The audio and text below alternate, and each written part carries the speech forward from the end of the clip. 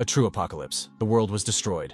No matter how hard people fought, they were surrounded by nothing but death and destruction. Before all this, the man was the guardian of humanity. That is why he was the first to face all the horrors. Now there is no hope left. However, he still fought for his life. The female sniper took up a favorable position on the roof of the building and searched for her target through the rifle's scope. Another day passed. The target was found. A man walking alone with a backpack on his back. The sniper pulled the trigger. The target was destroyed. Thanks to everything he had been through, he was still alive, even in such conditions. A message came in on the laptop chat. He didn't care what the world would be like in the end. The man believed that his adventures were worthy of a whole book. He believed that he should live as before. He had to fight. Fight as much as possible. Seoul, the capital of South Korea. The city was thriving and developing. At some point, there was a powerful explosion. It was D-Day. A nuclear bomb launched by another country hit the heart of Korea. One could talk at length about the day the world ended. It was full of events. 3 years before the start of the nuclear war. At that time, Park Yu was preparing for the future. He had a future. Everywhere, people were saying that humanity, as we know it, was on the verge of collapse. The melon mask was making frightening statements. The most powerful people in the world had to worry about everything in their position. People who believed in the coming end of the world were willing to risk everything just to escape reality. Park Yu was one of them. First, he got rid of all his assets. After that, he began to greedily devour any information that could even hypothetically help him survive. The first thing the man did was look for a place suitable for building a shelter. Park Yu searched the map for a place to build a bunker. There were 3 key requirements. A sparsely populated area where no one would come even in an extreme situation, but at the same time not far from the city.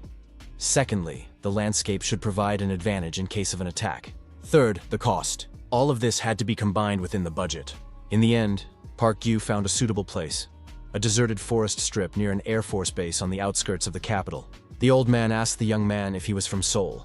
If they were neighbors, it would be better for them to be friends. Park Yu didn't remember the old man's first name, but his last name was Kim. He was the owner of the land near the Air Force base, Old Man Kim. Having found a suitable location, it was time to build the facility. Park Yu hired workers to help with the project. Pointing to the construction equipment, the protagonist told the workers that everything they needed was already there. The young man also volunteered to work with them. At first, the builders did not want the client to participate and help them. However, the price turned out to be small. A few bottles of alcohol, a few plates of snacks, and the issue was resolved. Soon, Old Man Kim approached, waving a shovel, and asked what they were doing there. Every day they make noise and drink. Do they have permission for all this? Park Yu didn't know if the old man's behavior was due to the possessiveness inherent in the countryside. There were no other reasons. In the end, no one paid any attention to the old man. One day the foreman shouted, "What is this old man doing here? Has he gone mad or is he tired of living?" In protest, Old Man Kim lay down in the middle of the road, blocking the movement of machinery. He said he didn't want to watch these people ruin his land. From then on, the old man began to constantly interfere with everyone and everything.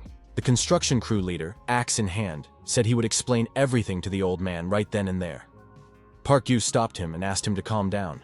The client said he would deal with the old man himself. Park Yu did not consider himself a saint. His patience was running out. He decided to settle the matter with the old man himself. There were 950 days left until D-Day. In the evening, Park Yu approached the old man's house and saw a parked car. The owner of the car was talking to Old Man Kim. The man said he saw no point in discussing it further. The old man had to transfer the land to him. Kim replied that he could not do that. The man asked why the old man had stayed here, since he had already been told that he would be taken care of. The man grabbed the old man by the chest and said that he had given his sister the best land. All that was left for him was a dilapidated house and rice fields. He pushed the old man away and said that he had put up with his unbearable character for years. Couldn't his father be good at least in the last years of his life? The son swung at the old man and asked why he was silent. Would he rewrite the land? At that moment, Park Yu coughed loudly to make his presence known. The man turned around and saw a stranger standing nearby. Pushing the old man away, he wondered where this young man had come from. Leaving the place, the son said that he was waiting for his father with the documents. Otherwise, he would burn everything here. The car drove away. Park Yu stood next to the old man Kim, who was sitting on the doorstep. The old man offered him a cigarette. The owner of the old house asked if the young man had parents. Park Yu replied that they had died in an accident. Park Yu asked if that meant the old man didn't want to sell the land and move. After all, It was difficult to manage such a large area alone. Kim replied that even the part of the land he had given to his daughter was originally useless wasteland, just like this one. No one knew that the government would decide to build a 10-lane highway there. The old man repeated that he could not sell this land and move. The elderly man recalled the years he had spent there with his late wife. He said again that he could not sell the land. The protagonist still did not understand what had changed that evening. But after that conversation, the old man's heart, which had shrunk to a tiny dot, opened up like a 10-lane highway. Old man Kim stopped interfering with the construction. There were 925 days left until D-Day. Time passed and D-Day arrived. A powerful atomic explosion rang out. A deafening roar shook the earth. After it, a belated siren announced the end of the world. The old man approached Park Gyu and said that his son lived in Seoul. Was he alive? Kim asked him to find him. Old man Kim came to the bunker, which was already ready. Park Gyu tried to get the necessary information via the internet. The young man approached the old man and said that, according to the available data, his son had died. Park Gyu warned that a second wave of bombings would soon begin, including in the city center. He strongly advised the old man to stay in the bunker, but Kim replied that he could not leave his home and thanked him for the offer. After the old man left, the phone rang. It was Kim Wang-soo, the builder. He had come to the bunker without warning. The people who had not yet died, like those who were desperately trying to survive, were surrounded by enemies. Park Gyu met the uninvited guest with an axe in his hands. There were 852 days left until D-Day. The boar was caught in a trap. The old man was surprised. Could the boy really have caught a boar without a weapon? Kim noticed that he had a hunting license, and even the state had once praised his skills. It turned out that old Kim had once been in the military. His rifle was a useful thing, but it would not save him from the horrors to come. Park Gyu believed that he had to watch his surroundings every second, because the Air Force base was very close by. Korean and American troops were stationed at this base, as well as a unit specializing in fighting monsters. It was an excellent opportunity to acquire suitable weapons. At that moment, the protagonist's plan was extremely simple. When the war began, he would immediately target the base near Gyeonggi-do. After the explosion at the base, there would be real commotion. He could put on his OZK and calmly take everything he needed. While the protagonist was thinking through the details, an unexpected opportunity found him. Kim Wang-soo asked if the boss wanted to buy some weapons. Kim Wang-soo worked for the company that the hero had entrusted with the construction of the bunker. He was a Chinese man in Korea who was part of a gang. He said that the Western news was silent about it, but that all of Inner Mongolia was suffering from monsters. Wang-soo added that people were dying, but surely the boss didn't want to be among them. This builder still kept in touch with his old colleagues. Kim Wang-soo noted that if the boss had built himself a whole bunker, it meant he had a lot of money. This Chinese man in Korea had come here specifically to earn money. Wang-soo noted that the bunker was very sturdy. However, it would still be safer with weapons in hand. This man had a distinct Yanbian dialect. Perhaps he used it deliberately to emphasize his connections with the gangs of northern Yanbian. Park Gyu agreed to see what Wang-soo had to offer, but only after construction was complete. During that conversation, the protagonist saw no reason to refuse. The day of the deal arrived. The young man arrived at the appointed place. Park Gyu hired a private detective. Forewarned is forearmed. It turned out that this man had no connection to the Yanbian gangsters, and was once a member of the Shanghai Triad. The goods that Kim Wang-soo was going to sell were taken from there. However, it made no difference to our hero. Kim Wang-soo said that his colleagues would bring the goods soon, so they had to wait a little. While they were waiting for the car, Wang-soo kept looking at his smartphone. The dealer said that his daughter, who had recently turned 7, was constantly texting him. A truck appeared around the bend. Wang-soo said that the goods had arrived. The goods were 3 rifles and 300 rounds of ammunition. Park Gyu checked the weapons. They were in good condition. It was worth the effort. Kim Wang-soo remembered what the boss had said. He would live alone in the bunker. It must be difficult to be alone. Park Gyu admitted that sometimes there were difficulties. Did Wang-soo really want to help? The fat man laughed and said that the boss decides for himself how to live. Wang-soo added that he thought such a large shelter had been built in case someone decided to visit the boss. But it seemed that he preferred solitude. The merchant added that if the boss gets bored, he can contact them. After all, he knows where to find them. Wang-soo said he would send the cartridges and magazines after payment. Park Gyu thought that Kim Wang-soo would most likely return and try to do what he couldn't do today. Sometimes cruelty is inevitable. Now, when the phone rang, Kim Wang-soo was already standing outside the bunker. The protagonist understood that the fat man needed somewhere to live and something to defend himself with. Moreover, he knew the exact location of the bunker and its layout. Approaching the shelter, Wang-Soo had already prepared an axe. In fact, the dilemma was resolved very quickly. Park Yu answered the phone call. Kim Wang-Soo said that he had personally decided to deliver the package to his boss. Where could he leave it? In the current situation, the hero saw the bright side.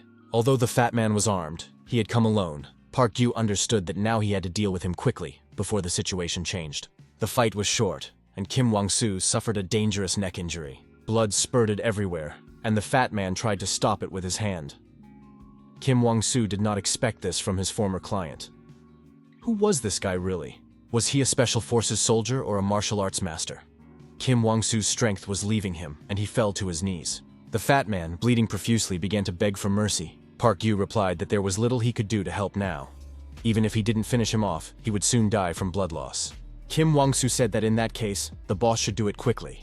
The former construction worker was destroyed. The fat man's phone rang in his pocket. Park Yu thought that he had not come alone after all. The young man took the phone out of his pocket and looked at the screen. The call was from his daughter. Every minute counted, and the protagonist had no intention of wasting time. It was too late to change anything. It had been 29 days since the strike. As soon as the radiation level decreased, the hero went to the Air Force base. There was no one at the base, and the hangar doors were open. The young man thought he had found El Dorado. There were enough weapons for an entire group of mercenaries. In the end, the original plan worked. Nearby were burned-out cars with charred bodies inside. The young man often wondered what would have happened if he had run here first. Or if Kim Wang-Soo hadn't contacted him at all. Could the fat man have survived in this world and met his daughter? He found that hard to believe. In the end, there was not a soul around. The checkpoint at the entrance to the airbase was destroyed and deserted. 337 went on the air. He said that today they would be making a felt doll. His daughter simply adored them. First, they had to roll balls out of felt. It wouldn't be easy at first. The video the hero was watching was recorded after the war began. Park Yu painstakingly made the doll following the instructions. The source of this video was a community of people who believed in the coming of the end of the world. Long live the apocalypse. Elon Musk, a very prominent entrepreneur, launched the Galaxy Link satellite into orbit. That's why even after the nuclear war, the internet still worked. The man on the screen said once again that it would be difficult at first, but then everything would work out. It would become second nature. Park Yu continued to make the doll. Thanks to technological advances, the survivors were still able to communicate with each other. The teacher on the screen taught how to carefully process the protruding parts. The toy was ready. At moments like this, the protagonist felt better. Now it didn't seem too difficult anymore. Exactly 1 year had passed since the explosion.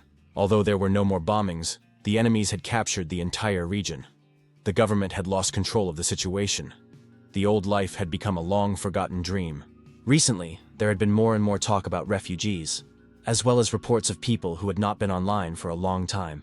Suspicions turned into fear and hatred, and judging sensibly, not without reason, Park Yu blocked the user Defender. This was the man who was nicknamed the Manhunter on the forum. From the very beginning of the war, the Manhunter posted about his deeds. He didn't destroy his victims for fun. The reason was much more prosaic. It was a warning. However, when Park Yu removed him from the blacklist to view recent posts, he realized that he had become addicted to such crimes. Anyone who constantly followed his posts became aggressive and suspicious. After a while, our hero received a notification. Anonymous 337, who made toys, had not logged on for a long time. 395 days had passed since the attack. Winter had come again. At this point, the number of inactive users exceeded the number of active ones. Everyone had already gotten used to the fact that people were disappearing. No one knew when their turn would come. This also applied to our hero. The young man assessed the situation, scanning the surroundings with binoculars. The people he saw looked familiar. They were Director Hong and the workers who had participated in the construction of the bunker. They had turned to looting and were now visiting their clients again. Park Yu decided that if these people had come to visit him, they should be welcomed with open arms. The looters weren't sure if they had come to the right place. However, Director Hong said he remembered the place clearly. The guy said he was building some kind of underground hall, definitely a shelter. The armed men wondered, why, in that case, was the entrance to the shelter open? Maybe someone had already beaten them to it, or was it a trap? In any case, caution was necessary. 2 armed criminals used a shield to advance into the shelter. The first thing they saw were boxes of cigarettes. The looters decided they had hit the jackpot. One of them said he didn't like it. He had a feeling someone was luring them in. His comrades at the entrance asked how things were going.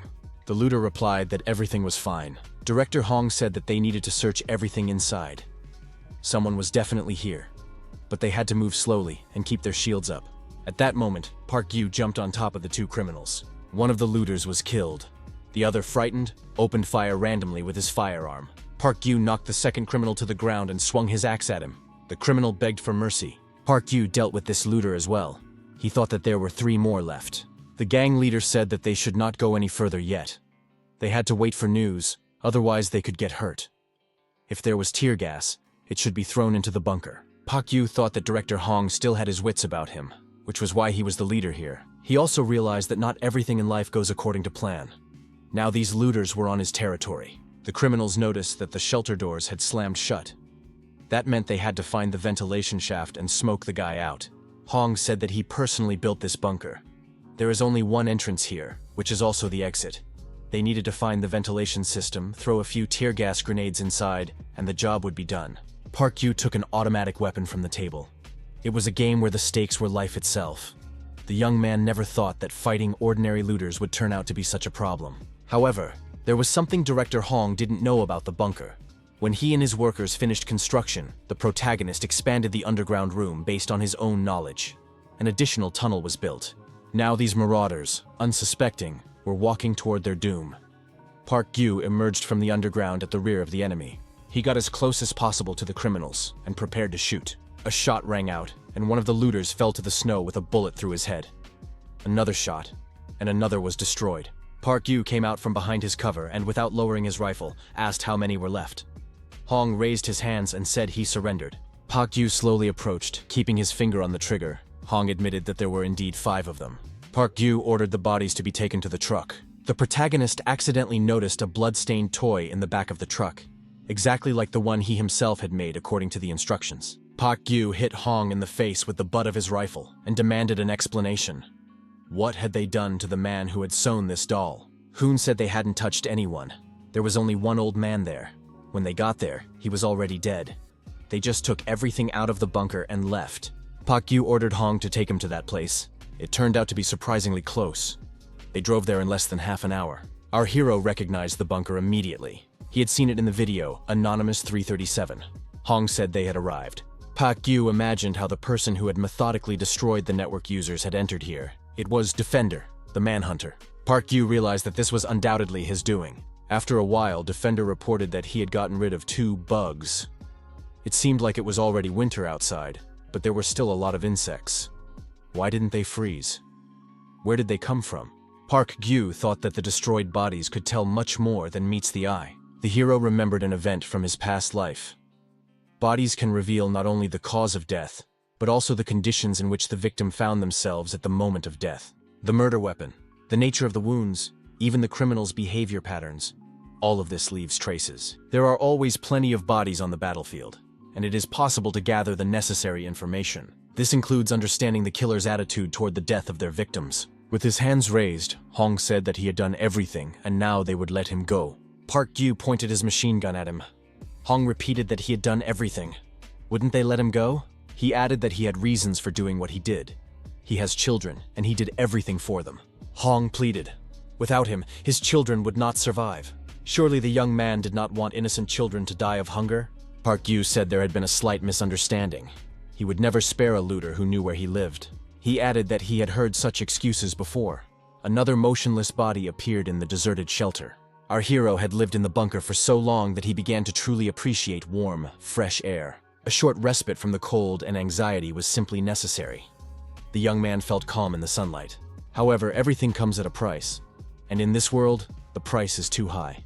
A drone appeared in the sky, clearly watching the hero. One of the forum users wrote that he had recently seen a flying thing, a drone. Now someone was trying to break into his bunker with a blowtorch. The user reported that he was hiding in a high-rise building in the south of the city. He had no means of protection and was going to blow everything up if there was no way out. The post contained information about looters, and it attracted widespread attention. The looters were becoming more and more inventive and cunning. They could be sitting in the long-live the apocalypse chat room. Information necessary for survival could become a cause of death. Each of the survivors understood one thing. Everyone would have to fight for their lives. Over time, group survival became increasingly popular. People prepared for potential battles among themselves. But the hero thought differently. You can win once, even twice. But the root of all evil, human selfishness, will not go away. A large group is easier to spot and track down. If someone stronger attacks them, everything is lost. Armed conflict is a last resort. The best way to survive is to remain hidden. The hero understood that it would be impossible to find a better territory than this one.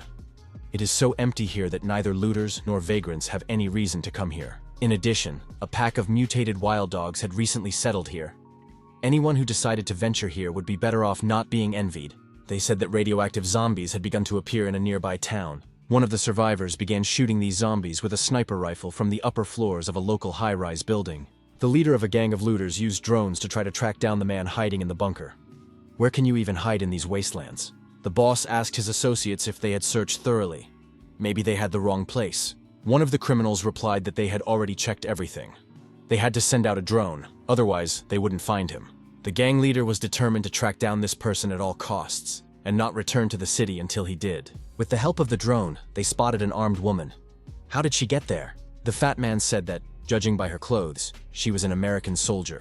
Such a victim would be even better than that hermit. At that moment, a pack of mutated wild dogs attacked the gang of looters, and there was no escape. The fat man told the driver to get out of there immediately. The driver asked his boss, "What about the others?" The fat man replied that they couldn't be helped, and that he wasn't going to die there. The driver pressed the gas pedal. The car lurched forward but immediately hit one of the looters. Frightened, the driver stopped the car. At that moment, a mutant dog attacked him, 458 days after the explosion. Information appeared online about a group of looters in the backyards of Gyeonggi-do. Someone stumbled upon a truck that had crashed into a telephone pole near the rice fields.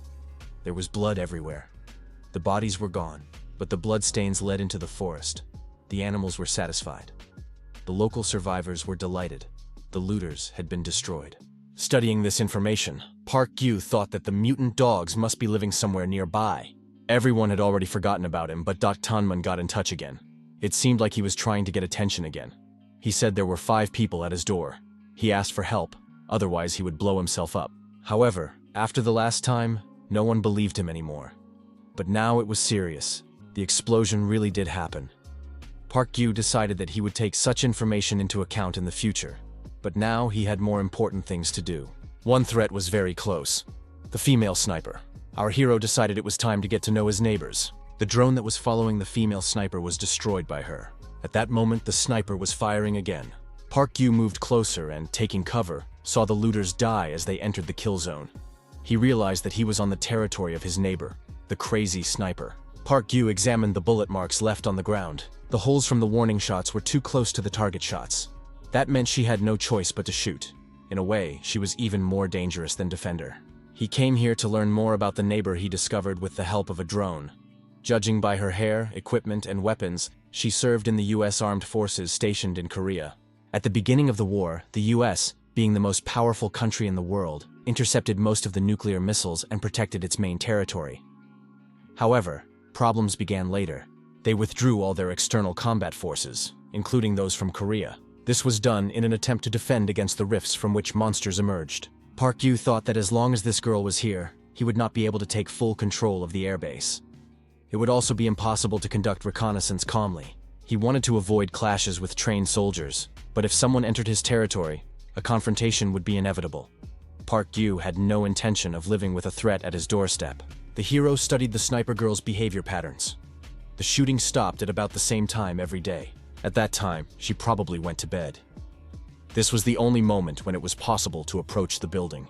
The entrance to the building was blocked by a barricade. It was impossible to pass through here without attracting attention. Therefore, the best option to get inside quietly was through the roof of the neighboring building. Following the plan, the hero found himself on the roof of the building where the sniper was located. Park Gyu surveyed the area, keeping his weapon at the ready. There was no one around. Trying to remain inconspicuous and staying alert, the young man began to descend from the roof, checking each floor. Park Gyu approached the level where the sniper's hideout was located. He didn't meet anyone on the way. The protagonist opened the door and entered the room. At the edge of the room, he saw a sleeping bag with someone sleeping inside. Keeping quiet and keeping his weapon at the ready, the young man slowly approached. It was good that she was asleep. Suddenly, a woman's voice behind him demanded that he lower his weapon. The sniper was behind him. Park Yu lowered his rifle and raised one hand. He realized that the girl had noticed him and ambushed him. There was no one in the sleeping bag. From her voice, it was clear that she was a young woman. Undoubtedly, it was the same one he had seen through the drone. The girl said she would repeat herself one last time. "Put your weapon on the ground." Park Yu decided that she was quite far away. The barrel was long, which meant it wasn't a pistol. The girl nervously repeated the command. Park Yu realized that she had let her guard down. You can't talk to the enemy until they are neutralized. The hero spun around and grabbed his opponent's rifle by the barrel, pulling it aside. Shots rang out. The female sniper resisted fiercely. Park Yu struck his opponent in the thigh with his knee, trying to immobilize her. The blow was strong. The girl screamed and fell to the floor. Park Yu grabbed the sniper rifle. The girl tried to reach for the pistol lying on the floor. The protagonist moved closer and pressed his foot on her back. Park Yu said he didn't want things to turn out this way. Initially, he just wanted to find out how many people were here. However, while searching the building, the hero stumbled upon an arsenal of weapons.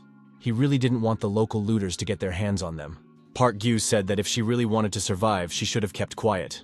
The blame for her carelessness lay solely with her. At that moment, Park Yu heard a strange noise coming from the next room. The girl screamed for him not to look there. Park Yu asked in surprise, "Is there someone else here?" A girl came out of the next room. The sniper shouted at her not to come closer. Park Yu pointed his gun at the child. The girl called the woman Mom. Park Yu was frankly surprised when he realized there was a child in the room. The woman pushed her opponent away and jumped to her feet. Park Yu was sure he had used enough force, but it turned out she could still resist. Park Yu took aim at his opponent. He decided he had to finish her off before she could defend herself again. However, the woman rushed to the girl, hugged her, and covered her with her body. Park Yu assumed that the woman would jump for the rifle. That would increase both their chances of survival. But she did something else. Park Yu thought that she wasn't crazy at all.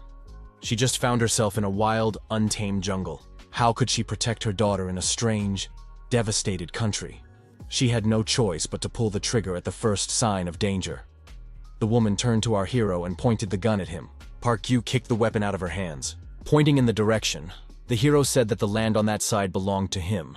It was not worth going there, otherwise he would be forced to open fire. Park Yu added that the woman should stay here and look after the child. The young man hoped that the American woman would understand everything. The girl asked in Korean, "Do you have any medicine?" The woman had a serious wound on her leg. Now it was clear why she was moving so slowly. Park Yu handed the woman antibiotics and anti-inflammatory drugs. He said it should help and added that she should take it as an apology for the intrusion. The woman replied that she wasn't interested in that. She needed drugs. It was understandable. In such a situation, a person seeks any comfort, even if it is illusory. Park Yu said that drugs were not a cure-all, and he could not remember them ever helping anyone. Park Yu asked the girl if she knew Korean. From that day on, the hero began to support the sniper and her daughter. He regularly brought them painkillers and skim milk to a prearranged location. One day, while outside the bunker, the young man noticed that there had been a noticeable increase in gunfire in recent days. The frequency of the shooting was too high, but it did not sound like a firefight. Even then, it was clear that the girl was on the verge of breaking down. She was not shooting at enemies in her sights, but at demons in her own head. Park Yu noticed flashing signals at the sniper's location. He realized that it was Morse code.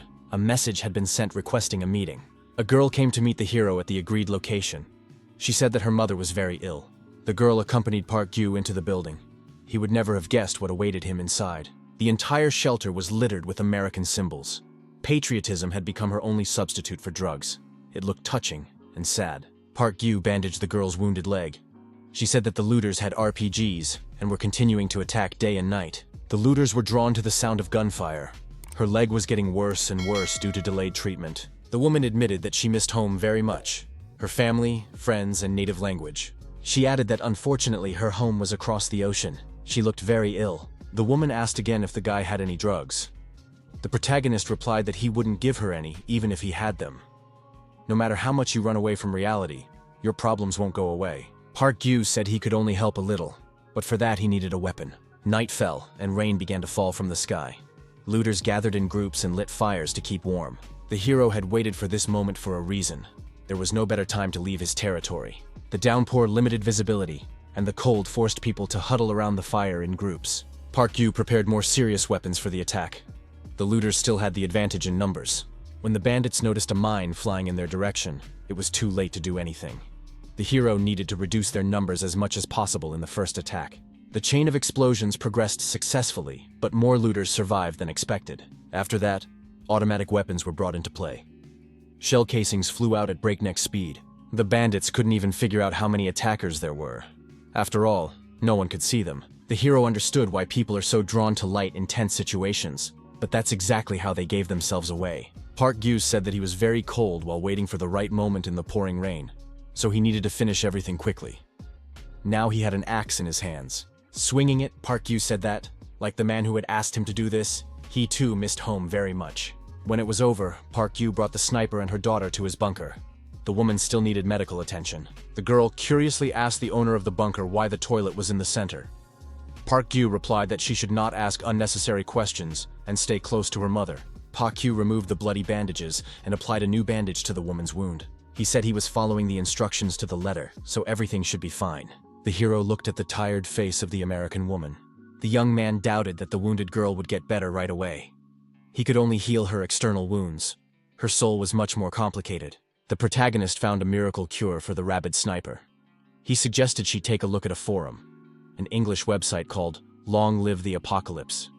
The American domain was the main one, so there were many more users there. The girl asked what it was, and whether it was somehow related to the United States.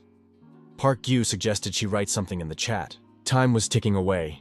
It was the second Christmas after the apocalypse. The free game, Decorate the Christmas Tree, created by a former developer, was gaining popularity. Our hero's tree was almost empty, so he was not very popular. But the trees of famous users were flooded with comments. There was noise on the radio, and someone asked if Skelton could hear him. Park Gyu asked Sue how her mother was feeling. The girl replied that her mother had fallen asleep and asked to borrow the laptop for a while.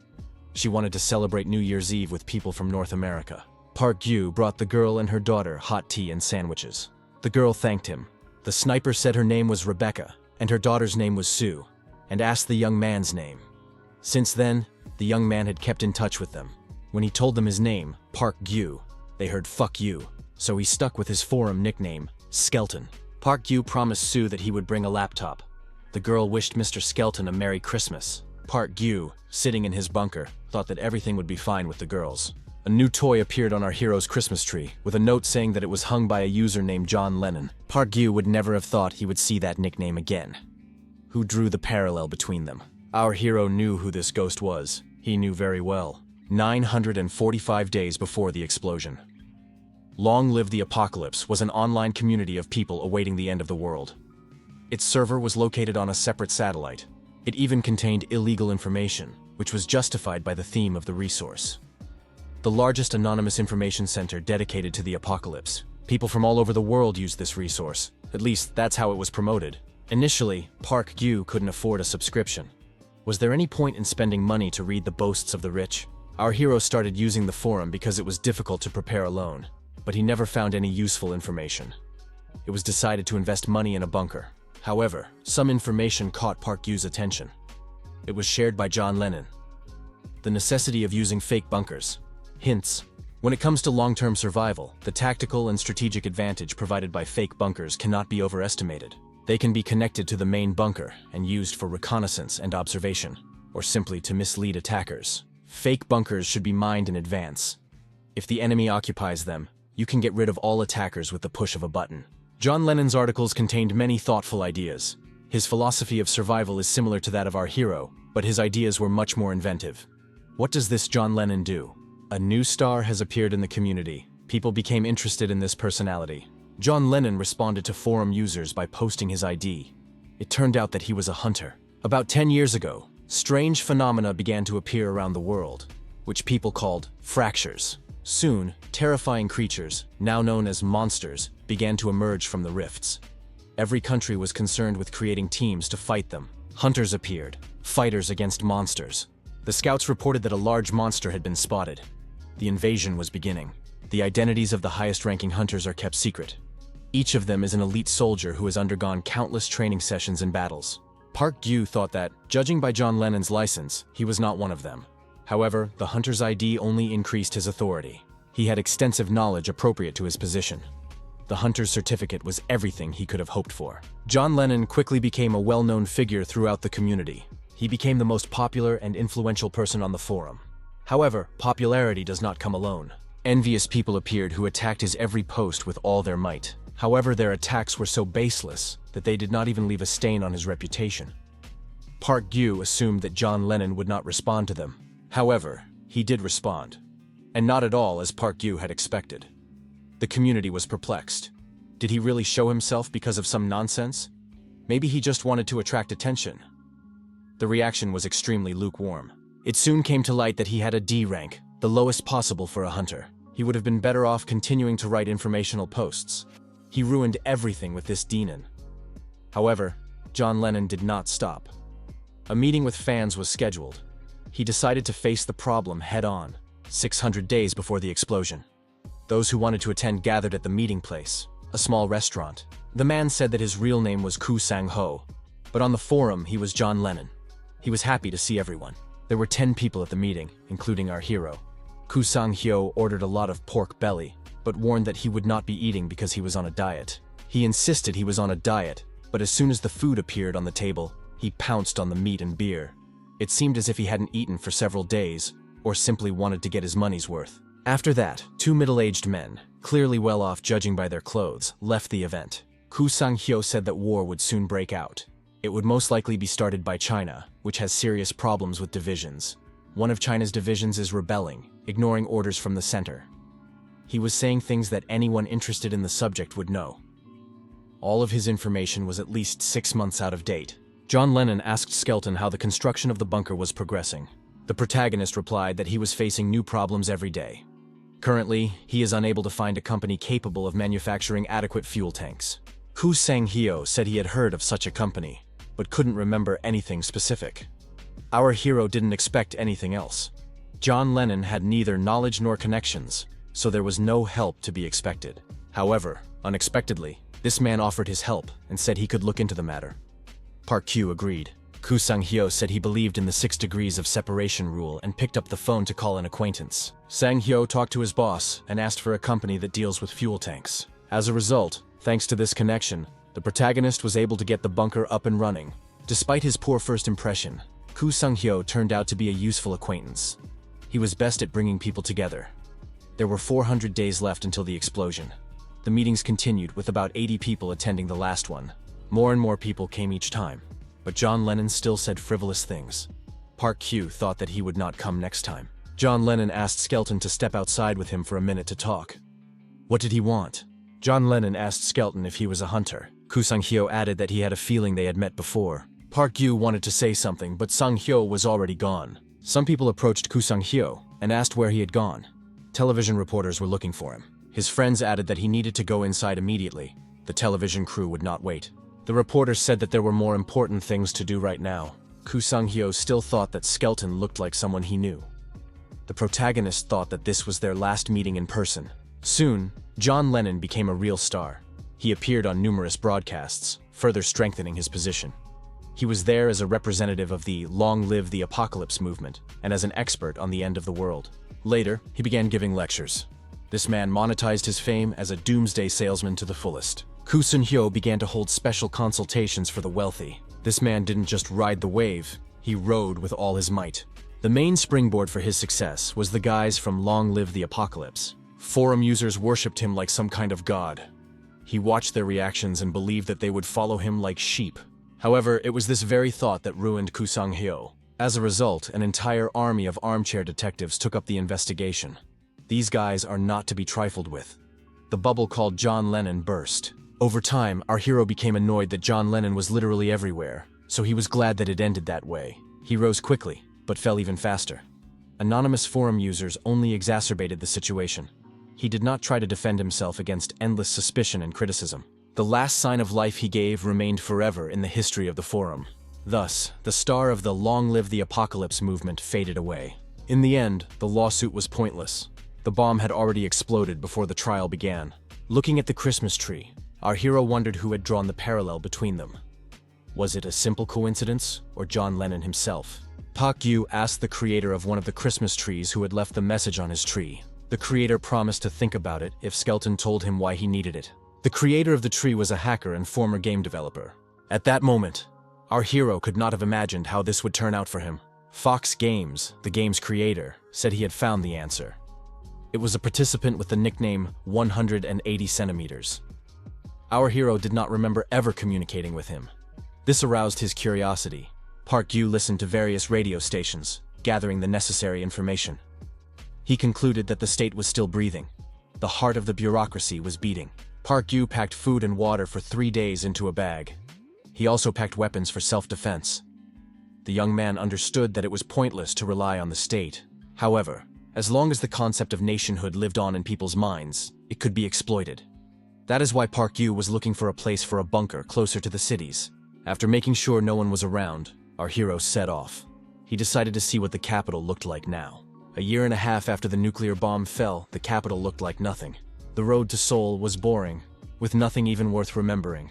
However, the sight of the city itself evoked complex, contradictory feelings in the young man. He longed for the former landscape, which was now impossible to imagine amid these ruins. Our hero was immediately overcome with sadness, but along with it came the joy of realizing that in this new world, he could remain himself. As they approached the city, they began to see hungry, exhausted people sitting on the side of the road. Park Yu saw piles of bodies piled up in the alleys. Members of the cleanup crews burned these bodies right on the spot. The National Crisis Management Agency still existed, and was even functioning in some way. The woman said that complaints and reports of crimes should be submitted at another window. The visitor said he wanted to meet with director Lee Sang-hoon. The young man handed over his ID. The woman replied that the director was currently dealing with the aftermath of the disaster. The protagonist asked her to tell him that Park Yu was looking for him. They had studied together at military school. The Korean National Crisis Management Agency, abbreviated as the National Committee, is responsible for managing the country and its recovery. Currently, the institution is both the administrative and military center of the country. Key positions there are held by graduates of the former Hunter Academy. The head of the National Committee is former Hunter Lee Sang-hoon. The woman asked her acquaintance, Director Lee Sang-hoon, to wait a moment to the side. Our hero understood that the manager did not want to see him, and the feeling was mutual. But this was done so that the staff would believe that he was really acquainted with the manager. That way he could get inside faster. A man in military uniform approached the protagonist and said he would like to talk. He explained that the fighting on the front lines was becoming increasingly difficult, and they were short of people, especially those with combat experience. Park Yu replied that he refused. He had already been removed from service. Our hero only had a vague idea of the situation they were in. Given the nature of the war they were fighting, the quality of soldiers had become more important than their quantity. They had stopped recruiting just anyone. Now they were looking for courageous, promising fighters. However, Park Yu had no intention of signing up. He did not want to die on the front lines. His interlocutor said he had heard that the young man was a hunter. Park Yu asked who had sent him. Manager Lee Sang-hoon? The soldier replied that he had been sent by Commissioner Kim Ta-ram. Park Yu was surprised. Was this man now on the National Committee? He had not expected to hear this name. Park Yu remembered the past. Once, on a hike, he told Kim Ta-ram that she shouldn't care about other people's opinions. The end justifies the means, and that says it all. He added that, at least in today's world, it really works. The woman greeted the protagonist and said that they hadn't seen each other in a long time. Kim Ta-ram added that she knew him too well, so she would get straight to the point. They needed hunters like him. Park Yu said he had to ask the classic question, why him? But admitted that it didn't make sense.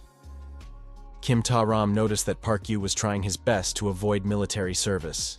Park Yu reminded her that they had agreed that she would no longer work for the government.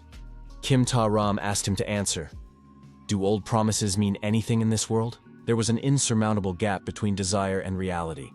The difference between them made this clear. Park Yu said that this was precisely why he left. He never wanted to do this again. Kim Ta-ram replied that manager Lee Sang-hoon had also sent a request. The commissioner noted that the manager was not offended by Park Yu. At least now he was definitely not in a position to be. Park Yu thought that the world had changed as soon as Lee Sang-hoon took a higher position. Kim Ta-ram reminded him of the situation they were in. Did Park Yu know what was happening on the front lines every day? The protagonist replied that he did know. He simply couldn't not know. That was the whole problem. The commissioner said that Chairman Che Panho's group would be hunting monsters. They needed help, so they sent a request here. But they themselves had no help. Kim Ta-ram added that she wanted Park Gyu to put on a show there. He wouldn't be on the front lines as long as she was alive. Many pressing issues were discussed in the chat. For example, what would happen to industrialists if the end of the world came? Someone wrote that they had found the chairman of the industrial group's bunker, a whole closed ecosystem with its own golf course. Park Gyu thought that with trillions in the bank, he could do just that. Abandon the company and social status to which he had devoted his entire life in order to protect himself and his family. The world had fallen, and it was a rational choice. Most of the rich did just that. However, there are always exceptions to the rule. Papung Group scheduled a meeting with our hero. A month had passed since his conversation with the commissioner. The company's new headquarters was designed by a British architect known throughout the world, but the construction was not destined to be completed. War broke out. As a result, our hero had to freeze all the way up to the 55th floor in the construction elevator. Park Gyu stopped in front of the entrance to the conference room. Previously, only the best of the best, the cream of the crop, were allowed to enter here. He entered and looked around. He realized that nothing had changed. A man entered the room, but the chairman of the conglomerate, Che Panho, did not even turn around. The man wore a badge with his employee ID on his chest. But what was the point of it if there was no electricity? Were they even being paid? A man approached our hero and said he had heard that Park Gyu was once a hunter. What was his rank? Park Gyu replied that he was a D rank. He had been on several expeditions, but he was not a captain. He had no information about the rifts and had never traveled outside of Korea. Our hero answered whatever came to mind, just so he wouldn't end up somewhere on the front lines. The old records were gone anyway. The man made some notes and said he was ready. The young men were asked to wait a moment. Park Gyu thought that Kim Ta-ram had already prepared everything. For the place she had come up with, only a minimal selection process was required. A girl approached our hero. She had just heard that this man was a hunter. Park Gyu decided that this was another destiny following its path. The girl said that a whole horde of zombies had appeared in the industrial complex operating on Papung. They tried to gather people, but they weren't professionals, so they asked the committee for help. Most of the people defending the complex had died. The girl said that it was all pointless. Even now, people were sacrificing themselves for the good of the company. What can be achieved in a fallen world through loyalty to the company? They are simply insane. The girl added that her father, like many others, was still there. She asks the hunter for help. Her father's name is Chi Chang-soo. He is a representative of the company and the subcontractor to whom the team will be sent. She heard that he is still alive. She promised to repay him in full for his help and asked him to save her father. The official with the documents in his hands told Hunter Park Gyu to follow him. Park Gyu took her father's business card from the girl and said in advance that he could not promise anything. He added that hunters are not gods. Unfortunately, it is impossible to explain this to ordinary people. The Korean economy is structured in such a way that without waterways, it would simply collapse. Although some companies are holding on, the outcome is already a foregone conclusion. Papung is no exception. The weapons at the Papung factory were mind-blowing. Everything from modernized third-generation tanks to, well, you get the idea. That's what happens when the head of an industrial conglomerate is serious about putting together his own army. The officer said that the hunter had arrived just in time. His name is Park Sang-min. He is currently serving on the National Committee and is also a former hunter. He will be a consultant at the upcoming meeting. Park Gyu thought that this man was still young, but already a member of the National Committee. The young man had heard somewhere that former hunters were treated with special attention. The speaker, leaning over the map, reported that there were more than 1,000 zombies on the complex's territory. In addition, the operation had been postponed for a whole month. Information had been received that the zombies' lifespan was limited. They needed something to feed on. They could only last a month. Park Sang-min noted that at the moment, most of the zombies were either already dead or on the verge of death. Without the support of the zombies, the necromancers did not pose a serious threat. They could be crushed by an armored personnel carrier. Everyone present looked at the chairman of the Papung Group, Je Pan-ho. What did he think about this? The chairman replied that if the issue could be resolved quickly, he saw no reason to do otherwise. Park Gyu thought that Park Sang-min had spoken confidently about the zombies and proposed a well-thought-out strategy. Even he was ready to believe it, especially these old men. Park Sang-min asked what the hunter sent by the National Committee had to say about this. The protagonist expressed the opinion that this was all a big mistake. First, zombies do not die of hunger, but go into suspended animation. They hardly move, and their metabolism almost completely stops. However, if they still cannot find food, they will indeed die. But fresh human flesh is constantly being delivered to the complex. Therefore, a different strategy is needed. On the other hand, our hero didn't care if the wrong strategy buried them all. However, this could become his responsibility. So he decided to draw a clear line. All for the sake of his quiet, peaceful life in seclusion. Park Gyu also disapproved of the proposal to use the transporter. Zombies have an exceptionally good sense of smell. If they use the transporter, zombies will flock to them. Park Gyu added that he did not understand why all combat resources should be deployed at once. The hunter suggested using a small squad. Consultant Park Sang-min asked the representative of the National Committee to shut up immediately. The protagonist said he understood. Park Sang-min had read all the beginner's booklets for a reason. However, the outcome of the battle depends 90% on planning. If the plan is bad from the start, there can be no question of success. Park Sang-min declared that he would no longer tolerate this. Why did this hunter think he could treat a member of the National Committee this way? Park Gyu replied that he did not need the approval of such people. He was addressing those whose words carried weight here. Park Gyu saw a badge with the name Chi Chang-soo on the chest of one of those present. Approaching this man, the protagonist said that his daughter had asked for help. When he gave the signal, the man had to run away quickly. Park Sang-moon finally persuaded his superiors to agree to his crazy plan. Now he was shouting into his radio that there were too many zombies, and that they had also come running here from the neighboring complex. The zombies had even overturned a tank. Park Sang-moon reported that the zombies were breaking through the machine guns. He ordered the military to get flamethrowers and everything else they had. Park Sang-moon looked up in surprise and fear. What was that? They asked the military advisor, who had said that necromancers were not a threat, but these were monsters, enemies of humanity. Park Gyu said it was time to run away. Humanity was not capable of defeating them. The commissioner thanked Park Gyu for his help. She expressed hope that after such an incident, the chairman would calm his ambitions at least a little. Kim Tae-ram noticed that he wanted to meet with Park Gyu. The young man asked what he wanted. Why did our hero decide to meet with him again? It was clear to everyone that they were looking for a replacement for Park Sang-min. There was no reason to go there. But looking back, we can assume that curiosity got the better of him. Anyone would want to see the conglomerate fall apart. The chairman said he was flattered that the hunter had decided to come. The chairman added that he had done some digging into the young man's past, and that people like him were rare. Park Gyu said that the past was in the past. The chairman replied that this was what united them. Jae Pan-ho remarked that even Lee Sang-hoon, who is now almost a legend, was no match for the young man, according to rumors. Jae Pan-ho said that Park Gyu was on the same team as Kang Han-min and Na Hyo-in, the rescuers of the present day. The chairman promised to provide everything necessary if the hunter could bring them both back to the sky. Park Gyu got up from the table and said that he could only wish him luck, and then he took his leave. Jae Pan-ho said that he was an illegitimate child and had no chance of inheriting the company. However, he went against the odds. Now everyone believes that the world is beyond saving, that it's all meaningless. But he is going to go against the odds again, and this time not for himself. The chairman said he must not give up. Jae Pan-ho asked for help in at least coming up with a plan, how to defeat these monsters. Park Gyu thought about how foolish people sometimes end up in charge. He was an entrepreneur to the core, and his excessive stupidity completely destroyed our hero's phlegmatic nature. The young man said he would give him a hint. The drone camera captured the necromancer. He changes dead people, but it's impossible to always win. A notification came from the forum. There was a message about the fall of another conglomerate, the Papung Group. However, its story is not over yet. In an era when managers abandoned all their employees to hide behind high walls, one entrepreneur will continue to work. He will lead his workers toward their goal through thick and thin. Park Gyu saw a woman feeding stray cats and advised her to stop feeding them because it could be dangerous. The woman looked at the young man silently, turned around, and walked away.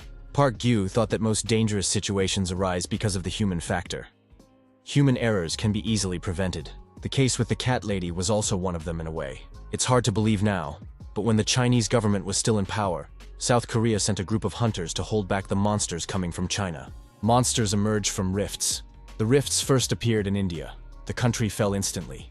Its neighbors soon followed. From India to Southeast Asia, from there to China. Korea was next in line. During the mission in China, our hero managed to catch a huge rat. Thanks to this, scientists discovered strange mutations occurring in animals near the rifts. This was called the mutation phenomenon. Park Gyu once again told the woman that nothing good would come of it. These cats would eat her. The woman replied that the young man should not worry about her. Every time our hero crossed paths with this woman while searching for resources, they had the same conversation. However, she refused to listen to him. Park Gyu, The protagonist decided that this woman was no longer a child and should be able to think for herself. He made very cute cats out of wool felt.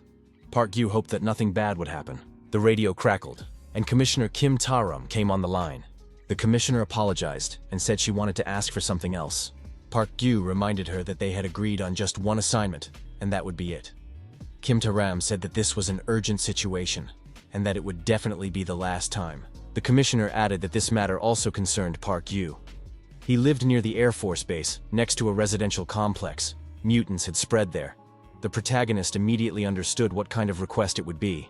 Stray cats had mutated and attacked residents. They didn't even know how many people had been injured. The survivors were afraid to go outside. Park Gyu apologized and said that he no longer hunts. He has neither the skills, nor the equipment, nor the desire. Kim Ta-ram promised to send an expert and asked for whatever help he could provide. The expert arrived at the meeting on a motorcycle. He was a freelance hunter. The young man extended his hand and introduced himself as Park Sung-hyun. Park Gyu greeted him and said that he was a former hunter and would help. Park Sung-hyun said he was pleased to meet a hunter from the legendary 13th class. The freelance hunter said that he had attended the same school, but in the 12th class. He did not expect to see Park Gyu here.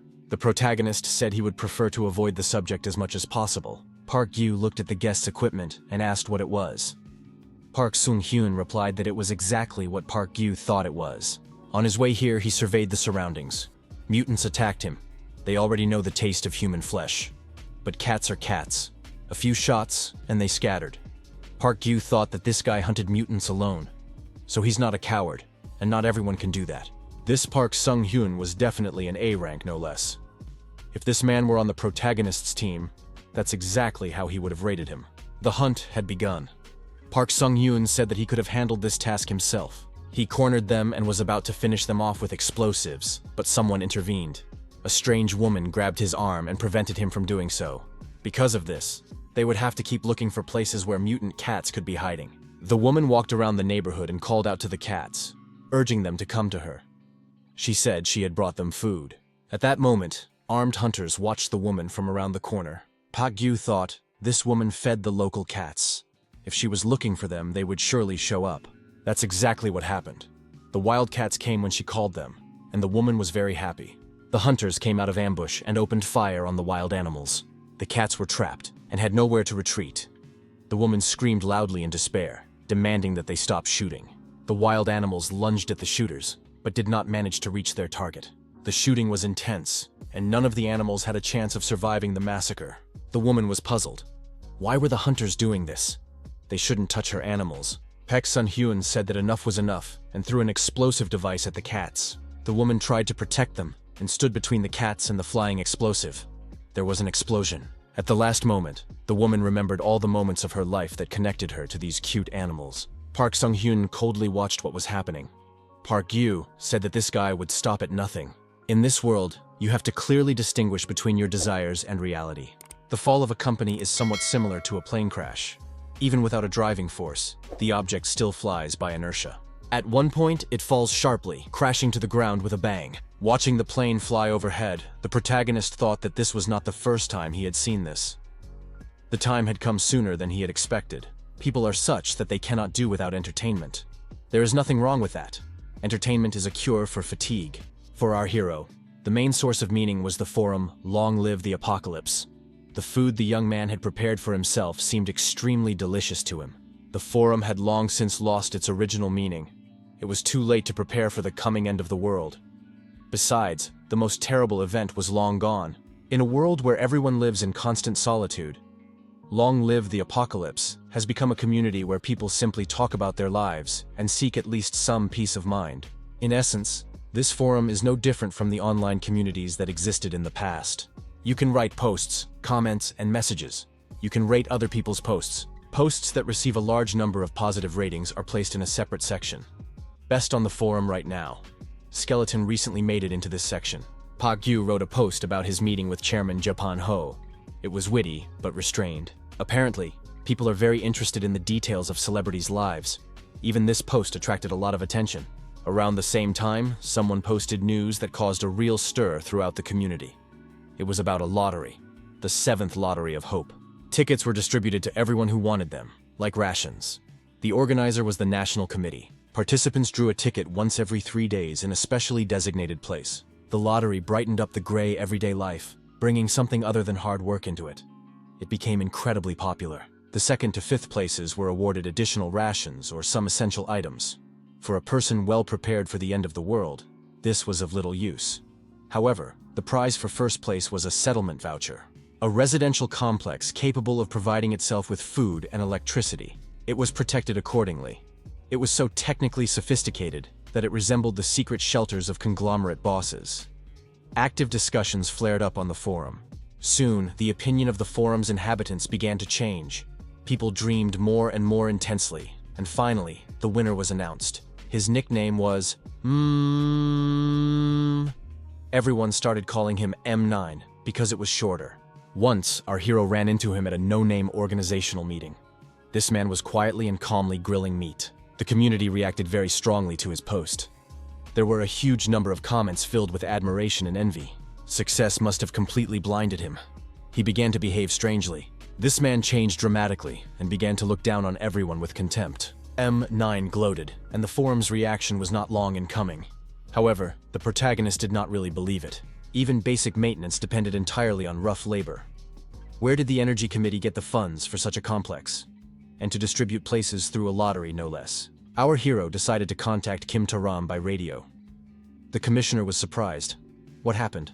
After all, it was the first time Park Gyu had contacted her himself. The young man said he wanted to ask about hope. Was there any chance that this residential complex would actually be built? Kim Taram replied that hope was essentially just a mirage. Looking at a passing airplane, the commissioner added that they were moving to Jeju. They would definitely be done by next spring. Seoul had no chance. The commissioner asked Park Gyu not to tell anyone about this. The information is classified. Park Gyu thought that reality did not care about other people's dreams. They decided to leave the capital. Our hero, of course, was not in Seoul, but the feelings were still strange. Life in the bunker had its nuances. It was impossible to tell whether it was day or night. The food was monotonous, and the experiences were always the same. However, the mere understanding that Seoul was nearby helped them cope. Kim Taram asked not to spread the word. One of the participants had won the lottery of hope again. Park Gyu decided not to write about it anymore. Park Gyu thought that if he did write about it, he would definitely become famous. However, our hero had the patience of a saint. Therefore, people were not destined to find out about it. A growing kit appeared on the trunk of the bicycle. This was what Park Gyu had been looking for so long. Cigarettes were offered as payment. This is something that smokers value more than gold, a very popular currency in post-apocalyptic conditions. The merchant checked the contents of the package and was satisfied. He said everything was fine. The merchant added that human greed knows no bounds. Since when did people start lining up? Did they really hope to win the jackpot by working for lottery tickets? They began to gather in groups and act as if they were better than the rest. The employee announced that the distribution was over for today. The committee had reduced the quota for each region. Those present were angry. After all, they had been standing there for several hours. Everyone understood that there were still supplies in the back of the car. The people were furious and rushed after the car, which had suddenly pulled away. They demanded that the trunk be opened. The car must not leave. Park Gyu thought that there is a life without hope, and a life in which hope is the only thing that exists. Our hero himself did not know which of the two options was better, and did not even want to think about it. Park Gyu wrote a letter of resignation and said he had had enough of hunting. Selfishness and nihilism are two words that capture the essence of survivalists. The boss said he understood that it had not been easy for the hunter all this time. But doesn't he understand the situation they are all in now? We need to think about those whose trust the young man is betraying. Maybe he should take a break and then come back? The leader promised to think of something. With his track record, they are willing to meet him halfway. He just needs to hold on a little longer. Park Gyu turned around and asked his interlocutor if he believed the situation would change. Ever since that day, any soldier who has been on the battlefield understands how it will end. Kyung-min shouldn't even think about interfering. Kyung-min said he understood everything, and added that it looked like it was raining outside, so he should take an umbrella with him. Park Gyu thanked him and said he would try not to die. Since our hero left his comrades, he has been living this way. He built a bunker and survived. Therefore, his opinion has not changed. People will die. That is inevitable. It was a disarming despair. All that surrounded him was primal horror and helplessness. The ultimate feeling that there is no hope left has not gone away. Therefore, all his efforts are just selfless attempts to live another day. The first fault in Korea opened in Paju. A local earthquake somewhere near the fault most likely signifies just that: the appearance of a large specimen. The destructive power of large specimens is akin to a full-fledged natural disaster. Fighting them is useless. Their only weakness is the Earth's environment. Large specimens begin to rot and decay as soon as they leave the rift. The faster they move, the faster the process goes. The best option is to avoid contact with them, hiding as if from a tornado. It is better to know about the weather in advance. The National Committee was in touch. Panic and madness reigned at headquarters. The situation here turned out to be even worse than our hero had expected. Park Yu accidentally ran into a man who had information about the supposed root of the creature: the Kraken. This is the most common type of large creature. As a rule, they resemble giant octopuses. However, they transform as soon as they detect a threat.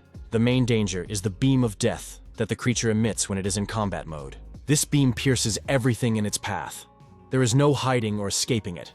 It will always catch up with you. It destroys all living organisms in its path. Recently, the Kraken appeared in the Tokyo area. It disintegrated in Nagano Prefecture, but not before destroying 50,000 people. Its presumed route passed near our hero's bunker. He could have died if he hadn't read this post. Park Gyu was supposed to go to Jeju Island.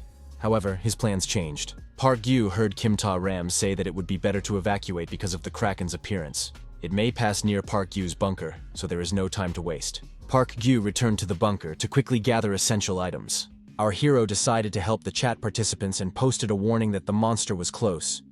However, there were few views of this post. Why is no one responding? The young man thought that in any case, his conscience was clear, and it was time to leave. Sue got in touch and said they hadn't seen each other in a long time. What was Skeleton doing? The young man said that her appearance was very timely. Park Gyu asked if they had a jeep. The girl should tell her mother to pick him up. They needed to evacuate immediately. Sue replied that the car had broken down and the engine wasn't working. Sue asked if they couldn't just hide in the building. Park Gyu thought that the building where the sniper and the girl were located was in the north, and the Kraken was moving in that direction. Park Gyu thought that it was too late to save them. These were no longer looters. The situation was much more serious. Park Gyu decided that his own life was more important and told them to try to get as far south as possible. The young man asked them to hurry and take care of themselves. Sue replied that she understood. Park Gyu thought that in a world that had come to an end, emotions were a luxury. The young man contacted the girl again and said he would be there in half an hour. They had to get ready in that time. Wild mutant dogs had recently appeared in the area between Park Gyu and the sniper. However, our hero had no time to spare. Park Gyu decided that in that case, he would fight his way through, and armed himself as best he could. The young man sped away in his car, with the mutants in pursuit. He fired back as he drove. The vehicle shook violently, making it very difficult to aim. However, the young man continued driving, and the number of mutants gradually decreased. New ones arrived to take their place. In the hunting squad, soldiers are divided into 3 categories. Support, working with heavy weapons and styla, are the shooters. The second category is communications, which are between the rear and the front, and those who fight under the cover of the shooters, together with the tactical and strategic support of the communications specialists, are the vanguard. These are the ones who engage in direct combat with the monsters. This is exactly what our hero was doing. However, now the young man understood that no help would come to him. At such a moment, only one thing is important: to think quickly and shoot even faster. Park Gyu understood that he had to maintain his speed while shooting at the mutants trying to jump on him. Both actions were equally important. Ahead, he saw the building where the girls were. On the roof of the neighboring building, he noticed a lone mutant dog standing. It was definitely the leader of the pack. Park Gyu continued to race at high speed, shooting the approaching dogs. Where did they all come from? Our hero decided that the pack leader was definitely up to something. However, he couldn't reach it with his pistol at such a distance. Park Gyu thought that things were not going very well. What were the chances that this alpha male was trying to corner him like prey? The pack leader howled loudly. The young man realized that this was how he gave orders to the others. At every fork in the road, he controlled which way the car would turn. The young man was willing to bet that the pack leader was trying to drive him into a dead end. However, Park Gyu decided that he would not give up so easily. The chase and shooting continued. Somehow, our hero almost reached his destination. However, the car's body was seriously damaged. He was also running out of ammunition. The car was in terrible condition. It was impossible to continue. Before the dogs attacked again, he needed to put as much distance between them as possible. Suddenly, the radio crackled, and the girls came on the line. Rebecca reported that they could see Skeleton. The sniper added that she would cover them. Park Gyu realized that he was now within her range. He said over the radio that he needed Rebecca's help. Wielding his axe, the protagonist rushed at the dogs. He noted that he had to finish the job in 3 minutes. The girl opened fire, each shot hitting its target while Park Gyu swung his axe. After a while, the attackers were finished off. The leader of the pack, watching from above, did not go anywhere. A little later, Sue and Rebecca appeared. The people got into the car, and Park Gyu said they needed to get out of there immediately. A flash appeared on the horizon, beyond the mountains. Sue perked up and, pointing in that direction, said it was very beautiful. It was the remains of the Kraken, slowly disintegrating from the sun's rays somewhere in the distance. Park Gyu told the girls to stop. He wanted to take a photo as a memento of the dawn in which the monster burned. At that moment, someone else was also photographing the young people from the roof of a neighboring building. The girl asked what he was photographing, wondering if they weren't interested in admiring it themselves. The young man replied that it wasn't him who would be in the photo, but something much more interesting. Park Gyu said that it would be a photo to remember that they had come all this way. They were able to see the sunrise associated with the monster. After all, good memories are necessary. The protagonist posted the photo of the girls on the forum and finally got a normal reaction. He captioned the photo as "Captured Memories with a Foreign Friend." Thanks to this, he received a decent number of views and several comments. However, Defender posted about the confirmation of the Kraken's destruction, and his post became the best again. This time, it was not a person, but a monster. Park Gyu looked at the photo and tensed up. This couldn't be. He realized that he and Defender were in the same place at the same time. Defender addressed Skeleton in the chat, showed him the photo of the young man, and asked, "Is that him?" Park Gyu thought that Defender had previously hinted that he lived near Kwangyo. It must be a coincidence that their paths crossed during the evacuation. He decided to deny everything. Defender said that Skeleton was very funny. He saw everything, but the guy still denied it. Thanks to his warning, he was able to survive, so he suggested they become friends. Park Gyu realized that Defender had read his post. Rebecca got in touch. Park Gyu asked what had happened. The girl said that many people were walking along the road not far from there. It was necessary to be careful. There were more and more uninvited guests, and that was to be expected. Zlato was the name of the leader of the pack of wild dogs that our hero had encountered. Due to the recent skirmish, the pack had noticeably thinned out and weakened. Now these dogs could not prevent the refugees from moving towards the bunker. However, the real problem was not the migrants, but where exactly they had stopped. They stopped right in front of the generator's exhaust vent in the bunker. Of all the possible places, they chose this one. But this is where the heart that keeps the bunker running is located. The diesel generator, the heart of Skeleton. It occupies an entire underground floor, generates a huge amount of energy, and emits a lot of exhaust fumes. A house with smoke coming from the chimney on the roof meant that someone was cooking inside. If the generator was running and fumes began to escape, the settlers would know where the bunker was. If the generator is turned off, the heart of the bunker will stop, and this place will cease to be a home. In the hot weather preceding summer, the food in the refrigerator will thaw and spoil. Well-thought-out plans for the future will most likely be ruined. Judging by the level of the migrants' weapons, they are not yet raiders. Park Gyu decided to try to settle everything peacefully. The young man approached the people and said that this was private property. He had a firearm in his hands. Park Gyu politely asked them to leave the place. One of the women replied that it no longer mattered whose land it was. The elder asked her to calm down. The man told the young man not to worry. They were from the team of first explorers. They even had a pioneer license. The government placed residents in the largest cities for recovery and sent those who were not needed to the suburbs as part of the pioneer squad. When the opportunity to place the population in cities disappeared, people were sent to the suburbs under the pretext of pioneering. But they weren't raiders yet. Park Gyu said he would give these people 3 days and asked them to pack their things and leave. The group's elders said they were authorized by the state. Park Gyu pointed his machine gun forward and said that they had come here because that state no longer existed. But 3 days passed, and even the next day, there was no sign of them leaving. Park Gyu learned from the elder that they could not leave without orders from headquarters. The man explained that if they left the territory, their families would no longer receive food rations. So they had to stay here for a while. The woman asked for mercy. Everyone here is an unfortunate soul, abandoned by their families because of their age and rejected by the state. We have no bad intentions. We will be quiet neighbors, she added. The shelter was still dark, hot, and damp. The protagonist felt annoyed. He thought, maybe he should just kill them all. However, he realized that this was too much. If they weren't raiders, he didn't want to destroy them. But what were the options? Park Yu turned to the community for advice and described the problem in a post. Soon, he received a private message from Defender. He said that these people were future raiders. When their supplies ran out, who would they destroy first? If Skeleton wanted to survive, he had to attack first. It was a typical answer, and the hero agreed with it to some extent. Park Yu met a man who guessed that Skeleton was about 40 years old. So, his impression of him was different. The interlocutor explained that time spent in online communities creates a new personality.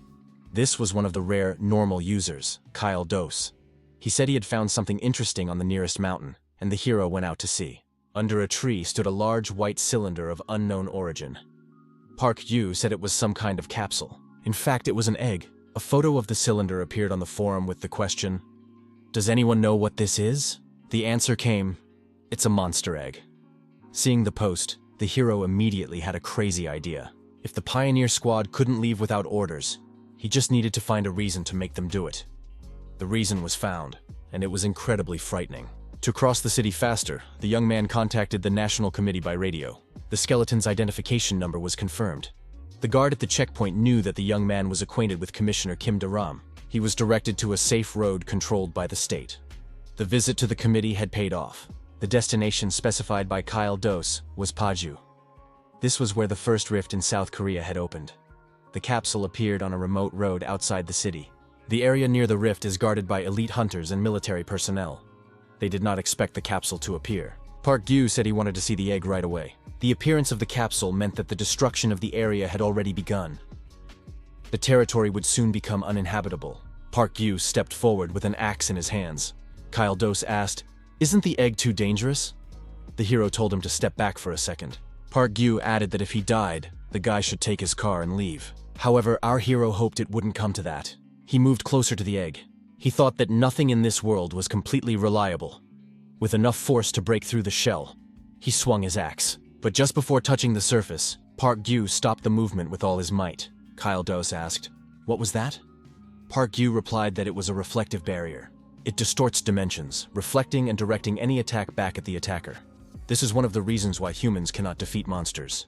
Park Yu said that as long as the egg doesn't feel threatened, they have nothing to worry about. The interlocutor asked, "Could something uncontrollable hatch?" Park Yu replied that in that case it would die. Kyle Dose acknowledged that the skeleton was not one to be trifled with. Park Yu placed the cylindrical egg in the trunk of the truck.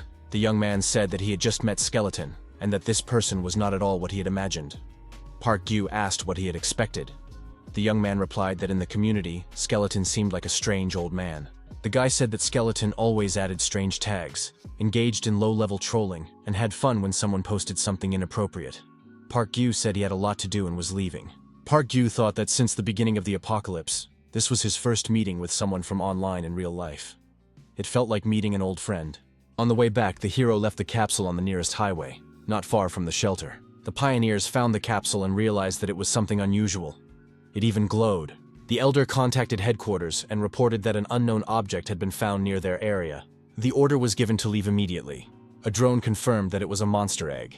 The egg could be active, so it was necessary not to provoke it and evacuate immediately. Headquarters said there was no time for questions. It was an order, not a request. They had to leave immediately. Park Yu thought it was a flawless performance. Thanks to the egg, his territory was restored. A month later, everything was back to normal. Our hero did a great job. The Pioneer Squadron had not been seen here since that day. Kim Da-ram periodically made annoying requests to the young man. It seemed like they were preparing to leave for Jeju Island because it had become very quiet. Meanwhile, Defender left another comment about the current situation in Seoul. Protests against resettlement were growing in the capital. The National Committee guaranteed the safety of the people.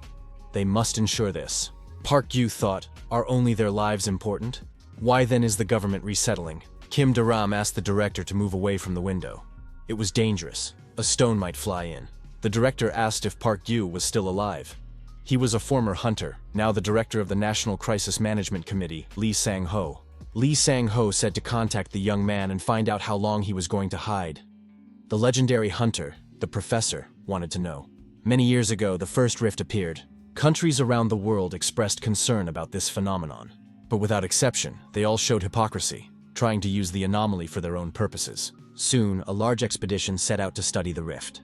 However, this only accelerated the appearance of monsters, and humanity suffered enormous losses. Then everyone realized the seriousness of the situation and began training military units, hunters. Park Gyu was part of the 13th class of the Guard at the Hunter Training Institute. The cadets noted that Park Gyu had been in first place for the 3rd year in a row. He thinks only about destroying monsters and even trains in his sleep. Such a lifestyle could destroy him someday. The radio crackled, and Kim Da-ram was on the line. Park Gyu asked if she was trying to get help to suppress the protests in Seoul. A male voice said, "The capsule is on 13th Road. Did Park Gyu leave it there?" Lee Sang-ho was talking to the hero. Park Gyu wondered how Lee Sang-ho could have known that. He was his former classmate from hunting school. Lee Sang-ho said that if the capsule suddenly appeared in a place that had not yet been destroyed, it meant that someone had left it there. Why would Park Gyu do that? What would happen if the capsule opened and a monster appeared? This capsule is a temporary portal. Lee Sang-ho suggested getting straight to the point. The young man needed to be sent to Jeju Island. The director added that there was an opening for an instructor there, and he would recommend Park Gyu. Park Gyu said he didn't want that. He was fine here. Lee Sang-ho said that there was nothing they could do. They had no talent. Park Gyu replied that he would not go anywhere, and that they should look for another instructor. Lee Sang-ho said that the whole city would soon be in danger. Park Gyu had to survive. 1 year and 11 months have passed since the explosion. Park Gyu planted seeds in an abandoned field. Now there is quite a lot of rice growing there. Old man Kim said that with rice and a hoe, you can survive even in the hardest times. Every grain should be cherished. Thanks to old man Kim's advice, the hero will be able to eat fresh rice for a while. Recently, there have been rumors in the community that Defender is a girl. Looking at her shadow, the hero also assumed that she might be a woman. It's easy to kill a person with a gun, but it's hard to move and cut up the body. Can she handle it alone? Park Gyu thought that this was not true. It was just a coincidence that the photo turned out that way. He remembered his school days. There was a guy who always sat in the front row and asked clear and direct questions. Lee Sang-ho. This young man had always been competitive. The radio hissed again. Park Gyu thought that this time it must be Kim Da-ram. He was informed that the director had died. Park Gyu wondered why it was so sudden. The caller replied that he had made the decision himself. The director had left a will. Someone had to take responsibility for what was happening in the ruined world. The voice on the radio asked if Park Gyu would come to the funeral. He thought that honest and righteous people don't live long. The altar was set up at the military hospital, where Lee Sang-ho was now lying. To get to Seoul, Park Gyu would have to take the road with the capsule. Yesterday, a security squad was sent there. Among them were the Awakened.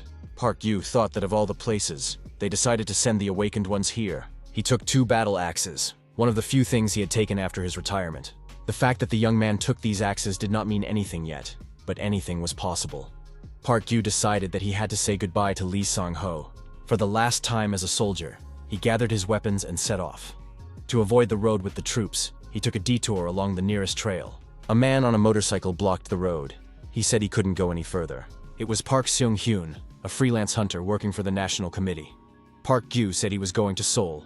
Park Seung-hyun replied that the young man should follow him. There were people who controlled the situation. Blue-eyed hunters with the roaring tiger emblem on their chests were true professionals.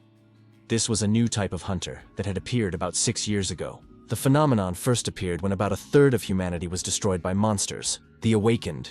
That's what they called people with powers similar to monsters. After research, scientists found a way to artificially induce these powers, and the government actively recruited such people as hunters. As a result, the old-school hunters were pushed out of the battlefield. One of the Awakened asked Park Seung-hyun who this guy was.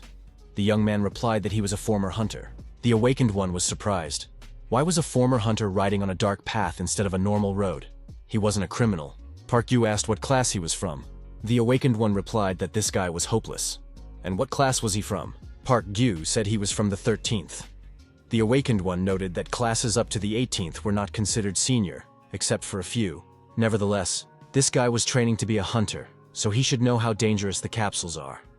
Why didn't he just go home? Park Gyu pointed at the capsule and asked if he could drive through if he dealt with it. The Awakened laughed. What was this guy doing here? Park Gyu, axe in hand, headed for the capsule. According to old military doctrine, there are few ways to defeat monsters alone. Right now, the hero could only use one, close combat. Park Gyu approached and began striking the capsule with his axe. The Awakened ones were surprised. Was he really going to awaken the monster? After all the blows, the capsule opened, and Park Gyu did indeed awaken the monster. The monster's head resembled an ancient statue. It was a necromancer. Without giving the monster time to recover, the protagonist attacked it with axes. The monster couldn't use its force field at close range, but spikes emerged from its damaged body parts and attacked. The young man thought that if he took a risk and got closer, all that would be left would be to finish off the monster. The monster was destroyed. Park Gyu looked back and asked the awakened ones why they were standing there like they were rooted to the spot. The barricades could be removed. The awakened ones couldn't believe it. Was this really possible? He did it alone, without firearms. Was he human? Park Sung-hyun said he would drive Park Gyu to his destination. The hero then traveled by car. Park Gyu said that there was no need for that. There was no need to drive him personally. Park Sung-hyun replied that he wanted to. Park Gyu shut them up. That's what they deserve. The abilities of the awakened are ranked. The difference between the ranks is enormous. From 1st to 4th rank are supernatural abilities, perception, and foresight. From 5th to 9th rank are force fields and telekinesis, which involve direct physical force. These abilities can be used in combat. The rarest abilities are 10th rank and above. They are beyond humanity, an insurmountable gap, like the difference between species. Park Sung-hyun felt relieved when Park Gyu put these guys in their place. Park Gyu said he could have done it himself. Park Sung-hyun replied that it was possible, but he didn't do it. If the hero had been hurt, he would have been in big trouble. When he was alone, such things did not bother him. But now, if something happened to him, his family would suffer. In any case, Park Sung-hyun thanked the young man. He hadn't felt this good in a long time. Park Seong-hyun warned that with the death of Lee Sang-ho, the position of the old hunters had worsened. Caution was needed. Park Gyu said that it didn't concern him. Park Seong-hyun added that when people shift responsibility onto others, you never know what to expect from them. Especially in a world where nobility is not held in high regard. Park Gyu arrived at the altar to honor the memory of Lee Sang-ho. He wondered why the funeral was being held in such a place. It was difficult to get there. The commissioner said that the leadership had named the plan to move to Jeju in honor of the director. There was no turning back. The girl asked Park Gyu if he knew why this plan was so important. The intensity of the faults is proportional to the population. There are far fewer faults on Jeju Island, and geographically it is easier to defend. They are probably planning to concentrate all the country's resources there to secure the nation's future. However, the downside of this plan is that everyone who is not selected will be abandoned. Lee Sang-ho would not have been able to handle it alone. Why did the responsibility fall on him? From the outset, the plan was to abandon millions of people in Seoul alone.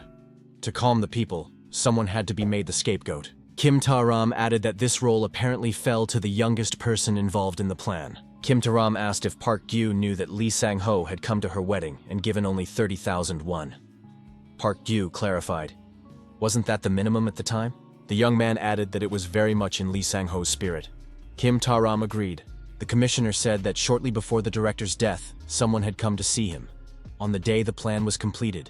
It happened right before his conversation with Park Gyu.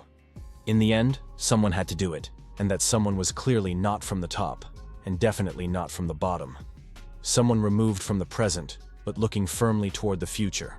Weighing the lives of millions of people and the future of all humanity, he chose balance. At the end of the conversation, this person said that this was exactly what Lee Sang-ho should do.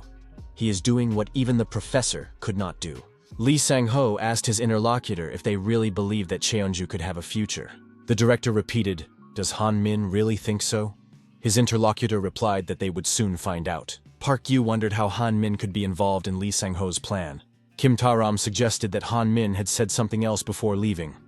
Old hunters are not needed on the island. Kim Ta-ram lowered her eyes and asked her interlocutor if there was a free room in the bunker. The young man looked at her in surprise. The world was about to collapse again. Park Gyu recalled scenes from the past, how he had entered the ward with the recovering hunters.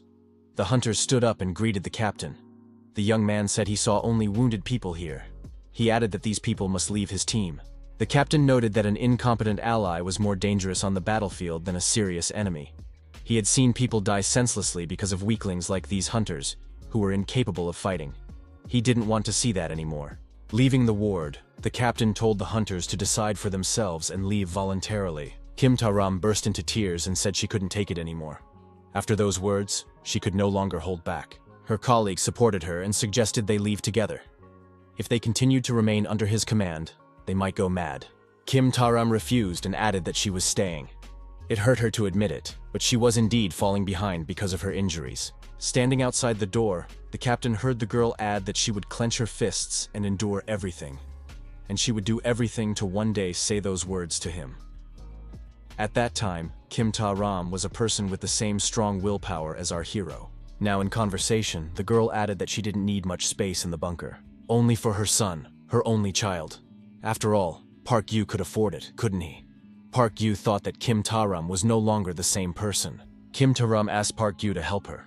She wanted to send some money along with her son, just so he would allow the boy to live in the bunker. Soon the capital would be filled with raiders, and she couldn't leave her own child in such a place. The girl added that if something happened to her son, she would not be able to survive it. Park Yu believed he had to refuse. In such a situation, it would not end with ordinary raiders. If the armed forces intervened and a civil war began, it could drag on for a long time. A bunker is not a kindergarten. At that moment, an unknown young man entered the hospital reception area. The young man approached the reception desk and said he was a subordinate of Director Lee Sang-ho, 18th grade, Hong Jong-ho. Park Yu heard this and became interested in the conversation. The young man asked the receptionist if they had any extra medicine. His younger sister was seriously ill. The receptionist was surprised. Did the young man really think that there could be any extra medicine at a time like this? The woman added that this place was only for members of the National Committee, not just anyone. Was the young man an authorized person? The protagonist approached the reception desk and said that he was Park Yu, a classmate of Lee Sang-ho. Park Yu added that he was a private who had come to pay his respects to his commander. So he needed to be given medicine. Hong Jong-ho thanked Park Yu for his help and bowed to him. Park Yu noted that if the young man was from the 18th class, he was unlikely to be close to his seniors or juniors. Was he really acquainted with Lee Sang-ho? Hong Jong-ho admitted that he did not know him. It was just that of all his superiors, that name was the easiest to remember. So he thought that if he mentioned it, he would definitely be given medicine. The 18th class, after him, the main force of hunters consisted of the awakened. This meant that those who did not possess abilities no longer had a future as hunters. They were rarely sent to the front lines against monsters, then given all the dirty work in the reserve units until they were completely discarded. The younger ones were awakened with superpowers, and the older ones were simply fighters with extensive combat experience. The 18th class was stuck in the middle, and they were nicknamed the Cursed Stream. Park Yu said that it was difficult to find normal medicines now, except for painkillers and antipyretics. Hong Jong-ho agreed, and added that this was why he had no choice but to come to the Central Hospital of the National Committee. As he said goodbye, Hong Jong-ho thanked Park Yu once again and advised him to take care of himself. After a while, Hong Jong-ho approached his sister and said he was back. It didn't work, but he got the medicine.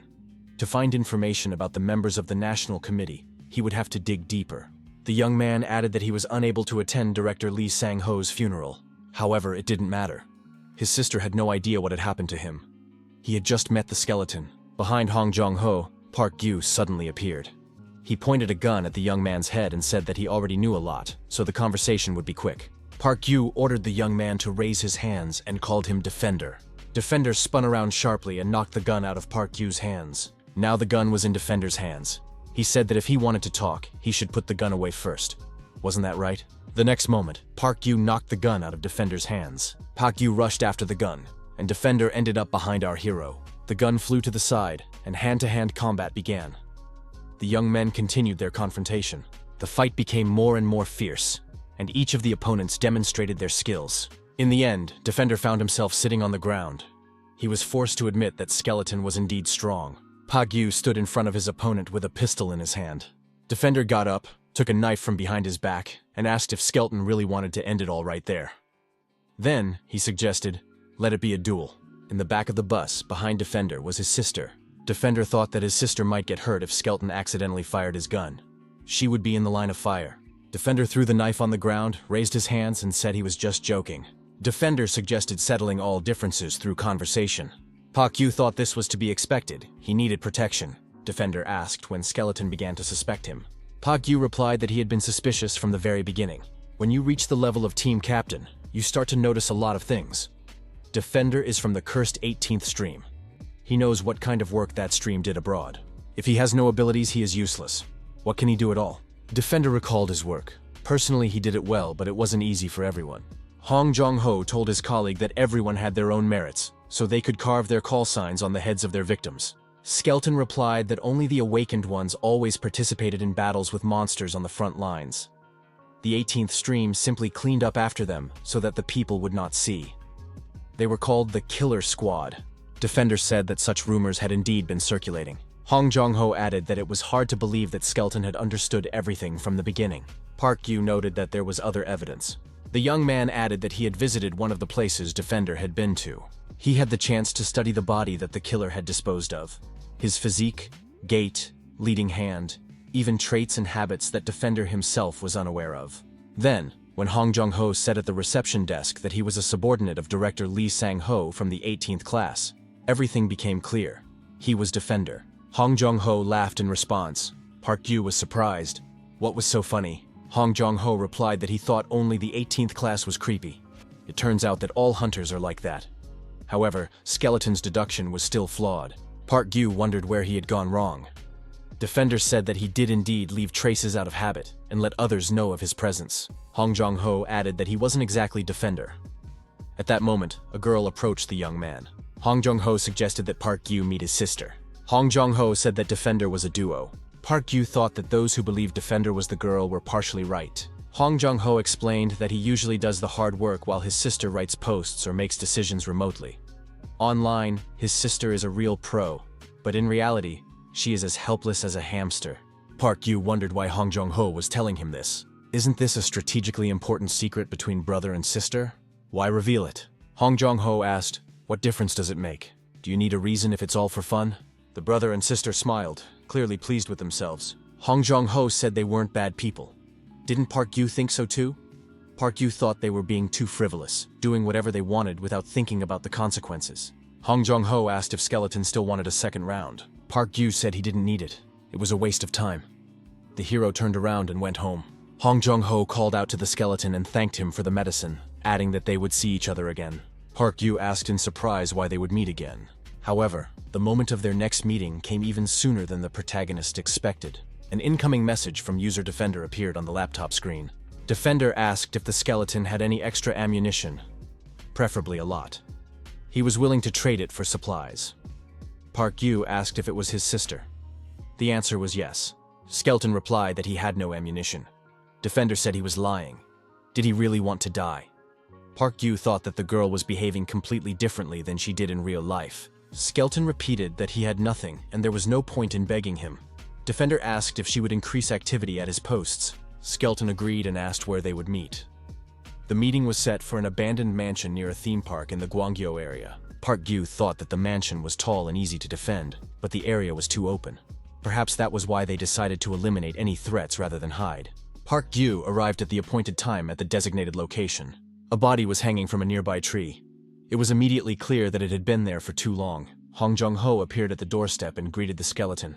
He asked if it had been difficult to find the place. Park Yu asked what kind of body was hanging there. Hong Jong-ho replied that it was not a pleasant story. As Hong Jong-ho spoke, his profile suspiciously resembled the body hanging in the moonlight. Park Yu said he brought everything, but asked why there was so much. Park Yu added that Hong Jong-ho usually uses knives. Was it really for his sister? Hong Jong-ho suggested keeping quiet, waiting, and listening. Park Yu became alert and heard a child crying. The child was calling for help. Park Yu asked, "Is that a child crying?" Hong Jong-ho confirmed it. The owner of the house added that a gang of thugs had gathered at the amusement park. Park Yu was surprised. Had they taken the child hostage? Hong Jong-ho confirmed this. When someone hears a child crying, they go to help. They kill men immediately. They capture the women and rape them. They leave the children behind so that they can continue to beg for help. Park Yu cursed them out. He was outraged. Hong Jong-ho said he felt the same way. Defender added that he was going to destroy them all. Park Yu looked at his companion and was surprised. For someone talking about destruction, he had a very cheerful expression on his face. Hong Jong-ho asked if his sister had said anything other than about the bullets. Park Yu was surprised. What was he talking about? Hong Jong-ho suggested that his sister had told him after all. Park Yu thought that Defender was an unpredictable opponent and grabbed the knife behind his back just in case. The protagonist wondered, was this guy going to fight him now? Hong Jong-ho asked if the Skeleton had brought anything to eat. A box of cookies appeared on the table, the same ones the protagonist had brought with him to replenish his calories on the way. Hong Jong-ho said the cookies were very tasty. Could the Skeleton cook too? Park Yu thought, do these two even know what caution is? What if the cookies are poisoned? He decided not to drink their tea. A message from Defender appeared on his laptop. The tea is not poisoned. It's just very tasty tea. Park Gyu looked at the girl and asked if she couldn't say that in words. A message appeared on the screen saying that some things cannot be expressed in words. Hong Jong-ho said that his sister prefers to write rather than speak. He added that the supplies had been replenished, and it was time to get ready. Park Gyu noted to himself that the tea was indeed very delicious. Park Gyu said that if the criminals are carrying hostages, there must be quite a few of them. How does Defender plan to deal with them? Hong Jong-ho replied that he would deal with the children first. When the pleas died down, the villains would come to find out what was going on. This way, they could gradually reduce the number of enemies and then simply finish off the rest. Hong Jong-ho added that his sister would take care of the children. She was a drone expert. She would drop bricks from above. It would cost nothing and leave no traces. Park Gyu was outraged. Were they really going to kill the children? Hong Jong-ho noted that if they didn't do this, everything would become much more complicated. Besides, these children were not his relatives. His sister was his only family. Besides, if they don't take these children in and raise them, they won't last long. The girl added that in this world, it had become more difficult for children to grow up without parents. Time was not on their side. Park Gyu thought he had to accept this. Defender is a duo. When faced with multiple enemies, this method is the best choice. However, the way they solve problems made him uneasy. Park Gyu said he had another way. It was more troublesome, but the chances of success were higher and the risk was lower. The girl launched the drone, directed it toward the amusement park, and controlled it from her home. The criminals noticed the drone flying above their heads and decided to destroy it by opening fire. Park Gyu decided to lure the enemies away from their target, which is why he needed the drone. The armed criminals went after the drone to destroy it. Park Gyu and Hong Jong-ho were already nearby, hiding in a shelter. When the main group of criminals left the base, the young men decided to act quickly and quietly.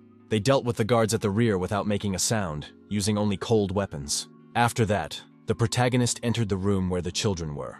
One of the boys stood up and asked if it was his turn now. Park Gyu decided to choose one of the children as bait.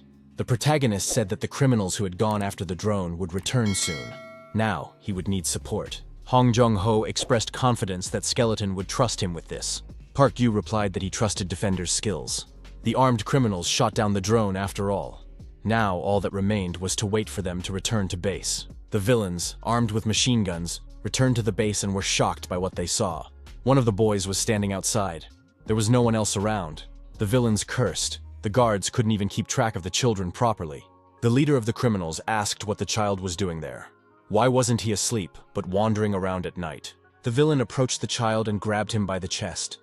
At that moment, Park Gyu and Hong Jong-ho, who were standing behind the criminal, quietly dealt with his accomplices using cold weapons. Soon, all the gangsters were finished off. The boy was frightened, crouched down, and covered his face with his hands. Hong Jong-ho approached the child, put his hand on his shoulder, and offered to take him on a roller coaster ride. Park Gyu thought that if they hadn't used the children as human shields, it would have been an easy fight. Two experienced killers and innocent bait broke through the gang of stupid thugs. In any case, the result was expected. All the villains were cold-bloodedly destroyed. As always in such cases, photos were taken, which would later be posted on the forum. The brother and sister spent some time choosing which photo to upload to the internet. The sister settled on the one that looked best without filters. Park Gyu told the boy that it was all over, and they could go wherever they wanted. Hong Jong-ho noticed that the skeleton was very cold-blooded. Wasn't he trying to protect these children? He was supposed to take care of them. Park Gyu replied that now it was every man for himself. And anyway, he was more humane than those who wanted to destroy the children. Wasn't that so?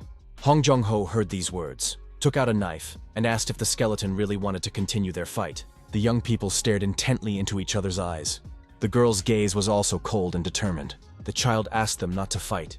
He bowed and thanked them for saving him. Hong Jong-ho hid the knife behind his back. The child turned and walked away from his rescuers. After all, it was the best decision. Hong Jong-ho said that if the child hadn't intervened, they could have had a good fight. Does the skeleton agree? Park Gyu asked if he really disliked the idea of destroying children so much.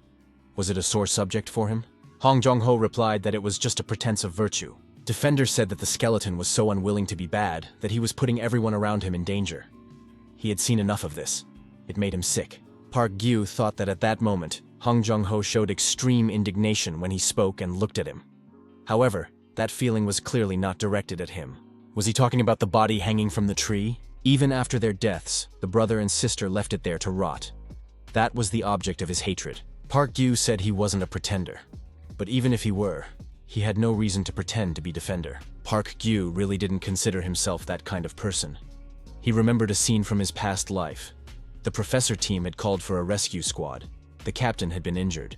The liaison reported that their team captain, Park Gyu, had fallen into the rift. The team tried to contact the captain. Could he hear them? If he could, he should respond. But the captain showed no signs of life. Nothing could be checked while Park Gyu was down there. His arm and leg were definitely broken. They needed to confirm as soon as possible whether he was alive or not, before they lost contact. It was too dangerous to check, so the search party was called off. Park Gyu showed no signs of life. One of the team members reminded him that the professor himself had said that there was no place for the incompetent on the battlefield. Now that judgment applied to him as well. He would have to follow his own precepts. Now he was useless. After a while, Park Gyu came to and tried to get up. A month later, he managed to escape from this hell. However, there was no longer a place for him on the battlefield. After everything that had happened, our hero's goals in life became simple: to survive no matter what, even if alone, even if he was powerless and couldn't change anything. Park Gyu, sitting in his bunker, looked at the incoming message and thought it was time to accept reality and just start taking care of himself. His time was up. However, sometimes something reminded the protagonist that he was not yet completely helpless. But that didn't change the tragic reality. Park Gyu decided that his life was his only priority. He simply chose the safest path possible. The Defender brother and sister laughed together in response. Park Gyu asked the two of them to take other people's words seriously for once. Hong Jong-ho apologized and added that he understood this way of thinking.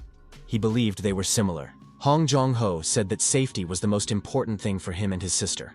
Anyone who got in their way would not be allowed to live for a second. Park Gyu noted that it was an unpleasant feeling of camaraderie. Defender destroys enemies without hesitation, enjoys it, and even publishes the results.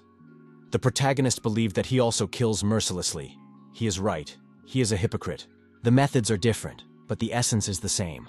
Both are killers who care only about their own safety. Hong Jong-ho offered the young man something to take. Had he forgotten the day the Kraken appeared? He and his sister were only saved thanks to the skeleton's post. Hong Jong-ho said he wanted to thank him properly, so he kept writing messages. However, the skeleton did not respond. Park Gyu thought it was more like obsession. Hong Jong-ho was sure that the skeleton was not afraid of him.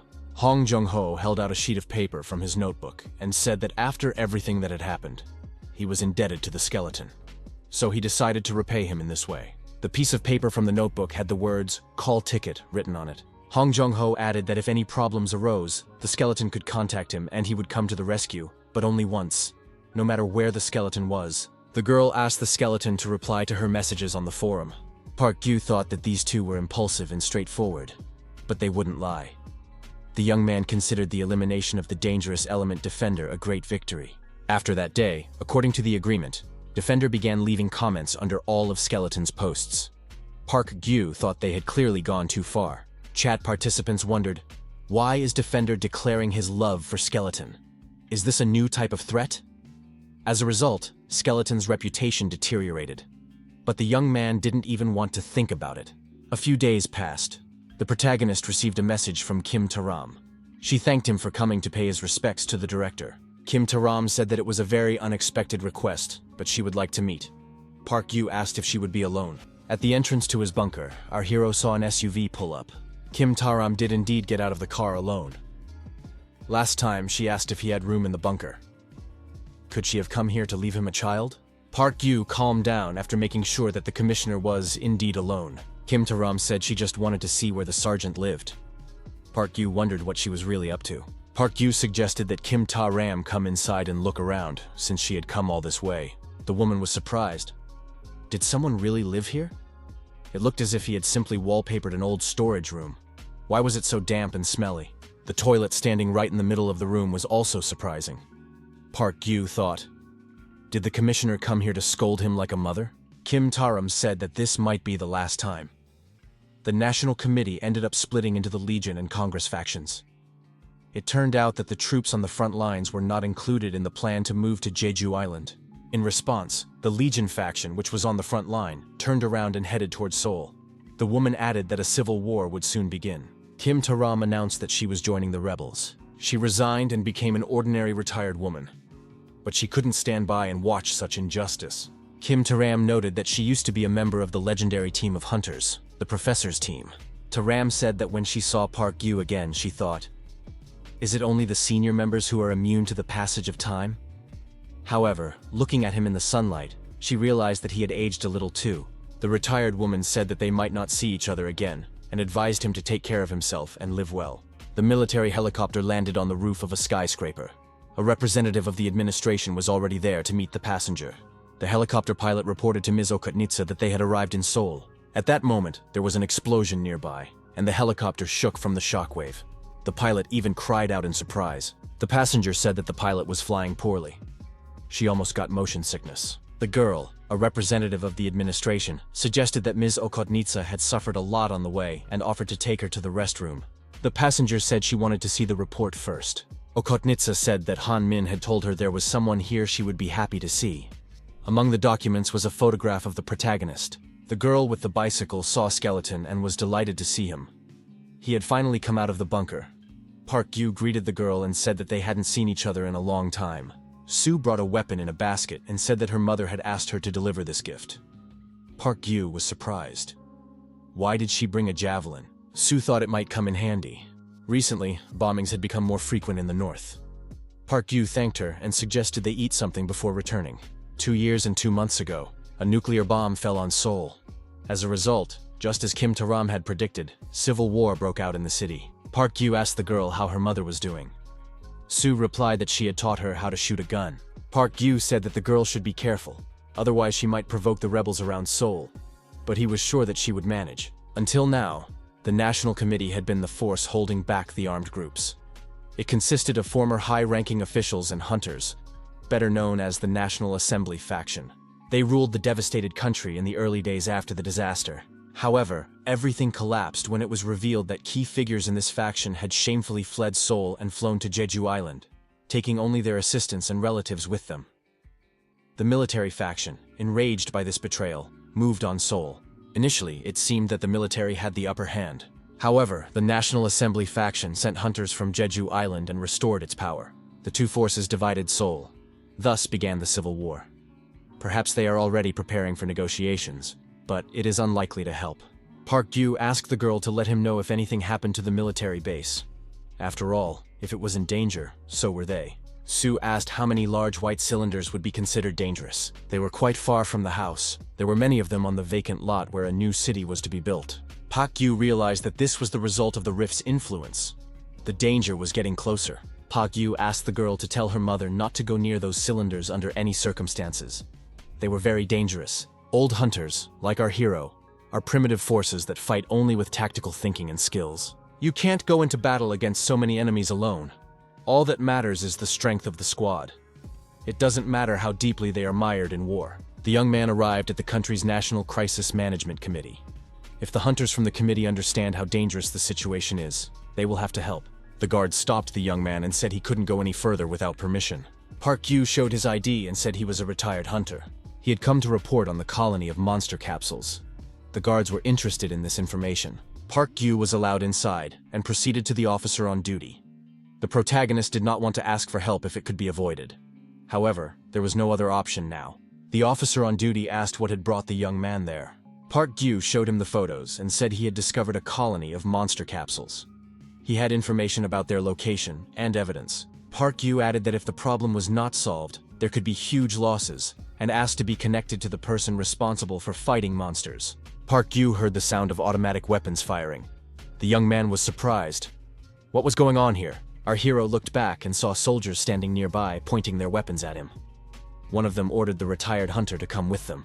The soldier said that they had received orders from their superiors to take the hunter in for a brief interrogation. As a result, the protagonist found himself in an interrogation room. Park Yu thought that as soon as they confirmed his identity, they would leave him alone and let him go. The door opened, and a woman appeared in the doorway. She said, "It turns out Park Yu is still alive." The woman added that she did not think the sergeant would show up in person. The hunter said that they hadn't seen Sergeant Park Yu in a long time. Park Yu was very surprised when he realized that he was standing in front of Woo Min-hee, Kim Ta-ram's former classmate, and his hub from the academy. Woo Min-hee noticed that the sergeant looked healthy.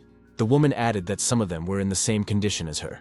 Park Gyu thought that there were only about 20 people like her in the whole world. Hunters of level 10 and above were awakened, savior-level hunters. Park Gyu asked if Woo Min-hee had been transferred here for work. The woman confirmed that Sergeant Han Min had given her the job. Woo Min-hee remembered that they weren't supposed to talk about Sergeant Han Min in front of Park Gyu. It was said on purpose. The young man thought that her disgusting character hadn't changed at all. Park Gyu reported that he had discovered a colony of capsules in the southeastern part of Gwangju and showed a photo. Woo Min-hee noted that it was quite far from Paju. But if it was true, then Seoul would not be far behind. However, as Park Gyu already knew, the country was in a state of civil war. It would take some time to assemble a squad. Park Gyu asked why Woo Min-hee didn't take care of it herself. The woman narrowed her eyes and asked what she would get out of it. Park Gyu thought he was ready to take on the job if she did him one favor. She could be useful to him in some ways. The woman said she would let him know when everything was ready. Park Gyu, already sitting in the car, thought that she wanted to make him a mercenary, just like Kim Ta-ram. The young man noticed a bright light flashing behind the trees. What could it be? Such a glow appears before a monster is summoned from an egg. The protagonist decided to test his hypothesis and got out of the car. Park Gyu noticed that the plants and soil had been altered. These were signs of long-term contamination. Everything pointed to an abnormal phenomenon. Park Gyu realized that it was indeed a monster summoning. If a small creature appeared, he would try to deal with it himself, with the exception of one species. Park Gyu arrived at the appointed place and saw that the monster was the dancer. Park Gyu was disappointed. Why of all possible types did it have to be the dancer? It was a melee reaper that destroyed everything within its reach. Going after it with 2 axes was suicide, no matter how experienced the hunter was. Special hunter equipment is required. It can only be obtained through the National Committee, where hunters cooperate with the country's armed forces. However, the main person there now is not Kim Tae-ram, but Woo Min-hee. You don't want to cross paths with her. At that moment, a message arrived on the computer.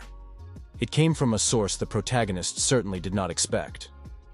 Our hero received a personal message from a user named 180 centimeters. The user wrote that he had a message from the master for skeleton.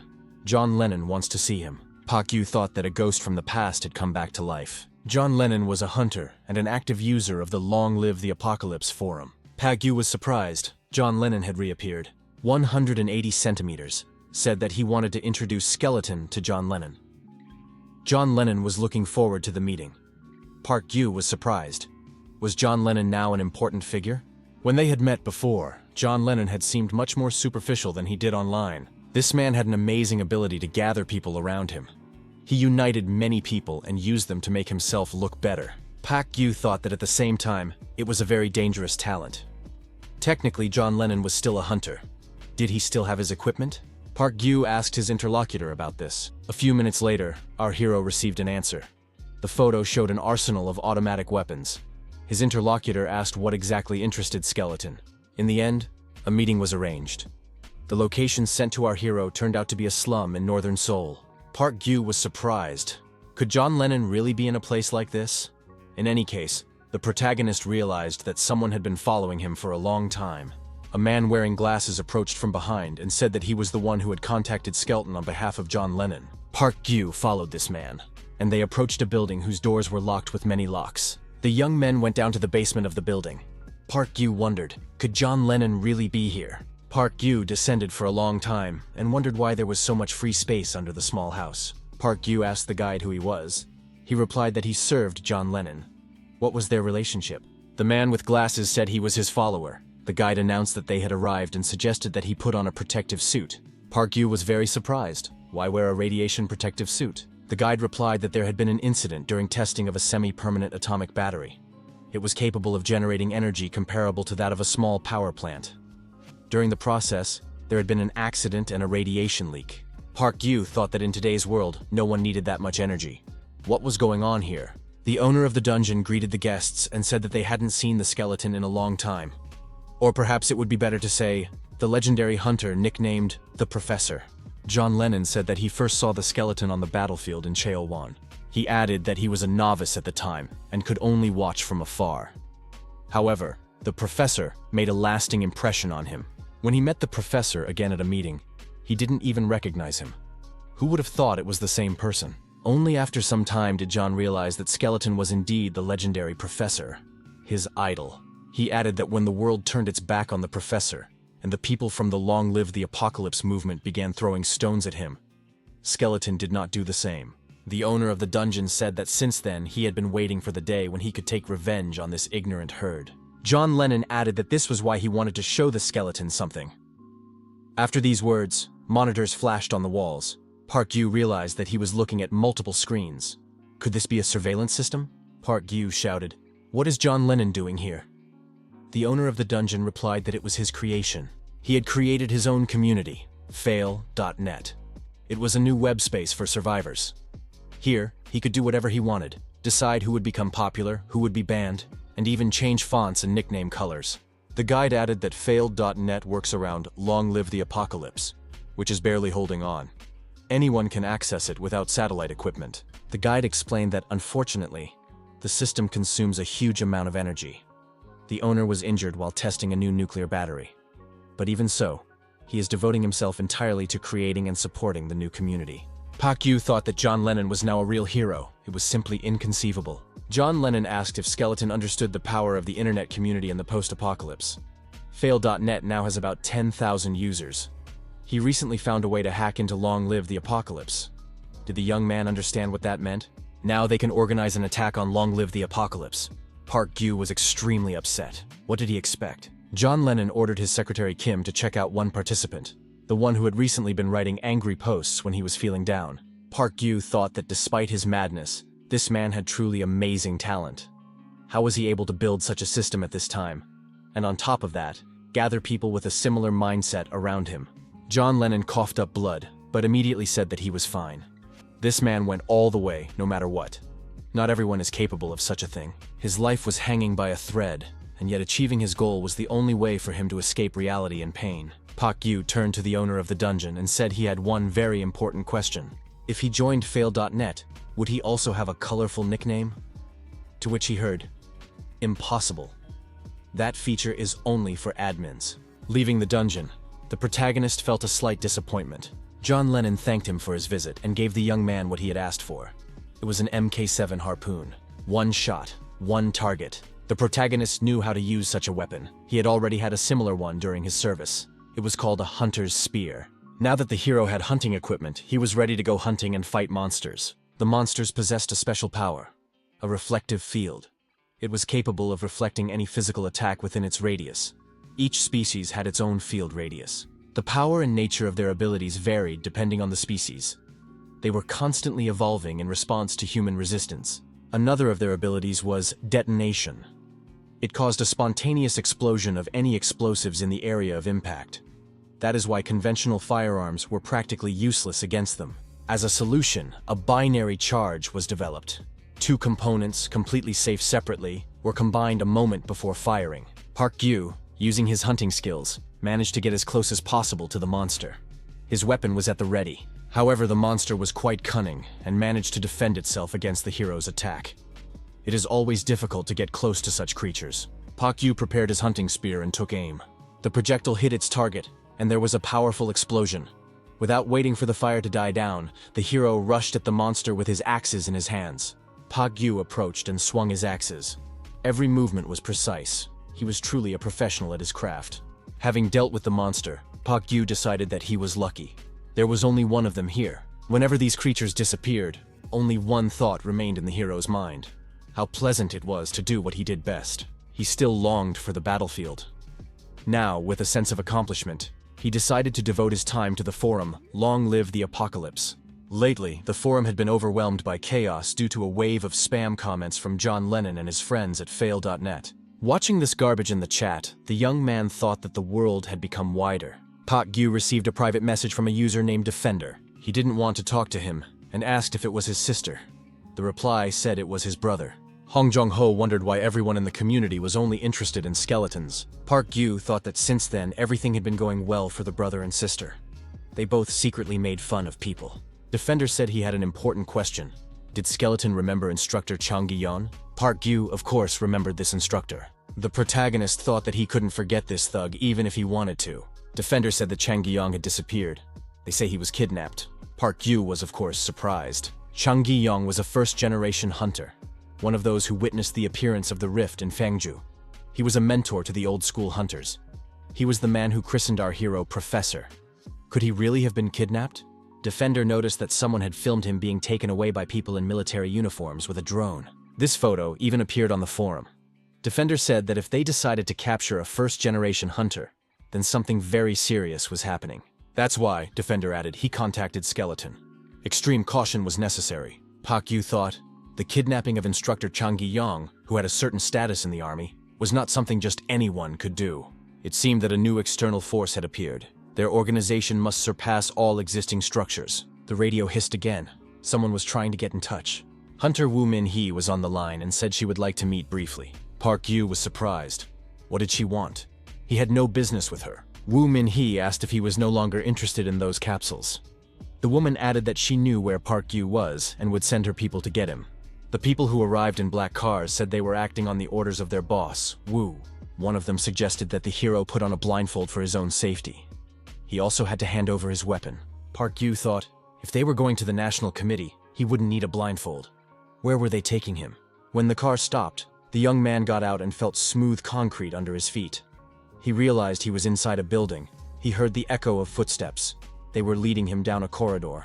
Park Yu heard a child somewhere calling for his mother and saying that he wanted to go home, that he couldn't take it anymore. The hero was surprised. Were there really children here? What kind of place was this? The protagonist was finally allowed to take off his mask. The room was bright and clean. Woo Min-hee was sitting at the table opposite him. The woman apologized for the inconvenience, but said that this place required the strictest secrecy, so she hoped he would understand. Park Yu asked why he had been brought here and what kind of place it was. Woo Min-hee replied that there was no need to worry. This place could give a retired hunter a new chance. The woman noted that Park Yu had always dreamed of becoming awakened. The reaction was instantaneous. Park Yu jumped up from his seat, grabbed his interlocutor by the throat, and pinned her against the wall. Woo Min-hee didn't even blink and calmly told Park Yu to at least admit it to himself. It was inevitable anyway. Armed security guards burst into the room and pointed their guns at the hero. The guards ordered Park Yu to release Ms. Woo. The woman said there was no need to be nervous. He had already been through this 3 times before. She added that in the past, they couldn't awaken those who didn't have an innate gift. Park Yu knew this very well. Woo Min-hee said that since then, they had developed something, a method of awakening even those who did not have natural talent. The woman asked if it ever made him angry to see those who had been part of the gray masses at school, having gained power, start to act like heroes. Park Yu imagined, he awakens, gains knowledge and skills, returns to the battlefield. He was still holding the woman by the throat. Woo Min-hee added that in that case, they would be the ones who would be useless. If the guy wanted to change his life, all he needed was consent. Park Yu asked if that meant they had offered this to Jang Gi-yeon too? To become another guinea pig? Woo Min-hee replied that the young man had guessed correctly. She was just about to reintroduce them. However, Jang Gi-yeon didn't look his best right now. After returning from the rift, this was already the 3rd awakening test. Jang Gi-yeon said that others were risking their lives for the sake of one experiment. When Park Yu was studying at the academy, he once said that he wanted to take the test again. Jang Gi-yeon was against it. Had the cadet gone mad? Park Yu insisted. He wanted to try again. If it didn't work this time, then he would accept it. After that, he felt calmer. He realized that he would not succeed and could finally give up. Park Yu believed that a hunter who had lost his strength had no right to stand on the battlefield. However, instructor Chang Gi-yong said that there must be some way, and he would find a solution, whatever it took. The instructor asked Park Yu to promise that he would never say, "It's over." One of the armed guards ordered Park Yu to release director Woo Min-hee. Park Yu turned his attention to the guards and knocked one of them out with a punch to the jaw. The next guard dropped his gun after receiving a kick to the chin. Park Yu grabbed the gun and thought that was the last one. Woo Min-hee screamed loudly, demanding that the fight stop. At that moment, a powerful explosion rocked the building. The building shook, and cracks appeared in the walls. Park Yu was forced to duck. The young man thought that this was the power of the awakened highest rank, Shockwave. Woo Min-hee told Park Yu to at least listen to her until the end. Park Yu was stunned. How could she do that? Park Yu said that instructor Chang Gi-yeon was also her mentor. The woman replied that this was precisely why Park Yu should listen to her. He wanted it himself. The recording began, and Woo Min-hee asked if Jang Ki-young had reviewed all the safety materials. The instructor asked, "What are the chances of success?" Woo Min-hee replied that there were no guarantees. The exact mechanism of awakening remained a mystery. For now, they were just collecting data and testing theories. If the experiment failed, euthanasia would be performed. Jang Gi-yeon agreed without hesitation. After watching the video, Woo Min-hee asked if Park Kyu would still be interested in how she could have done such a thing. She added that they had always done it this way. The woman recalled how she was told that they needed more people with abilities, and that she had to help. Woo Min-hee asked if he really wanted her to look for gifted people. Her interlocutor replied that that was exactly what he wanted. After all, they were saviors. They had a duty to give everyone a chance to meet this world face to face. The interlocutor added that this was the true salvation. Woo Min-hee told our hero that he probably already understood. This was the place where the awakened were selected and sent to Cheonju. That is why there were so many desperate souls here. There are many like instructor Jang Ki-young. Parents flock here, willing to sell their children for the chance to get to Cheonju. If Park Kyu hadn't left then, everything could have been different. Park Kyu asked how instructor Chang was doing now. Woo Min-hee replied that he was barely alive. He still showed signs of life, but he didn't eat or sleep, only repeating actions frozen in his subconscious. Park Kyu asked what would happen to the instructor next. The woman said that if he did not regain consciousness, he would be declared dead and euthanized. He cannot be allowed to wander around like a ghost. Park Kyu entered instructor Chang Gi-yeon's room. Once, back in the academy, Chang Gi-yeon showed his student a drawing and said it was a battle axe with a jet accelerator that increased its destructive power.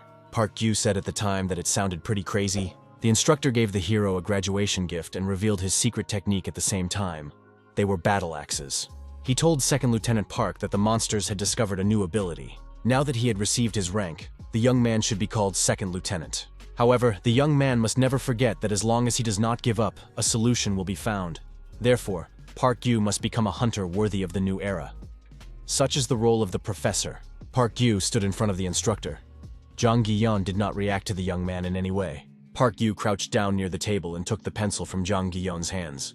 Next to the drawing of a battle axe with a jet accelerator, Park Kyu wrote that his student, the professor, had been here. Woo Min-hee said that the instructor remained a hero until the very end, unlike the one who abandoned everything to save his own life. Woo Min-hee asked again if Park Kyu would agree to undergo the experiment to continue the instructor's work.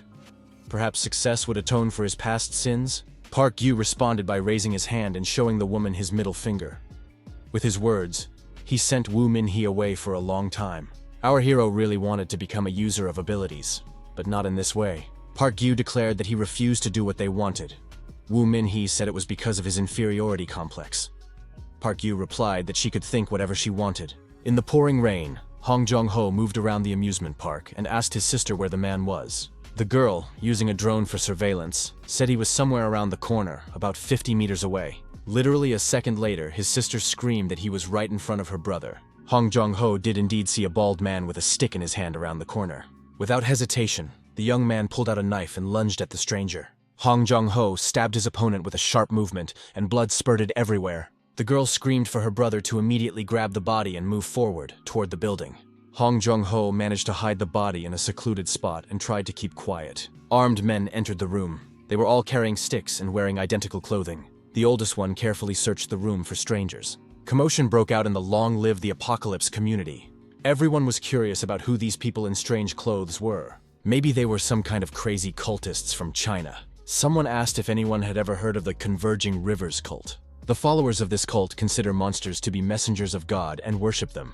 They are very cruel and make human sacrifices. Park Kyu remembered that he had often confronted them when he was in China. They were fanatical people, ready for anything. To achieve their goal, these sectarians were willing to sacrifice even their own lives. Their terrorist acts killed many hunters. Park Kyu believed that he had eradicated them back then. Defender sent another message. Could Skeleton help them? Park Kyu asked if he only worked on call. The girl wrote that she was contacting him on a personal request. This was not something she and her brother could handle on their own. Park Kyu asked what had happened. The girl replied that a lot of people had appeared in the amusement park. Something seemed to be wrong with these people. Perhaps they were the ones mentioned on the forums. Maybe these people are the Converging Rivers cultists.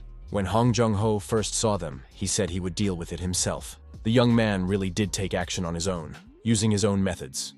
The girl wrote that her brother had gone to deal with them alone. However, there were too many of them, and Hong Jong-ho barely managed to escape.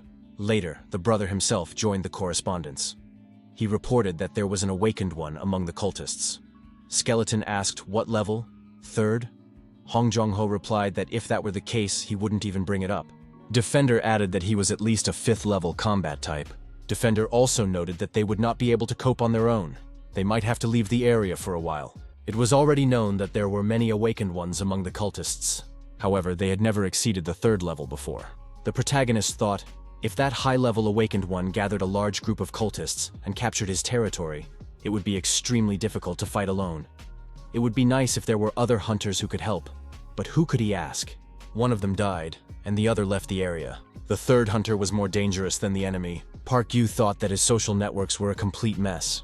The protagonist caught himself and remembered that there was one person who was incredibly reliable when it came to cooperation. Skeleton reported that he had already left.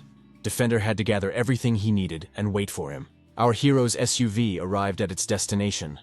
It was already quite dark. The brother and sister stepped outside and saw that Skeleton had not come alone. Next to Park Yu stood Rebecca, a female sniper. Park Yu said that their temporary group would be called Team Skeleton. He instructed Hong Jong-ho to take care of the minor issues and let him deal with the main ones. Hong Jong-ho objected, saying he was going to sacrifice himself.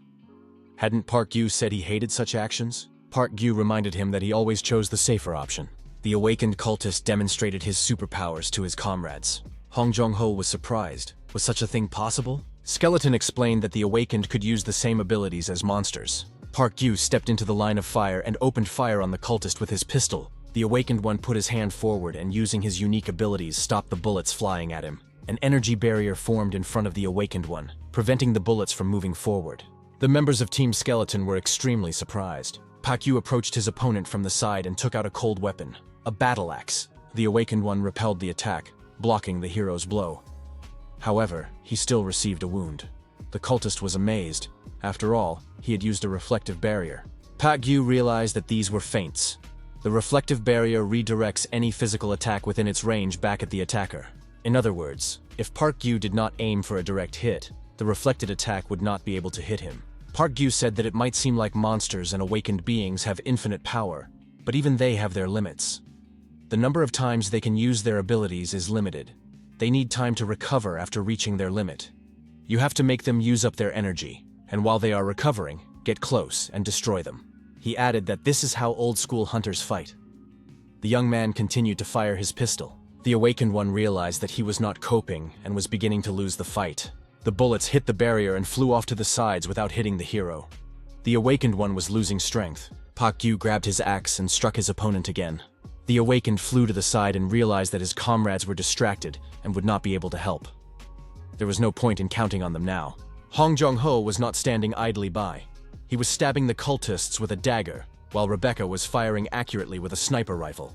Bleeding profusely, the awakened one thought that nothing would hit him anyway. He just needed to maintain the barrier. Park Yu held an axe in one hand and a pistol in the other, continuing to fire at the enemy.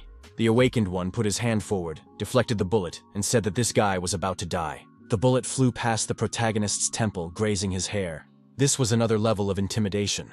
The opponent deliberately missed by just a few millimeters. Our hero did the same thing every time the enemy figured out his first feints. The awakened one did not understand who was in front of him. Was he even human? Park Yu continued to strike with his axe. The awakened one realized that every time he tried to use a powerful skill, his opponent's feints forced him to put up a barrier.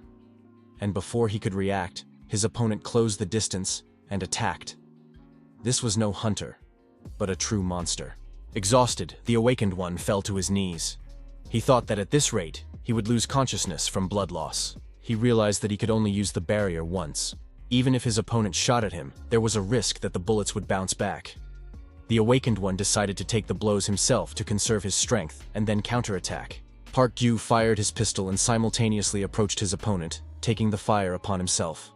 The awakened one suffered gunshot wounds. Park Yu leaped forward with a powerful jump and threw himself at his bleeding opponent. The awakened one was surprised. Why did this guy have nothing in his hands? As he jumped, our hero threw the axe high above his opponent's head. The awakened man looked up and saw the flying axe. He was frightened and covered his head with his hands. Park Yu said that his barrier did not affect gravity, and pulling another axe from behind his back, swung it for a strike. The blade of the axe ran through the awakened man's body from head to toe. The instructor once said that if there were 100 more people like Park Yu in this world, the old-school hunters would never have been driven from the battlefield. Park Yu had 2 axes in his hands. The awakened one lost his balance and fell, bleeding profusely. The protagonist's face showed satisfaction and a sense of accomplishment. The cultists saw that their leader had been destroyed, became frightened, and began to retreat. Hong Jong-ho asked if they would pursue them. Park Yu replied that their leader was lost, and with him, their will to fight. There was no need. Park Yu asked Hong Jong-ho what he had learned from watching him. He pointed to one of the destroyed cultists and said that this guy was not a Lord Protector. He didn't really understand how his abilities worked, either a candidate or a self-proclaimed Lord Protector. Each denomination is slightly different, but regardless of the group, it is not easy to rise to the rank of Lord Protector. Park Yu added that they probably sent someone like this guy because he has little interest in this area. They most likely have no reinforcements. Park Yu suggested cleaning up the place a little and leaving. Hong Jong-ho thought, did he really try to fight Skeleton? If he had made even the slightest mistake, he would have died for sure. Are all true old-school hunters like this? Hong Jong-ho looked into the next room and saw many containers. He immediately reported this to Park Yu. The protagonist relayed the coordinates, and soon a black car arrived at the location. Hunter Woo Min-hee got out of the car. He didn't have to wait long. The woman noted that even though Park Yu acted as if he never wanted to see her, they still met. She asked what could have made the senior officer turn to her in this way. Woo Min-hee asked about the young man next to him. Park Yu explained that he was a junior who had been helping him. The protagonist noticed that Hong Jong-ho looked frightened. It was his first time seeing an awakened 10th level. Park Yu suggested that the woman take a look at the capsules collected by the cult members. There were several other places like this. The reason for the appearance of the capsules around the capital was the Converging Rivers cult. Park Yu noted that the rift would only intensify if the cult was left unchecked. Wasn't that reason enough for the military to intervene? Woo Min-hee asked, should she really trust unreliable information from some civilian?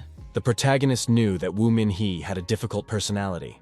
She was fickle, lacked a sense of responsibility, and enjoyed causing pain. Park Yu asked, is Min-hee really unable to help? He needs a woman to protect his everyday life. The protagonist understood that sooner or later, everything would come to an end. Until that day came, he wanted to enjoy life.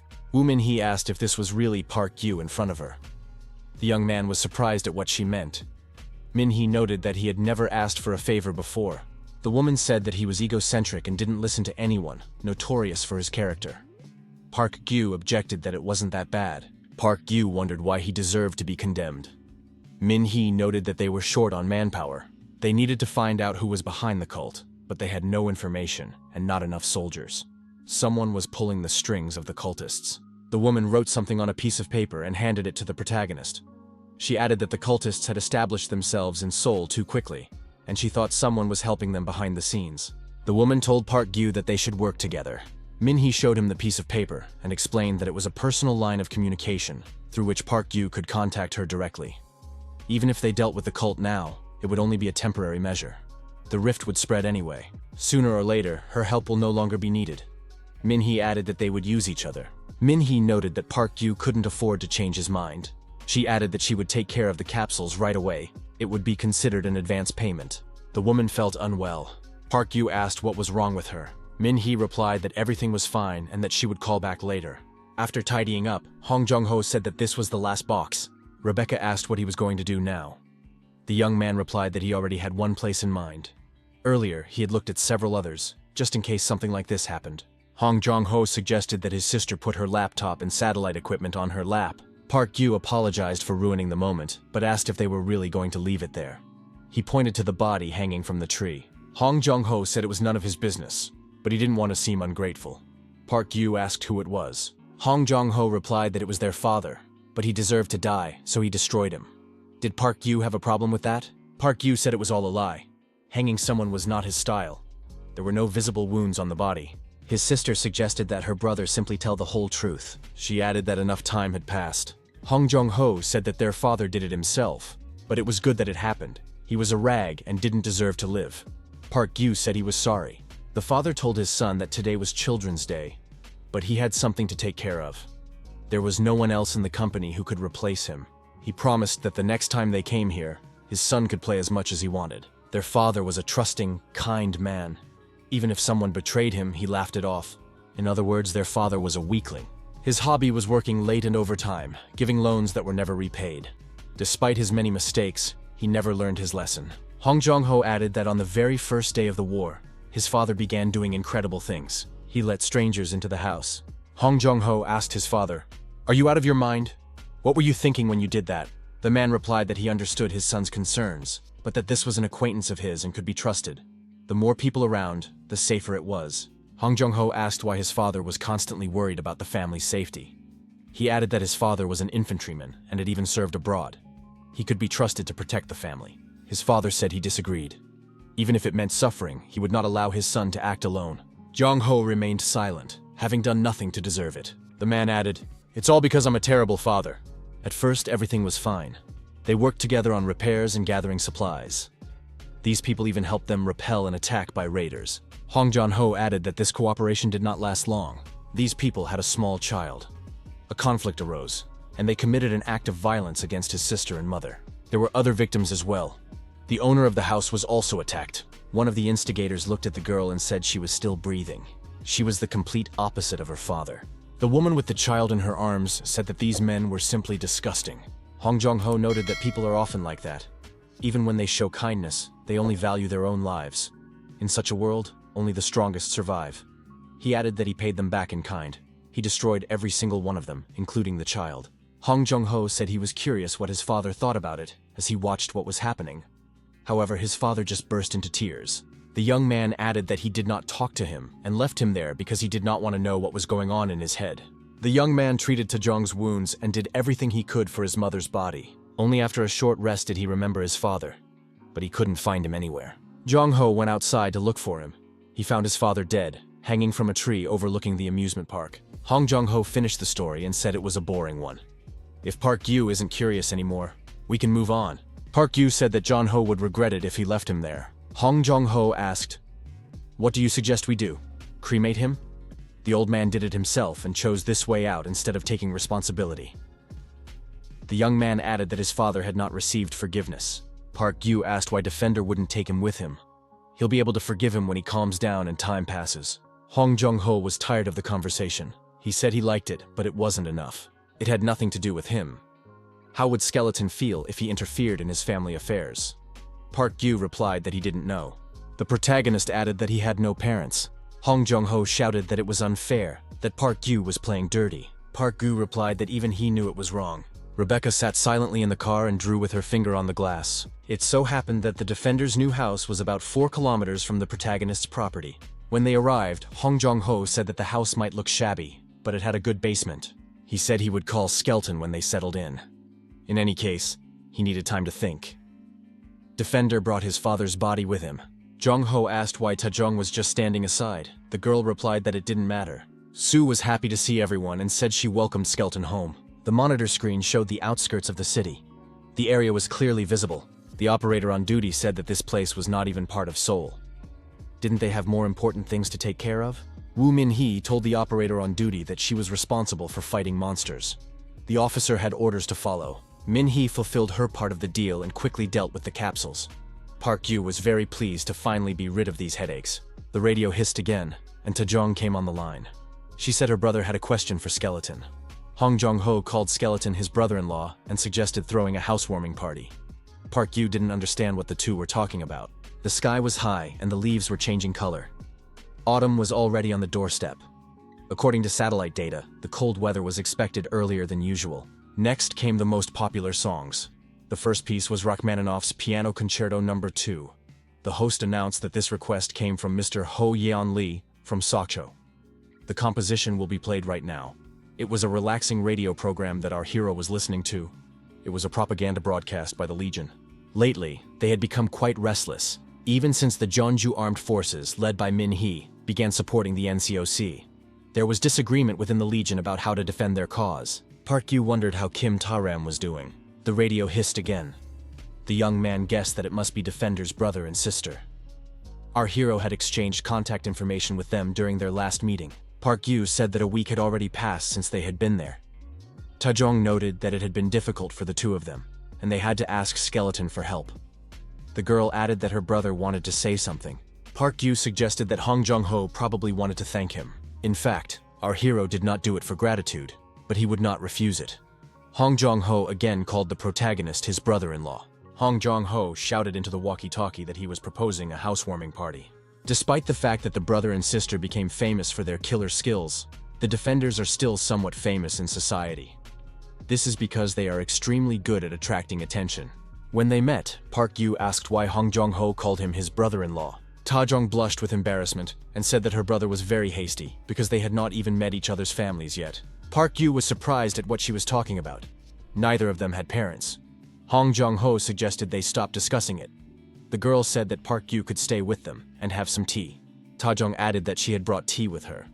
"Do you remember, Park Yu, how I know how to brew tea?" she asked. Park Yu said that he also had tea at home. As a result, the protagonist agreed to drink only 1 cup of tea. The brother and sister were satisfied. Defender's new home is a covered casino located under the house. Hong Jong-ho pointed out that the basement was quite nice. Park Yu noted that this did not help them survive. But at least it was in a good location, so the two of them would not have to kill so many people. Park Yu was against Ta-jong writing anything about him on the forum. The girl replied that he needed something special if he wanted people to read his post. She was trying to help if Skeleton was so unpopular. Park Yu was surprised. Can destroying his reputation really help him?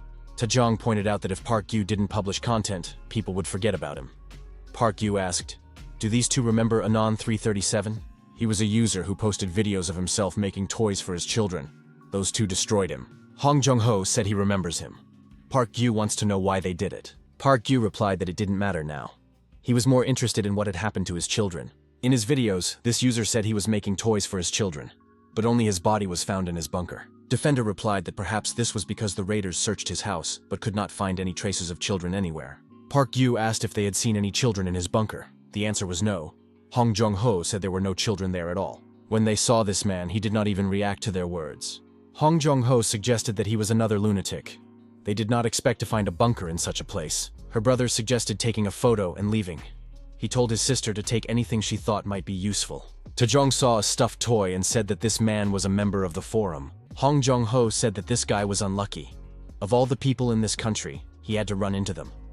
His sister suggested that something was wrong with this bunker. Ta-jong said she didn't see any signs that the toys had ever been played with. The girl added that the bunker was also very small. She had never seen a single child in this man's videos. Hong Jong-ho said they left everything as it was and left. The young man added that he just didn't understand the parents. Park Yu said that he had been thinking about it for some time, but these two were really weak when it came to anything related to family. Hong Jong-ho was surprised. Why does Park Yu always come back to family? Ta-jong said that there were some positive reactions. The girl added anxiously that the reporter had published a new post. Apparently, a truce will be announced on election day. Some NCOC members have already made their promises. Park Yu asked Jong-ho why he called him his brother-in-law. Ta-jong told the two to come over and look at the screen. It's a really interesting post. The main point of the post was that the NCOC members' terms were coming to an end. They need to make a strong impression to win votes for re-election. That is why they are working with the forces in Jeonju, which already support the NCOC. Their attempt is very significant. The post reported that the evacuation fleet was heading for Jeonju Island, 2,000 people as a trial run. Park Yu thought that Jeonju Island was currently the place where most of the country's armed forces and supplies were concentrated. It was practically paradise. And such a place was accepting even more people? Park Yu asked, "Is this legal?" Jong-ho couldn't believe it. Does Park Yu still believe in their government? Had Park Yu forgotten about the guy who won the lottery? He called himself M9. He was the only one who still protested against the cancellation of Hope. He had spent most of his supplies celebrating his win. Most likely, he wouldn't make it through the winter. Park Yu said that blindly believing in something is certainly foolish, but not caring about anything is just as unreasonable. Park Yu thought he had just come up with a good idea. Fail.net. The protagonist returned to his bunker and immediately contacted John Lennon. Our hero was told that the person who posted this really has connections with the government. However, the authenticity of the post's content cannot be guaranteed. Park Yu said that the admin gave him a secure account at his request. He plans to use it to get some leaked info from his government contact. Hong Jong-ho asked if Park Yu really intended to use this as his nickname. Park Yu said he needed to hide his identity. This is his online persona. Her name is Nyonggim. She is 11 years old and enjoys trolling. That should be enough to convince anyone that he is not a grown man.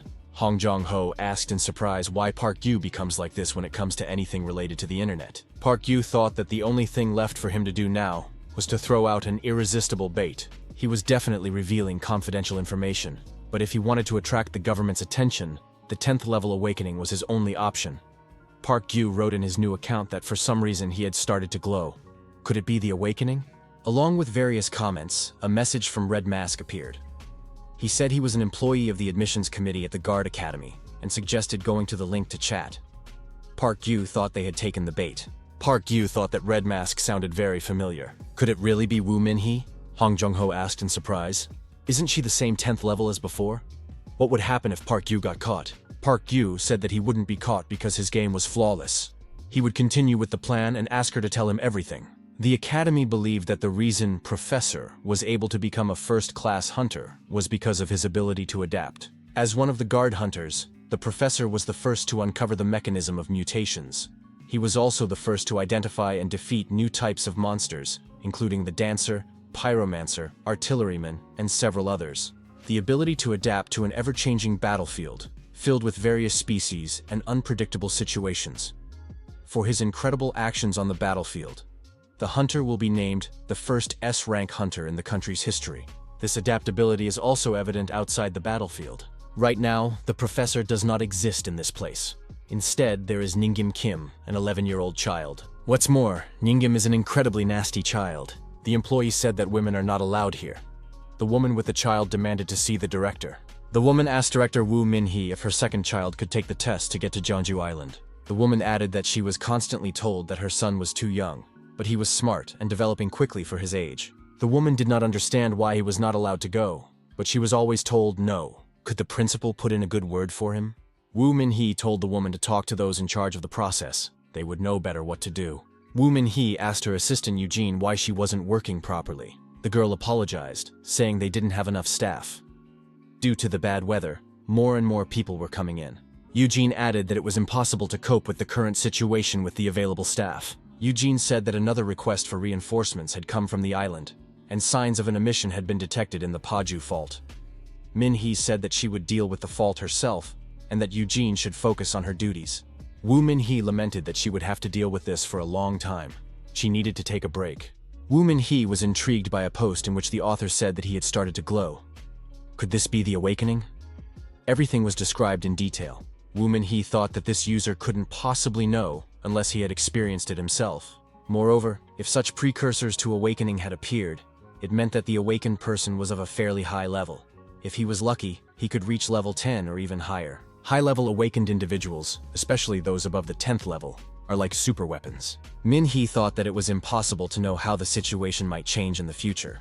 Such talents definitely needed to be recruited. Min-hee, under the nickname Red Mask, asked the person to briefly introduce themselves. Ningyam entered the chat and greeted her, writing a word with mistakes. Min-hee wondered why he spoke that way. He was an 11-year-old boy, 2 meters tall, weighing 120 kilograms, 28 centimeters. Min-hee blushed with excitement. She even forgot that she was talking to an elementary school student. Min-hee said that she was the one who could send Nyongim to Jeonju Island. Red Mask added that she was going to go there by ship and already had a schedule. She would leave immediately after the vote. Park Yu realized that Min-hee was talking about the evacuation fleet. Min-hee thought she could tell him something. It was also in the other side's interest to remain silent. She said it was better not to sail on the evacuation fleet. The ship was too small, not to mention the fact that it could sink during the voyage. Park Yu remembered meeting Kim Ta-ram in his bunker, when she was surprised to see a toilet in the middle of the room. Min-hee said that the old politicians would be so busy that they might simply forget. It would be better to fly to the island by plane. If Nyongim wanted to, she could send good people after him. Park Yu said that they now had proof. The evacuation fleet was a lie. They would transport their valuable awakened candidates by plane. Park Yu said he wanted to take a screenshot and post it on fail.net. He needed help editing it. Red Mask asked in surprise why Nyongim's location wasn't being tracked. Park Yu thought that Min-hee was beginning to suspect him. Red Mask asked who he was. If Nyongim confessed, she would forgive him. Park Yu wrote a few childish phrases, mimicked his interlocutor, and interrupted the chat. This was supposed to convince her that some student was playing a prank on her. Jong-ho understood that Park Yu was playing his part. But was it necessary to tease her at the end? Park Yu replied that he had gotten too into the role. Defender returned home and sent an edited version. Park Yu posted on fail.net under the nickname Ningyam. A few days later, there were over 10,000 comments under the post. It was amazing. Even excluding the responses from the government bot, it still meant that most users had seen the post. Park Yu felt a strange sensation in his chest. John Lennon sent a message saying it was cool. The protagonist had always thought this person was an attention seeker. But all his inexplicable actions and pathetic motivations led to this result. Now the protagonist had a different attitude towards this person. Park Gyu noticed that a female journalist in the chat really wanted to meet with Nyong. The young man had strange suspicions. The radio hissed, and Woo Min-hee was on the line. She asked if Park Gyu was even online. Had the sergeant ever heard of a person with the nickname Nyong Im? Park Gyu asked his interlocutor what the internet was. The young man immediately thought he had overplayed his hand. Fortunately, Min-hee did not mean that. The woman said she would send a driver for him. Seoul, where the protagonist had come at Min-hee's request, did not look lively at all despite the truce. There were few people on the streets, and those who were there looked openly hostile at the official car. Perhaps this was how the public viewed what the National Assembly called the restoration of Seoul. Park Gyu asked why Min-hee was looking at him like that if she had already called him. The director asked if Park Gyu really knew nothing about the internet. Park Gyu replied that he was well aware of it. It's what you do on a computer. Min-hee was surprised. Park Gyu talks just like an old man. How old is he anyway? Park Gyu asked what she was interested in. Woo Min-hee replied that she was interested in election campaigning. One of the candidates wants to take credit for removing the capsule. Park Gyu said that there are capsules everywhere, so how can removing one be considered campaigning? Min-hee replied that this place was special. It was the National Assembly building, the legislative body of the Republic of Korea. Park Gyu thought that it was indeed symbolic. No wonder the members of the National Assembly were so excited. Park Gyu met a man who asked if he was really the hunter from the National Assembly. He had heard about this hunter from Director Woo. The man introduced himself as Park Sang-min, a member of the National Assembly. The young men looked at each other and remembered. Park Sang-min was a former hunter who became a member of the National Assembly on the party list. He participated as a military advisor in Operation Papun to recapture the industrial complex. In fact, he was a hunter who had barely obtained his license. Park Gyu pointed out the impracticality of the operation plan he had drawn up. However, Park Sang-min ignored his words and insisted on carrying out the plan. This led to a complete failure, with huge losses and a retreat. The Papun group was unable to cope with the damage and subsequently fell apart. Park Gyu heard that this man barely survived. Park Gyu said that if he was not suitable, he could be sent back. Park Sang-min had only about a dozen supporters, most of them middle-aged and elderly women. Park Gyu noticed that Park Sang-min was particularly ingratiating to one of the women. The protagonist also met Hunter Baek Seung-hyun here. He did not expect to meet our hero here. The young men greeted each other and asked how things were going. Baek Seung-hyun said that there were also freelance hunters here. Their skills are top-notch, but now they are just getting by with odd jobs. What else is there for the old guard to do? Park Sang-min said that the briefing was about to begin and asked everyone to gather. Park Sang-min explained that he and Hunter Park Gyu would go to the capsule and carry it out of the meeting building. The rest would have to film the process on video. There was nothing complicated about it. Park Gyu said that Park Sun-min was underestimating the capsule, but it was a simplified portal from which monsters were summoned. What would San-min do if the capsule opened during transport? San-min replied that in that case, Hunter Park Gyu would have to deal with it. He had heard that this man could handle small creatures. Park Gyu replied that it depends on the type. If it's the dancer type? San-min interrupted and said that it's all for the sake of the people. Park Gyu was surprised that this man was saying this now. San-min repeated, "It's all for the sake of the people." Park Gyu was surprised. "How is this for the people?" "It's all for the election of the deputy." San-min agreed. "This is for the people." Hunter Baek Seung-hyun said he would not do it. He would not go there empty-handed without equipment. Does the deputy really want them all to die there? Park Gyu thought that Seung-hyun was deliberately speaking loudly, unlike usual. He probably wanted his supporters to hear it. One of the freelance hunters asked what would happen if Seung-hyun heard them now. The Papun group has fallen apart, and this deputy lost touch with them long ago. Is he really going to campaign with these old ladies? One of the freelancers approached the deputy and said that their hunter would not be doing this job. San-min said that in that case, they should just leave. Sun-hyun announced that the job was done, and they were leaving. Park Gyu had always thought that Sun-hyun's methods were very effective, sometimes to the point of being unpleasant. Sung-hyun asked if Park Gyu had a walkie-talkie and offered to exchange call signs. Park Gyu noted that this man was resourceful and had connections with other hunters. Sung-hyun added that his call sign was Taram. Park Gyu was surprised because that was Kim Taram's radio. But why did Kim Taram's thing end up with these freelancers? Sun-hyun asked if Kim Taram and Park Gyu had once been close. Park Gyu asked if they knew anything about Kim Taram. Sun-hyun, walking away, said that he had heard that she had joined the Legion faction. They say she backed the wrong horse there, made the wrong bet. Songmin told the hunter that he was indeed wrong in the situation with Chairman Jepung Ho. He was not a real hunter and could not recognize such an outstanding person as Park Gyu. Park Gyu replied that he was not that outstanding and was not going to take all the responsibility upon himself. Sonmin could tell the director that he was quitting. Sonmin took Park Gyu by the hand and said, "It's for the people. Can't you do it for the people, Mr. Hunter? Could he at least go inside the meeting building?" One of the women in the support group asked Sandmin to come over. Sandmin replied that the capsule could be left there and suggested going inside for just 10 minutes, just to make his mother feel better.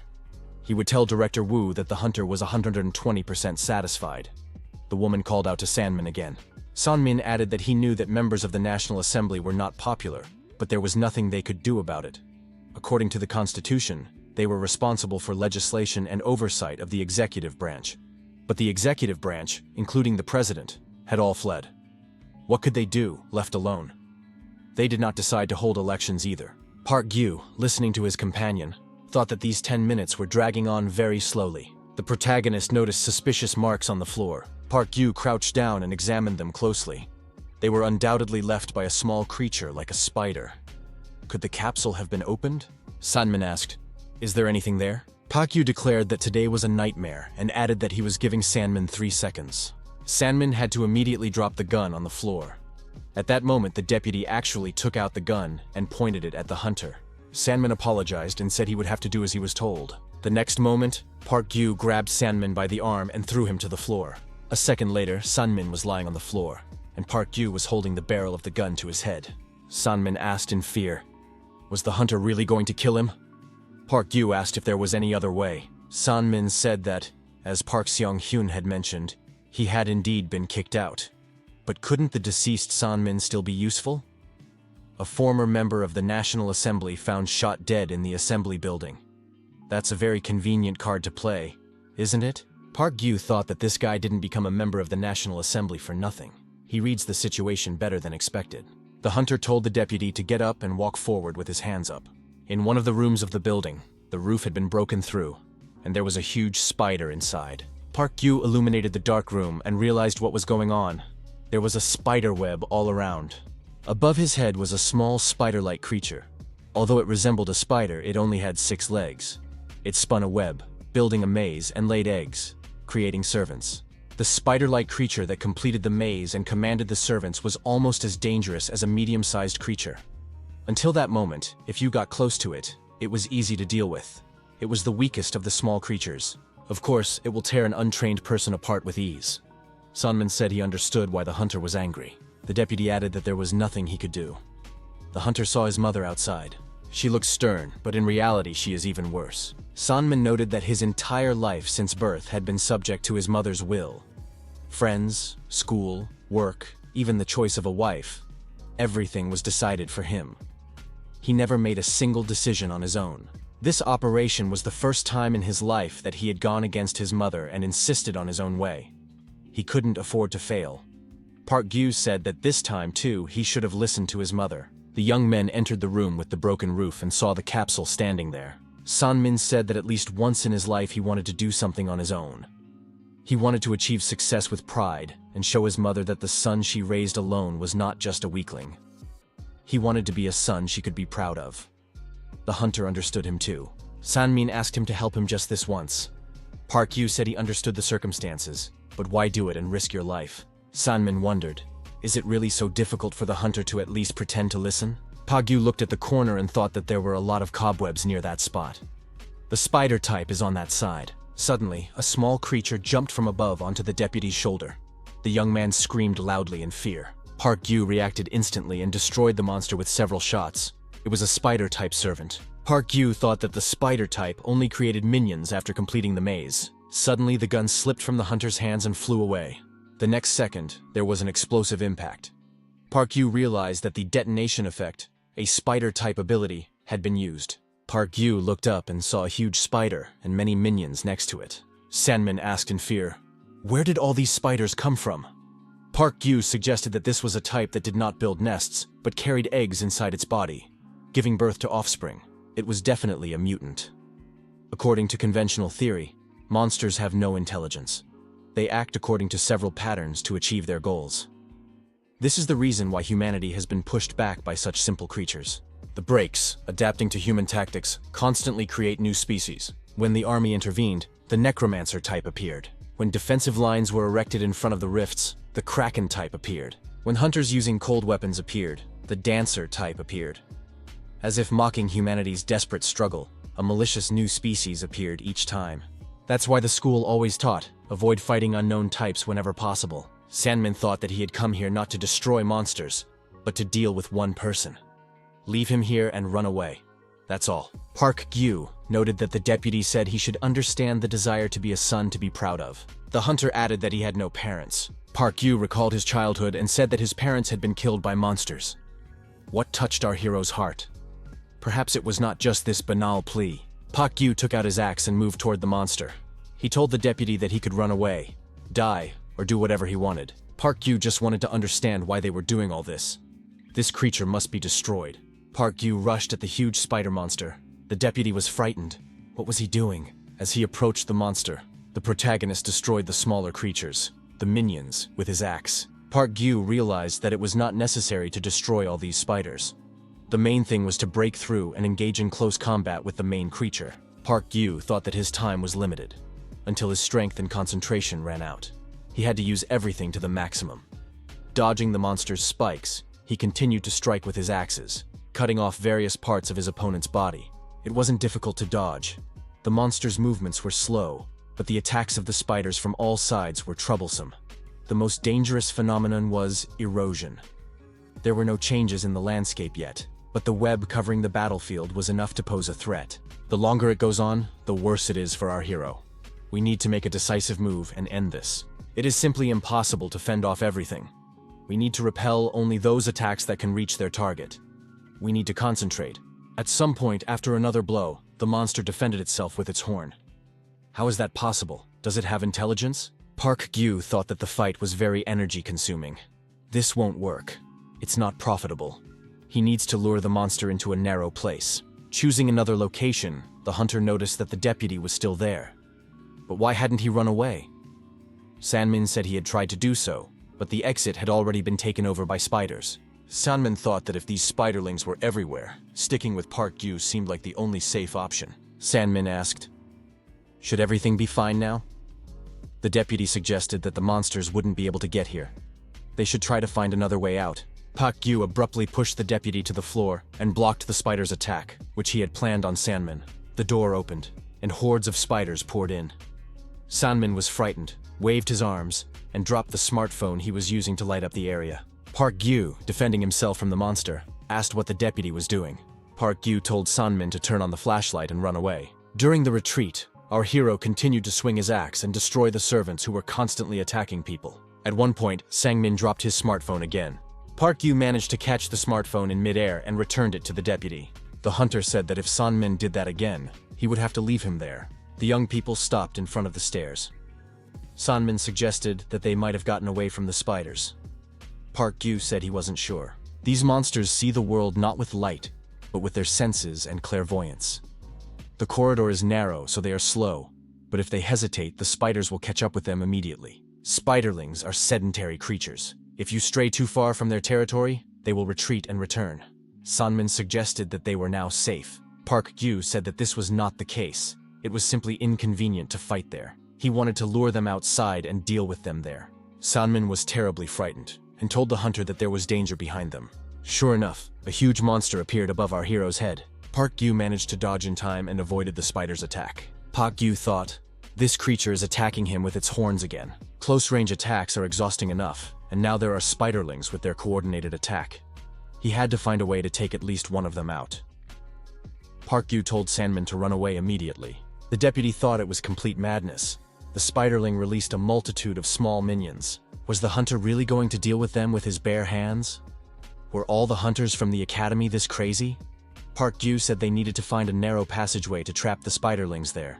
Sanmin suggested using the place where there was a fire door for an emergency exit. The deputy thought that the hunter would distract the monsters, and he would be able to escape from this nightmare. Now was not the time to think about merit. He had to save himself at any cost.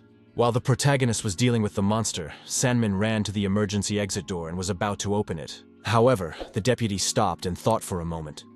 If he returned empty-handed, his mother would start scolding him again. What would change? Park Yu asked why the deputy was standing there like a statue. He assumed that Sandman would run away at the first opportunity. Sandman replied that he had planned to do the same. Park Yu illuminated the area and said that it was a phenomenon of landscape change caused by spiderlings. Sandman looked at his smartphone screen and said that the battery was almost dead.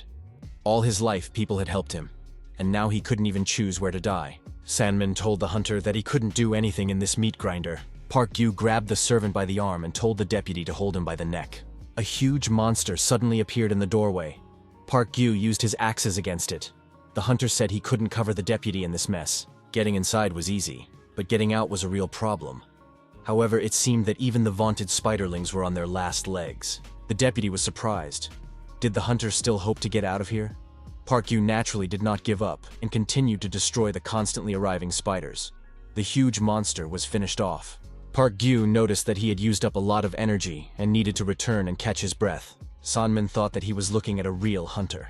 He had read that some hunters could deal with small creatures on their own, but seeing it with his own eyes was still hard to believe. Park Yu said that ordinary monsters were mindless. They destroy people only because they interfere with their movement or goals. Monsters do not cooperate with each other or develop strategies. They are hardly capable of improvisation on an individual level. These weaknesses must be exploited in battle. Sanmin said that Park Yu was better than any active hunter he had heard or read about. But why did Park Yu retire? Park Yu asked what would happen if there were a monster with intelligence, armed with incredible strength and possessing intelligence equal to or superior to that of humans. Sanmin was surprised. Do such creatures really exist? Park Yu replied that he himself did not know. The deputy noted that there might still be spiderlings in the conference room. Could he go in there? Park Yu noted that the servants freeze as soon as their monster dies. The spiderlings are destroyed, so there should be no problem.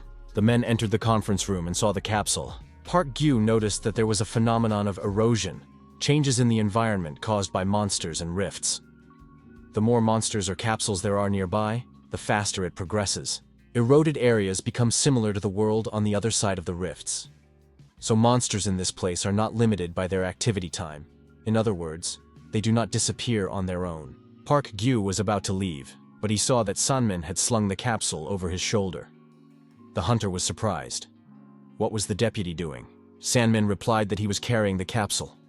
Park Yu said that he had saved the deputy, by the way. It was necessary to drop the capsule and return. Sanmin said he would do so. Park Yu was surprised. Did the deputy really want to die? Sanmin replied that when he saw Park Yu fighting, he felt he had to fight back. Sanmin said he liked it here. Even though it started at his mother's behest, that no longer mattered. He was proud of this place and his mission. In this regard, he, Park Sanmin, on behalf of the people, will drive out the villains who violate the sacred order with his own hands and feet, right from this holy hall of parliament. Sanmin asked the hunter to capture this historic moment on video. Park Yu said that his phone battery was dead. Sangmin threw his smartphone to the hunter and said that his battery was also almost dead. But it should be enough for such a video. Sangmin asked, "The hunter didn't come here for support in the election, did he?" He added to the camera that his election campaign was starting right now. Park Yu continued to film the deputy. The protagonist thought that what was truly frightening about this apocalypse was not the destruction itself, but how the human soul suffered in this chaos. Sanmin, with the capsule on his back, made his way out of the conference room and was already approaching the exit of the building. Filming continued. The deputy said that this was his, Sanmin's, true beginning. From now on, he would walk on his own 2 feet, not by the inertia imposed by his mother. Sanmin added that he would walk as a son who chooses his own path. The deputy said that they had almost arrived, as Hangang seemed to be in sight. At that moment, there was a flash in the capsule. Sanmin asked the hunter to film it in close-up. After a while, Park Yu showed the video to the woman and said it was the last thing she would see of her son. The woman did not believe it. She said that couldn't be true. After all, it was the hunter who destroyed him, and was now trying to cover it up. Park Yu pushed the woman away, and she fell to the floor. The smartphone slipped out of her hands. The hunter told her to watch her language. If she didn't believe him, she could go and see for herself. The woman cried and said that her son couldn't have died a hero. Everyone hated him. Park Yu thought that he had seen the end of the world more than once. But the form of that end was different for everyone. For some, the collapse was ugly, while for others, it was noble and beautiful. Several misfortunes and accidents came together, and that man, like the flagship of a ship, was impaled on the monster's horn. Now this eight-legged man, together with his loyal advisors in the Parliament Hall, endlessly repeats votes and failures. This monster recreates the chaos before the war. The Christmas season has returned. Park Gyu counted 7 toys on the Christmas tree. Park Gyu thought his friends from the forum were real jokers. Unlike last year, his tree is decorated with many toys. As befits a top user, Defender already has his 4th Christmas tree. Park Gyu also left his name in the corner in small letters. Sue said on the radio that they had received supplies from Skeleton. But what was in the box? Park Gyu said that the time had come and the box could be opened. The box contained apocalyptic satellite equipment. Park Gyu said he got it on the fail.net trading board. Park Gyu asked, "Rebecca wanted to find her family, right? Now she can monitor North American forums, and maybe something will turn up." Park Gyu wished the girls a Merry Christmas. Winter had returned. Along with the blizzard came unprecedented cold. Most users had 3 years' worth of supplies. Even with a clear plan for consumption, they were beginning to run out. The situation with the rifts also left much to be desired. There were monsters and mutants everywhere. The Legionnaires withdrew their troops from the rifts, and erosion is accelerating before our very eyes. Surviving the winter is becoming increasingly difficult, as it has been every year, and everyone knew what to expect. Park Gyu thought that this winter would be a test not only for humans. Thanks to a surveillance camera, the protagonist saw a body lying in the snow. It was the body of a wild dog. Judging by its size, it was a mutant. Since the beginning of the war, a pack of mutants, wild dogs, had been living in the vicinity of the shelter. Their leader, nicknamed Gold, stood out in particular. He was so cunning that he could not be caught, despite numerous orders to destroy him. Looking at the location of the body, Park Gyu thought that it was outside their territory. Could they have wandered here in search of food? The hunter decided that the danger had to be eliminated as soon as possible. Armed with a flashlight and a firearm, the young man headed into the forest following the tracks. The trail was bloody. After a while, Park Gyu saw a wounded individual in front of him. He had to figure out what was going on quickly and return. Park Gyu was very surprised when he realized that it was Gold standing in front of him. Why was the leader of the pack in such a place? The mutant got up on his paws and tried to leave. Park Gyu saw the wounds and thought that he had been expelled from the pack. Gold turned away from the young man and, passing his shelter, walked down the slope. The place Gold was limping towards was the village where Old Man Kim once lived. Gold was so weak that he couldn't hold himself up and fell back into the snow. The mutant was very weak. His past life flashed before his eyes. Gold had once been a domestic dog, and he had had an owner. People had treated him kindly. There was always plenty of food. The mutant got back on his paws and tried to walk away. Park Gyu followed the dog. When the young man stepped outside the gate, he saw Gold lying in the snow. He was quietly making sounds that resembled a song. Dogs do not have human vocal cords. Only fading breath, clumsily imitating a melody. It was a painfully familiar melody. Happy birthday. Scientists say that mutants are too cunning to be tamed. Along with this statement, a woman flashed through his mind. She cared for stray cats. If it weren't for the intervention of some person mired in reality, perhaps some possibility could have become reality. Park Gyu asked the dog if he wanted to live. Curiosity got the better of him. Park Gyu brought Gold to one of the spare bunkers. The dog only growled once in pain during treatment, but otherwise showed no hostility. Park Gyu took some pieces of meat out of the freezer. After a while, the dog's food was ready. Gold received a pot of food and growled in response. Park Gyu was surprised. What was all this fuss about? He had to eat what he was given. As befits a wild animal, Gold recovered remarkably quickly. On the 3rd day of care, the young man took him, now able to walk slowly, to the mountains above the main bunker. Park Gyu pointed to a gazebo and said that this was now the dog's home. Gold growled again. Park Gyu said there were no traps here. The dog could relax. Had he been deceived his whole life? Gold calmed down and settled in the gazebo. Park Gyu wondered, to what extent does this animal understand human speech? Park Gyu told the dog that he would bring food soon, so the dog should sit there and hide. The faster his wounds healed, the more the young man worried that Gold might attack him. Highly intelligent mutant dogs are sometimes more dangerous than monsters. You can die from them if you don't deal with them first. Park Gyu tried to pet Gold, but the dog growled and swatted his hand away with his paw. Park Gyu understood that trust cannot be gained in an instant. Only patience and time are the only way. Suppressing his instinct to defend himself, the young man continued to care for the dog. One day, the radio crackled. A voice asked if there were any survivors nearby. The man asked for a response if anyone could hear him. He wanted some information. The voice on the radio said he had a small gift, gasoline. Park Gyu told Gold to sit quietly and not stick his head out. He needed to leave for a moment to take care of some business. The man on the radio showed our hero a photo and said it was found on fail.net. The man added that the person who gave him everything was their chairman. He shouldn't be wandering around the world like this. The photo showed zombies. The man added that he couldn't look at it calmly. The man added that he wanted to give the chairman a proper funeral. His name was Ji Chang-soo. He participated in the operation to capture the Paphos industrial zone as the owner of a subcontracting company. At the request of his daughter, Ji Yeon-hee, he once secretly pulled him out of that operation. A pack of zombies, presumably led by Chairman Je Hoon-ho, inhabits an abandoned city. To get there from Seoul, one must cross the territory of Gold's pack. The man said he didn't expect to find any survivors here, but he stumbled upon Park Gyu, a hunter living in seclusion. Heaven is on his side. Park Gyu said he would check just in case, but he was not going to help. The hunter added that he was not the same person he used to be, and circumstances had changed. The girl said that he was her father. She herself could see that it was madness, and did not intend to involve the hunter in it. The girl showed the ring on her finger and said that she had been married, but her husband had died. The girl added that he was a good man, but very weak. The girl thanked him for showing her the way, and said that she would leave a can of gasoline, as promised. The gasoline was synthetic, but perfectly usable. Suddenly, the girl's expression changed. She looked fearfully at something above her companion's head.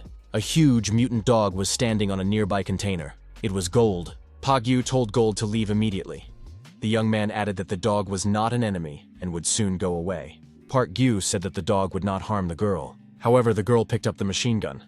The man ran up and asked Yeon-hee, "What happened?" Park Gyu pushed the girl's machine gun aside and told her not to waste bullets.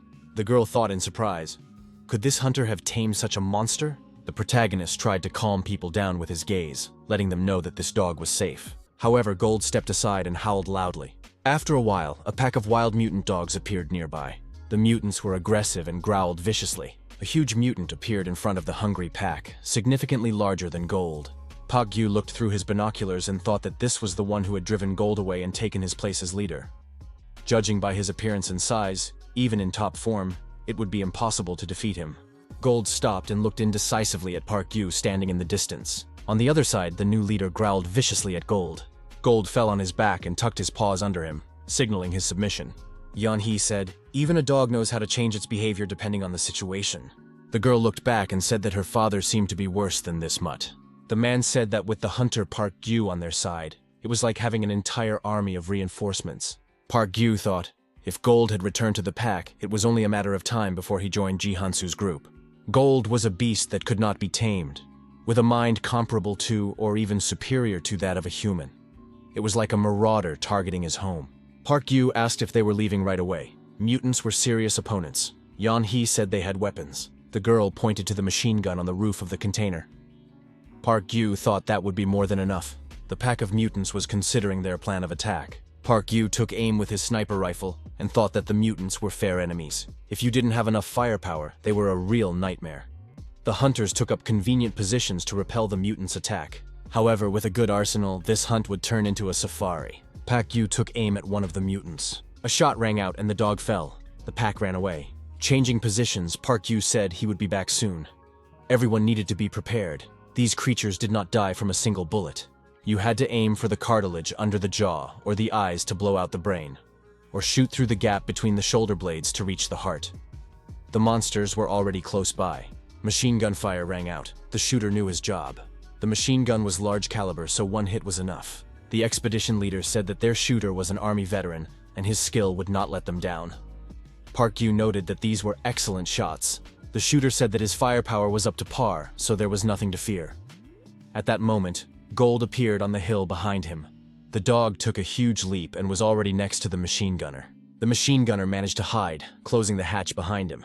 The mutant ended up near the firearm. The next moment, something incredible happened. Gold bit through the barrel of the large caliber machine gun with his teeth, destroying the weapon. Gold howled again, and it was terrifying. Park Gyu understood where this was leading. A pack of wild mutant dogs surrounded the people, and the circle began to tighten. Park Gyu told everyone to stay calm and wait for his signal. However, the people were frightened and turned and began to run in different directions. They shouted that they shouldn't have come here. Park Gyu looked back and realized he was alone. He did not give up and began to fight back alone. All the mutants that approached the hero were shot with automatic weapons. The protagonist was quick and decisive, so the mutants couldn't get to him. Each dog that was closest to the hunter received its share of bullets and fell backward. Park Gyu threw his machine gun aside and grabbed his axe. Our hero was just as skilled with cold weapons. The dogs continued to fall as soon as they approached him. Another mutant was shot in the head with a shotgun at point-blank range. At one point, Park Gyu looked up and saw the huge leader of the pack above him. The young man had an axe in his hand. Gold appeared next to the leader. He looked silently at Park Gyu. Park Gyu thought that it wasn't a matter of bad luck. The mistake was that he had underestimated this dog. The young man realized that he could have handled one black beast, but Gold was in this pack. In addition, the dogs that had been hiding joined them. Ji Chang-su's gang was attacked by mutant dogs. They were no help. Park Gyu looked at the leader again and thought that he was checkmated. Park Gyu had always known that he would die someday. Perhaps that moment had come. However, as long as he was still breathing, he would do what he did best. Park Gyu swung his axe and struck the nearest dog. At that moment, something unexpected happened. Gold sank his teeth into the leader's throat. Blood spurted everywhere. Thus, the leader was destroyed. Gold and Park Gyu walked together. They say that dogs and wolves are genetically almost identical.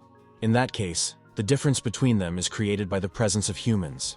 Working as a team, Park Gyu and Gold took care of the whole pack. Without humans, dogs are just another form of wolves. Ji Chang-su's adventures for the sake of his old master ended in vain. No one died, but the people themselves were broken. Ji Yan-hee approached the young man and asked if she could talk to him alone. The question was personal. The girl asked if the hunter was alone. The hunter was extremely surprised by this question. Yan-hee said she was asking seriously. They say that even a fleeting encounter is fate, and this was their second meeting. So it must mean something. The girl added that if it was someone like Park Gyu, she wouldn't have to become a widow a second time. Park Gyu was surprised. Was this a proposal? The girl took the ring off her finger. Yan-hee said that it was a serious proposal of marriage. She had already thought everything through and made up her mind. Yan-hee noted that the young man's age was also suitable. After all, he would soon be 35. Park Gyu thought he was a little older, but it was still just the beginning. Yan-hee asked if the hunter liked her. Park Gyu replied that the girl was more than attractive, but he had to refuse. The young man thought, even if times are hard now, such a union is not for him. Besides, her intentions were too obvious. Park Gyu said he wasn't ready for marriage yet. The young man thought he wasn't ready to live with someone side by side. Yan-hee said she understood and apologized for bringing up the subject. Park Gyu replied that these things happen. Park Gyu asked if they were leaving right away. How would they return? It seemed that her father had already given up. Yan-hee replied that she would stay for a few more days because she had one more thing to do. They work for the family of Chairman Park Cheol-ju. The hunter was surprised when he realized who was in front of him. Could it really be Park Gyu? Park Cheol-ju is the chairman of the Sokju Group, one of the two largest corporations in the country along with Pafon. He built a bunker, a photo of which was posted online and caused a storm of discussion among users. It even became a hot topic among users for a while. The presence of a hunter in the security detail of such a tycoon is not surprising at all. Kim Pilson, a graduate of the 13th Hunter Academy, said that it was indeed Park Gyu standing in front of him. He never imagined that he would meet an acquaintance, let alone a classmate. Park Gyu remembered that they didn't interact at the academy, but he remembered Kim Pilson's face forever. While studying at the academy, cadets sparred with each other, even with cold weapons in their hands. In sparring with cold weapons, Filsong held out against the protagonist's attacks for quite a long time. It took our hero almost 8 seconds to knock the weapon out of his hands. Filson wanted to spar again, but the instructor forbade it. Filson received disciplinary action for the violation. Filson said, "Who would have thought he would meet Park Gyu in such a place?" Filson asked if Park Gyu had set traps. Park Gyu did not deny it. Filson said that if Park Gyu had settled here, he must have already looked in the right direction. The hunter agreed that it was a good place. The height was good, and he could keep everything under control. The protagonist's main bunker was indeed there. Yeon-hee said they were just about to have dinner. Would Park Gyu like to join them? The young man declined. However, he had to change his mind. They were having a barbecue party. Park Gyu thought that he wasn't staying here for the steaks. Chairman Park Chul-ju had been famous for his ideal shelter since the beginning of the war. But why would a man with such a safe home come to this remote place? He had to find out. He was definitely not here for the beef. Yeon-hee said that the hunter had an excellent appetite. Park Gyu did not argue. Park Gyu said he had a question. Yeon-hee said there had been shelling. The shells came from the Legionnaires. The shelter collapsed. Sokju's group lost almost all of its people. Wouldn't you want to run away anywhere after that? Park Yu asked where to run away to. The girl showed a photo of Ogasawara Island on her smartphone. The chairman said that they had to escape from this hell and go to paradise. Park Yu asked if Yeon-hee was with them too. The girl had just answered when the chairman appeared nearby. He asked what the young people were talking about so enthusiastically. The girl told the chairman that she was with Park Yu, the hunter she had mentioned. The chairman said that he had wanted to ask her for a long time. Was she an INFP by any chance? Park Yu was surprised. What is that? The chairman asked if she knew about MBTI. He, for example, was an ENFP. The chairman pointed to himself and said that he was a lively activist, a spark. That was his nature. Park Chul-ju told the young man to give him a minute and take the test. Park Yu flatly refused. The chairman smiled and said that the young man was definitely an INFP. When the chairman left, Yeon-hee said that he had been in this mood ever since the shelling.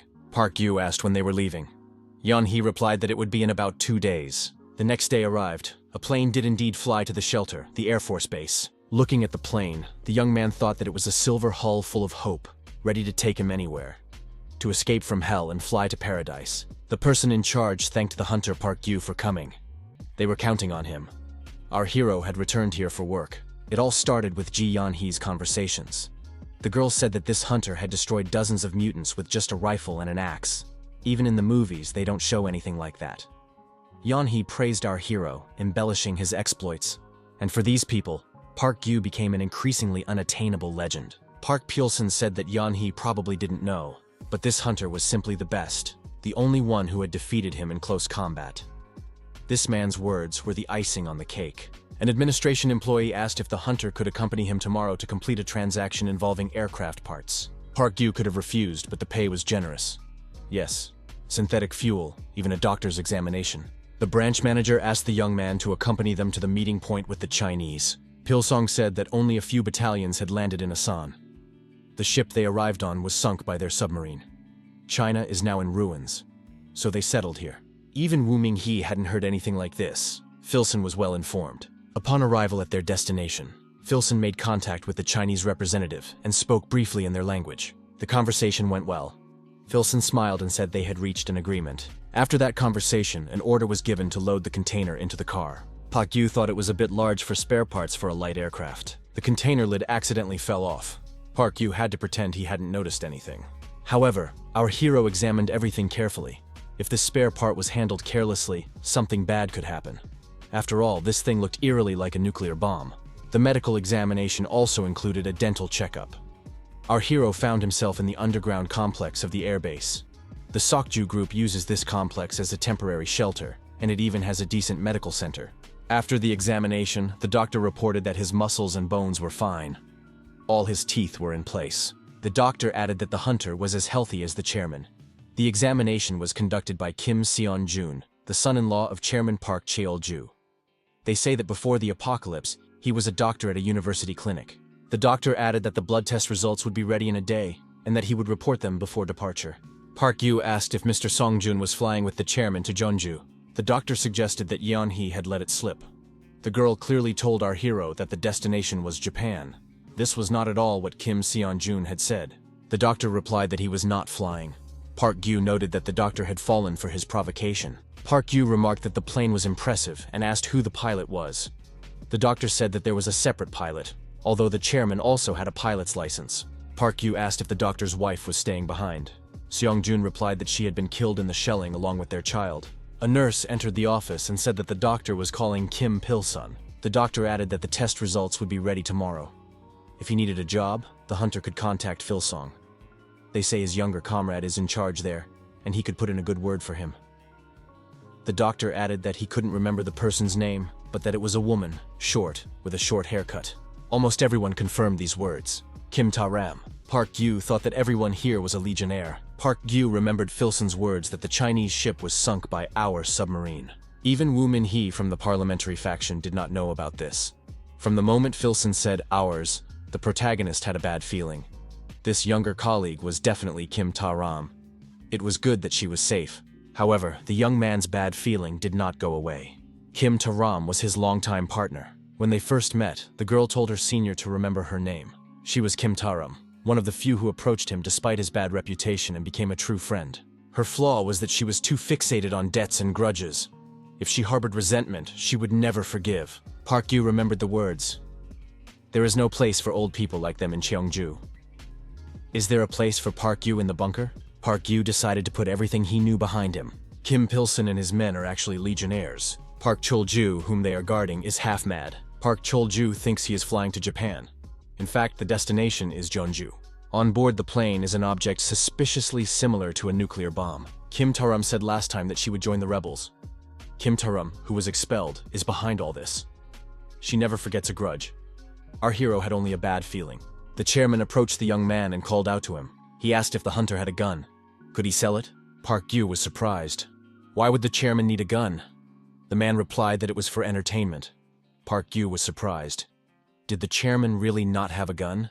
Park Chol-ju placed a gold bar in the young man's palm as payment. The chairman said that he was actually an ESTP. Park Yu handed the man the pistol and asked if he knew how to use it. Chol-ju asked if the young man had heard of the Ogasawara Islands. It was a beautiful place, just like paradise. The chairman added that he had never found his paradise. More precisely, he thought he had found it, but those scoundrels ruined everything. Although even without them, the end would have been the same. The chairman added that he understood. A paradise that would collapse sooner or later was no longer paradise. Therefore, it was impossible to achieve paradise.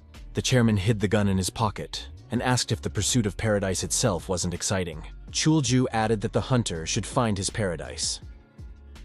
Park Yu checked what the MBTI type meant. It is a type that values real experience and acts accordingly. A realist, inclined to look at things from a broad perspective, relies on intuition and inspiration. Future-oriented values ideas has a vivid inner world. Park Yu looked at his room and wondered what kind of paradise had a toilet in the center. Park Yu recalled Kim Ta-ram's words from their last meeting.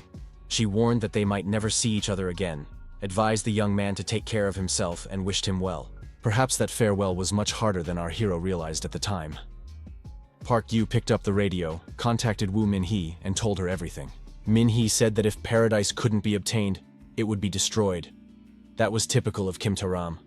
The woman thanked him for the information. Without that call, she would never have known the truth. The protagonist asked, "Isn't Jeonju just a refuge?"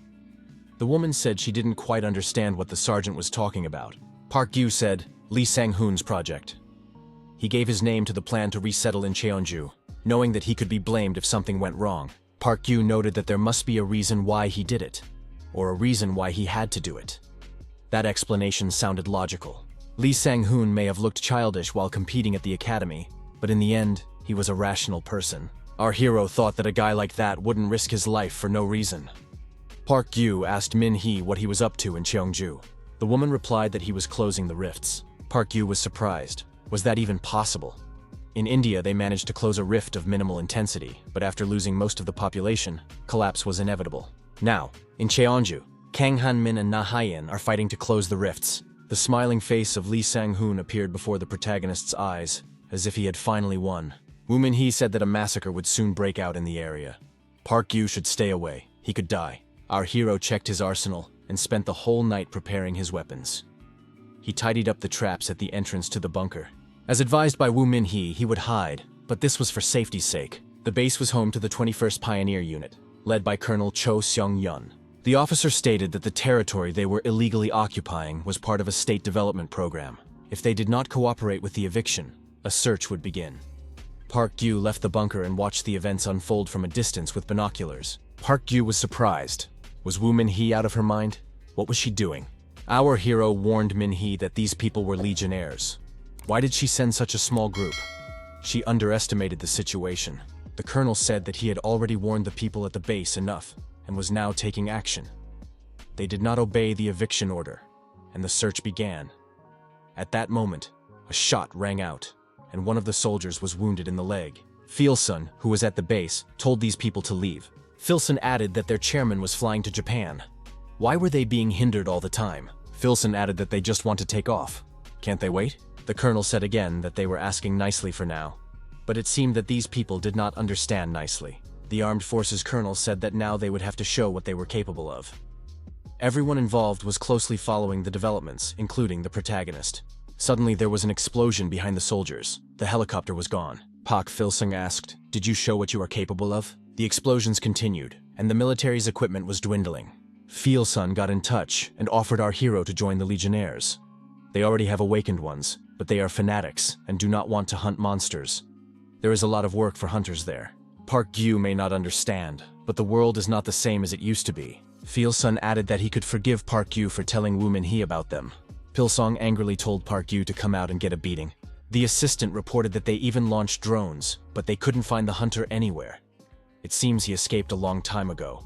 Pilsong said to connect him to Kim Taram. The assistant added that Colonel Kim Taram is busy right now. Filson ordered them to tell Kim Taram that Park Gyu had told everything about them. Filson said that Kim Taram had reported everything about him. He had built himself a bunker and was living in it. Does he really want to play hide-and-seek? Park Gyu thought that after the helicopter crashed, there was no longer any connection with Woo Min-hee. What could it be? Interference? Radio interception? Or maybe she herself is cutting off communication. Perhaps it was because she enjoyed the tragedy of those around her. She had a terrible mental disorder. Park Gyu thought that in any case, this was a battle he had provoked himself. It was the worst-case scenario, but strangely enough, our hero felt calm. Park Gyu replied on the radio that he was there. There was hope for Jeonju, left behind by his comrade. Pilsong might come and try to destroy it. Our hero decided that he had to protect this place. Pilsong ordered the soldiers to split into groups of 4. The opponent might have heavy weapons. Park Gyu's only trump card could be an ambush. He must not be given the chance to do so. The surveillance cameras installed everywhere helped the protagonist keep track of developments. Filson added that, judging by the terrain, he was somewhere near the hill. Everything had to be searched. The military reported that they had found something like a ventilation hatch. The hatch was hidden in a standard location. An order was given to blow tear gas into the hatch. Park Gyu approached the power distribution switch. As a result, the fan began to spin in the other direction, and the tear gas was sprayed outside. The military found themselves in the gas zone and were forced to retreat. Throwing a grenade also failed. The opening was too narrow. Park Gyu decided to take more active measures. Park Gyu opened access to a secret passage leading to a hidden exit through a spare bunker. The soldiers, looking at the ventilation holes, said that nothing would come of it. There were holes everywhere, like in a shower head, but it was impossible to break through them. Filson saw Park Gyu behind the soldiers. At that moment, he was aiming his firearm. All the soldiers were in the line of fire. Filson looked at the weapon in his opponent's hands and realized that they were doomed. Filson shouted for everyone to lie down on the ground immediately. At that moment, a shot was fired. The shell exploded near the soldiers. Everyone present suffered shrapnel wounds. Park Gyu grabbed an automatic rifle and opened fire. While the soldiers were trying to figure out what was happening, many of them were killed or wounded. Their bulletproof vests were useless. The shots were aimed at unprotected parts of the body. Filson made noise trying to get closer. And so the opponents, pointing their weapons at each other, stood face to face. Park Gyu was able to hide from the enemy using a secret passage. Filson looked around and saw that many of his subordinates had been taken out. The attacker said that Park Gyu now had no way back. Did he understand that? Filson told the soldiers who had come to his aid that the enemy was somehow tracking their every move. They needed to be wary of traps and search the area thoroughly. After a while, one of the soldiers reported that he had found a tripwire and disabled it. A bug was also found and confiscated. A surveillance camera was found in a tree. Park Gyu looked at the screen and realized that the enemy was gradually finding his traps. The eyes and ears of the shelter were gradually disappearing. Finally, the soldiers informed the commander that they had found the bunker. Filson arrived at the location. An order was given to prepare a welding machine. The bunker gates were opened.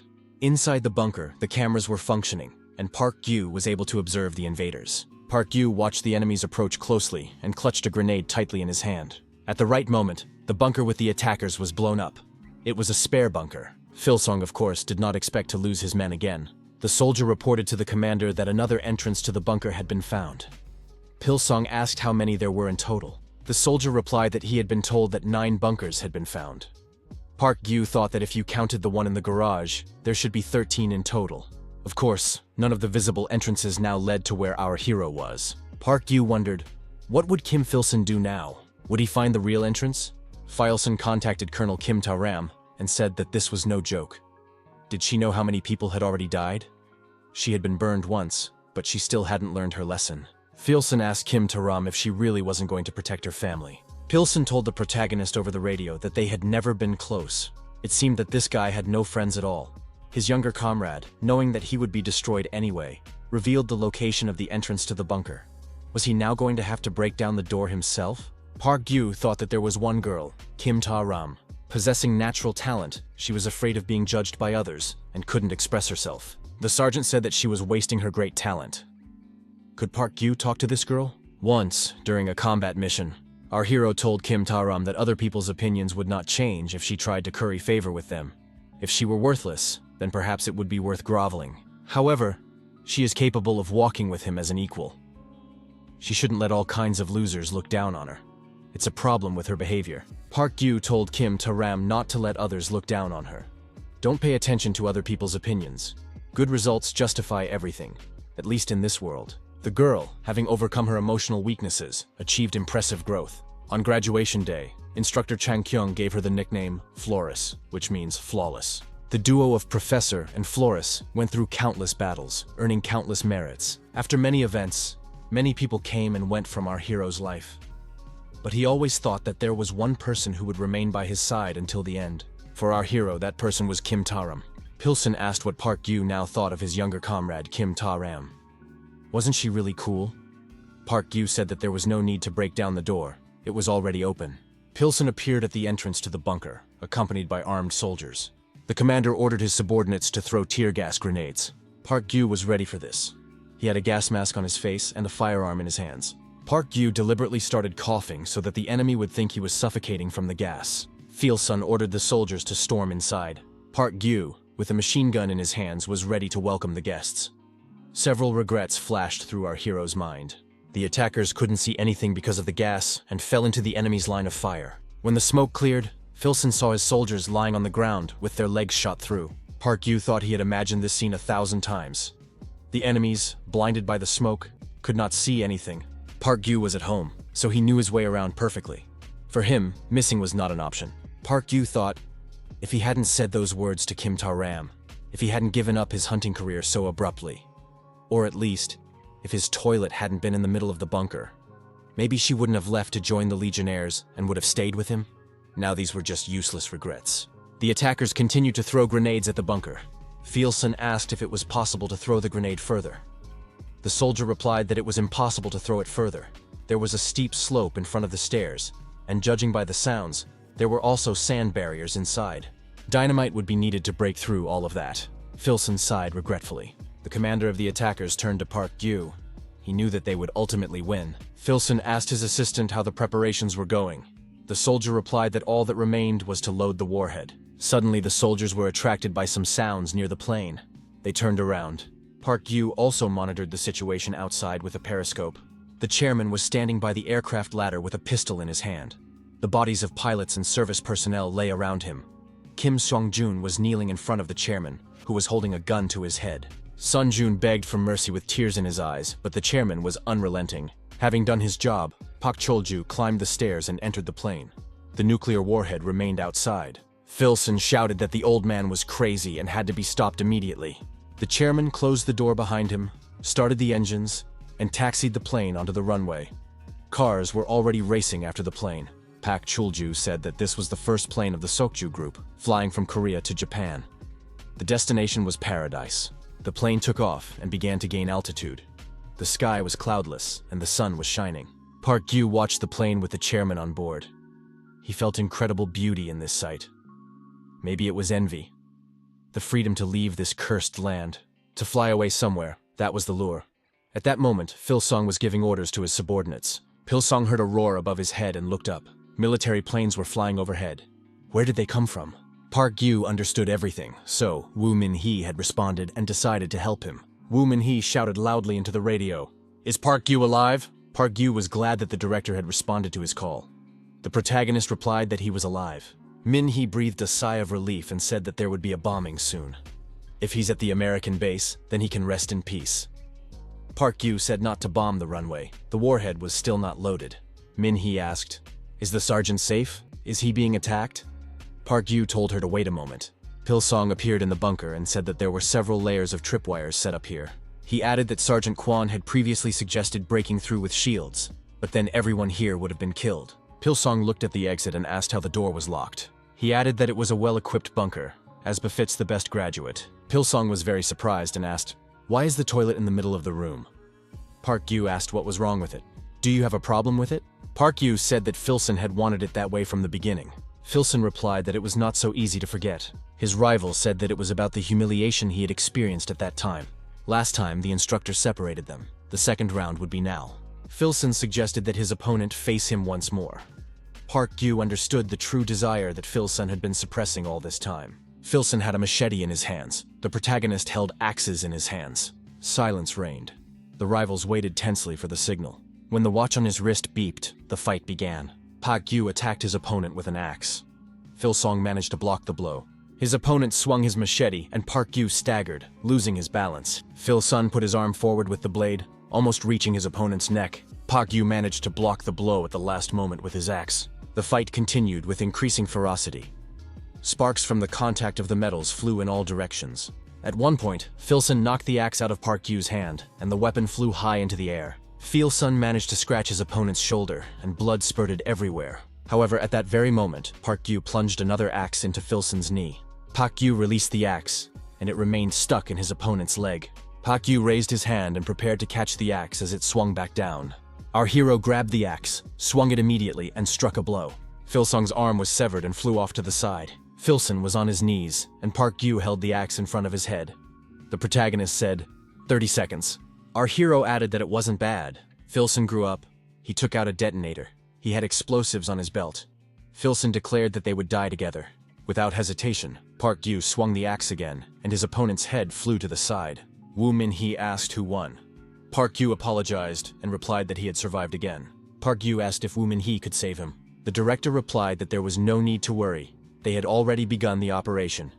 At that moment, above, on Earth, the Air Force base and the surrounding area were already being bombed from the air. Min-hee told Park Gyu to hide somewhere until the danger had passed. She ordered everything that moved to be destroyed. When the explosions stopped and everything quieted down, our hero decided to go outside. Everything living around him had indeed been destroyed. Park Gyu sat down on a rock and lit a cigarette. None of the soldiers lying on the ground showed any signs of life. When would he finally deal with all this? Hong Jong-ho threw the body into the truck and said it was the last one. They say that those who have tasted meat eat it better. Defender was an expert at cleaning up bodies. Hong Jong-ho asked why Skeleton hadn't called him in time. His younger brother missed him. Hong Jong-ho hinted at the Defender's summoning card he had given his interlocutor at their last meeting. Park Gyu replied that it was a matter of war. The arrival of his brother and sister would not have changed anything. Getting into the car, Hong Jong-ho thanked Skeleton for the trophies and food. He and his sister would put them to good use. Park Gyu also thanked Defender, and added that he would not forget today's help. Hong Jong-ho told Skeleton to be sure to call him next time. Park Gyu looked up at the sky again and remembered the chairman. Despite leaving many scars, our hero did not regret showing Kim Taram his bunker. If not for that, Park Gyu would not have known that the faults on Jeonju Island were being closed. Unlike the vague goal of simply surviving as long as possible, living with the expectation that the future could be better. At least the protagonist wanted to see his comrades on the island close the rifts before they died. If this thin thread of hope is part of the path to finding paradise, then our hero finally found his paradise. Several months passed, and a message from a Japanese user appeared on the forum. Park Gyu thought he had seen this plane somewhere before. After the photo on the website finished loading, Park Gyu saw a person. It was Chairman Park Cheol-ju. Another tycoon in this chaos had finally found his paradise. Out of respect for his will, the protagonist broke the taboo and took the MBTI test. The result was INFP, just as Park Cheol-ju had said. A dreamy mediator, an introvert immersed in his inner world. The keywords did not inspire optimism at all. Park Gyu asked Tajun, who seemed to be interested in MBTI. The girl said that this was a typical loser. Park Gyu asked Woo Min-hee if this information was accurate. The answer was affirmative. Are they really building this? Hope. In his story, Park Gyu decided to go back in time a little, to the beginning of this winter. Park Gyu set up a camera to film and changed his image. Not much time had passed since the legendary incident with Nyong. Park Gyu, in his new image, began to perform songs on camera. Park Gyu changed poses, tirelessly repeating the same words. It was an evolution because Skeleton was performing live. The video quality was not very good. The young man was told that they could be disliked for no reason, so it was better to edit it and post only the audio. Lately, activity in the community has been sluggish. Could it be because of FailNet? Our hero's mentor and idol, John Lennon, created this site at the cost of a great sacrifice. Even though it's slow and the servers often crash, anyone with an internet connection can connect. Unlike Long Live the Apocalypse. Unexpectedly, Min-hee came on the radio and asked if Park Yu was doing anything strange on the internet. Park Yu replied that he doesn't use the internet at all. The young man added that he had learned something. The construction of Hope has been confirmed. Hope is a completely self-sufficient elite residential complex. At the beginning of the apocalypse, it was the grand prize in the Hope lottery. This community even had its own winner. However, when the administration fled to Cheongju, according to Kim Ta-ram, construction was completely cancelled. In the end, everything returned to normal. The winner, Emgu and Hope, sank into oblivion. Park Yu asked Woo Min-hee once again if the construction of Hope was for sure. The woman replied that it was absolutely certain. They were indeed building it. The parliamentary faction announced the restoration of Seoul, but no one really believed it. In an attempt to hold elections, they stumbled upon this, the Hope Project, which was considered cancelled. The problem of attracting the awakened also played a role, and the Jeonju government could not just sit idly by. So they decided to intervene partially. Woo Min-hee added that if it weren't for the incident with Nyong, things wouldn't have gone this far. Woo Min-hee said it was a small thing, but it was definitely not trivial. The project was under the auspices of the government of civil war-torn Seoul. Perhaps it really was a signal for the restoration of the capital. Time passed, and a post appeared in the community, a review of Hope. M9 was on the line. He showed the road connecting his hideout to Seoul. There are no looters in this area. The military is always on guard. M9 pointed to the house and told the haters to take a look. They couldn't have dreamed of such a thing. M9 said that Skeleton would no longer spread rumors he had heard from acquaintances. Construction was in full swing. M9 went inside the building and showed everyone his cozy home. Everyone present at the forum glued to their screens with interest and followed the report. Unexpectedly, the interior of Hope looked quite decent. Despite the tight construction schedule, it had everything you could need, and even some luxury touches. However, users were shocked by something else. The house was tilted at a terrifying angle. Now, Seoul residents were placing bets on when Hope would collapse. According to the results of a safety inspection, the building was on the verge of collapse, but the authorities decided that it was suitable for habitation. Emgu, who had been almost hounded by the community, instantly became a star. Each of his posts received at least 10 comments. Park Yu also posted his videos, but they were not as popular. Suddenly, a message arrived from Defender. He was interested in what had happened to the bunker during the bombing. The situation in Seoul was deteriorating day by day. Many problems had accumulated, and one man's dream of elections had collapsed. The parliamentary faction and the legionnaires broke the truce and resumed the civil war. Emgu sat alone in his apartment and in the whole house. Park Yu told him it was dangerous. Emgu replied that he knew that, but he had no other choice. 3 years had passed since the beginning of the apocalypse.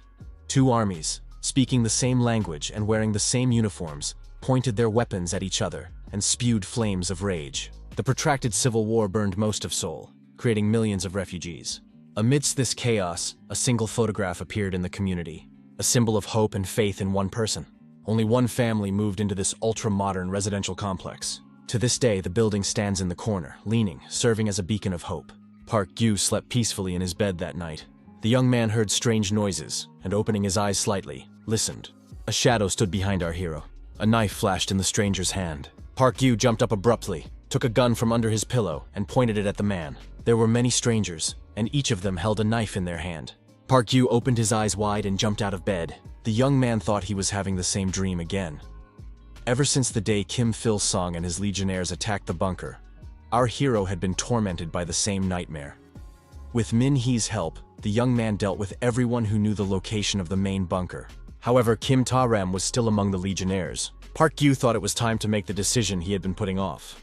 Our hero contacted Woo Min-hee. In Parliament? Following a tip from Parliament, Park Yu ended up in Incheon. With the resumption of civil war in Seoul, most of the refugees flocked to Incheon. Several huge refugee camps were formed there. Formally, they were under the control of Parliament, but in reality, they were almost abandoned and created their own ecosystem. Park Yu moved around in search of the right address. The young man decided he was in the right place. It was a street of freelance hunters. Park Yu went to Woo Min-hee's lab, but he didn't manage to meet Min-hee herself. The assistant said that the director was away and asked if the young man was a former hunter from the old school. If so, he should be taken to the street of freelance hunters. Park Yu thought that this street was a place only for hunters. However, there were old people and children there. The population was quite diverse. Park Yu saw the young man as a child and recognized him as Baek Sung-hyun. But what was he doing here? Sung Hyun introduced our hero to his wife and daughter. Park Yu thought that his wife was very young, a little over 20 years old. However, she already had scars on her body and face. Baek Sung Hyun said that he had saved her from gangsters. After that, they started a relationship. Sung Hyun added that he was a lucky guy. Park Yu noticed that this guy was capable of amazing facial expressions. Park Yu showed him the address and asked him to take him there. Sung Hyun said it was very close by and agreed to show him. After a while, the young people arrived at the address. Sung Hyun said that the condition was better than he had expected. Now our hero had an unforgettable expression on his face. Sung Hyun said that the wiring needed to be tightened, the leaks repaired, and everything disinfected. And then it would be fine. It was not much work. Park Yu asked where the toilet was. Sung Hyun pointed in the direction and said that there was a public toilet there. Sung Hyun explained that things had improved with benefits and social support. They say that legionnaires are constantly poaching hunters from the old school. Park Yu asked how long such places had been around. Sung Hyun replied that it had been over a year. Park Yu was surprised. Wasn't it Woo Min-hee who organized it? Sung Hyun replied that Kim Ta-ram created this place. Had Park Yu heard of the freelance hunter system? It was all her doing. Retirees like him were being used for pennies. Times have changed from the old school to the awakened. But how could someone as ordinary as Kim Ta-ram stay afloat? Hyun's son advised him to burn everything Park Yu had. When he is desperately lacking in abilities, he finds himself in a desperate situation. People usually burn what they have accumulated in the past, most often old connections. She turned her comrades into day laborers and stuck them here. For her own survival, Kim Ta-ram stuck a straw into the past and sucked all the blood out of it. Park Yu never thought about it. No matter how many merits Flores accumulated, it was all as a partner to the professor, as his appendage. Flores without the professor. How could she survive in a parliament where the awakened ruled the roost? What did she have to change in herself to do that? Sung Hyun said he didn't steal Kim Ta-ram's walkie-talkie. She left it behind when she defected to the Legionnaires. And that's not surprising. She was afraid of being tracked down. She had made many enemies. Park Yu was surprised. Why didn't Park Sung Hyun tell him about this earlier, on that day in front of the parliament building? Sung Hyun asked if Park Yu would have believed him if he had told him then. Sung Hyun suggested that Park Yu was tired from his long journey and offered him a place to rest. He promised to help with the repairs. Someone was watching the young people from around the corner. This person decided that Park Yu looked weaker than he had expected. After a while, Sung Hyun said he was done and invited Park Yu to come in. The young man asked if it would be okay. Sung Hyun said that he had wired it up, the lights were now working, and they could charge their gadgets. There was no need to crowd around the public charging station. Park Yu thought he knew a little about Park Sung Hyun, but there was clearly something fishy going on. Sung Hyun asked if Park Yu was ready to fight. The protagonist asked what it was about. Sung Hyun replied that it was a mutant hunt. Park Yu asked if they had to kill several dozen mutants. Sung Hyun replied that it was just one. This mutant is called Red. It is a chimpanzee mutant. This mutant is awakened. The truck carrying the hunters was moving through the destroyed city.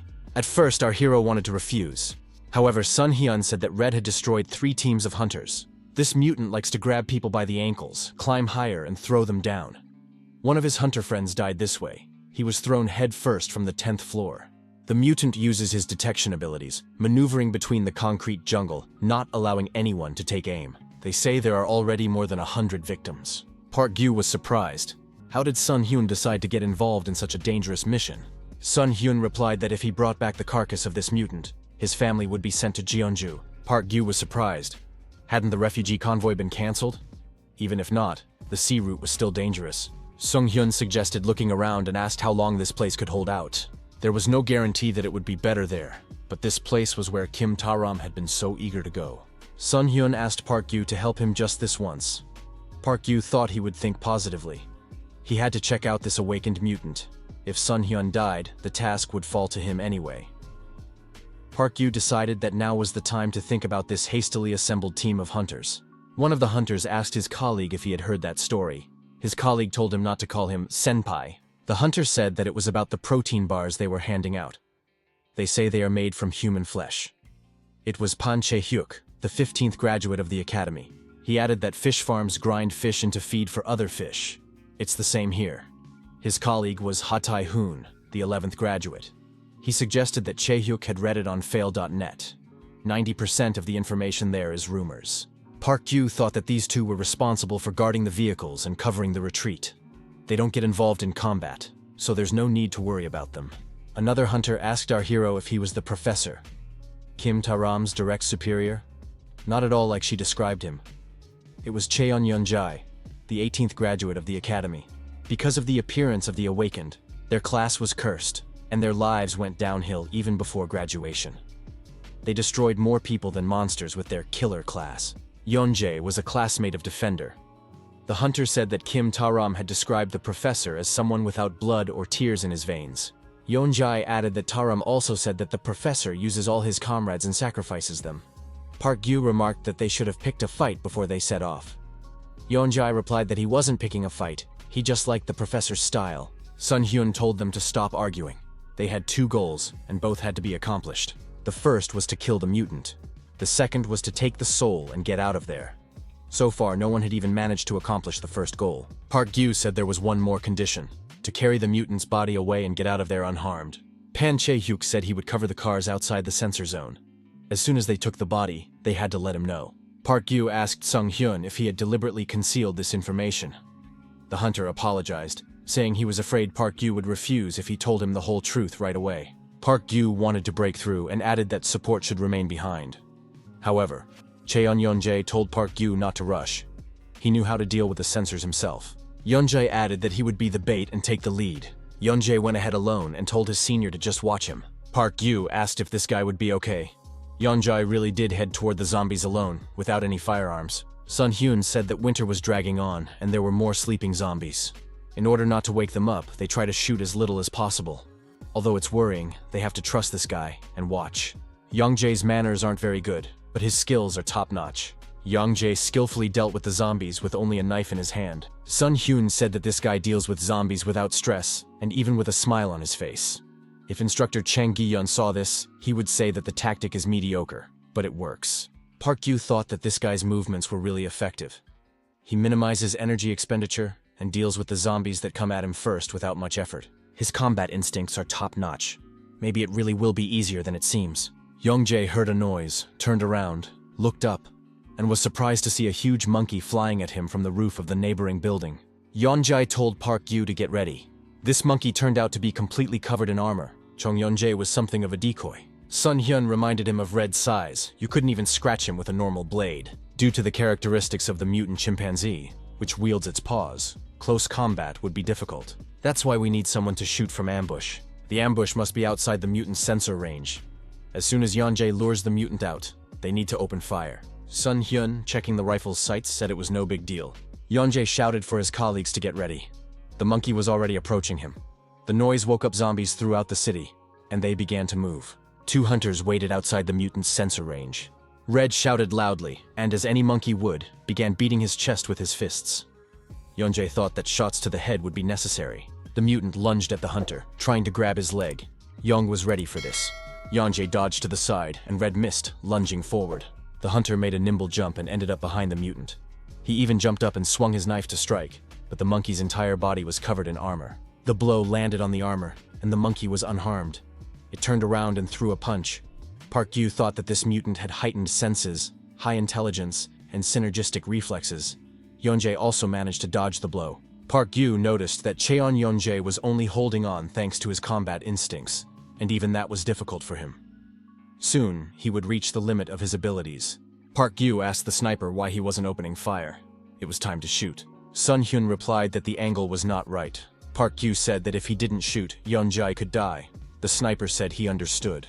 Yeonjae held on as best he could, fending off the onslaught of the huge mutant. The hunter kept retreating.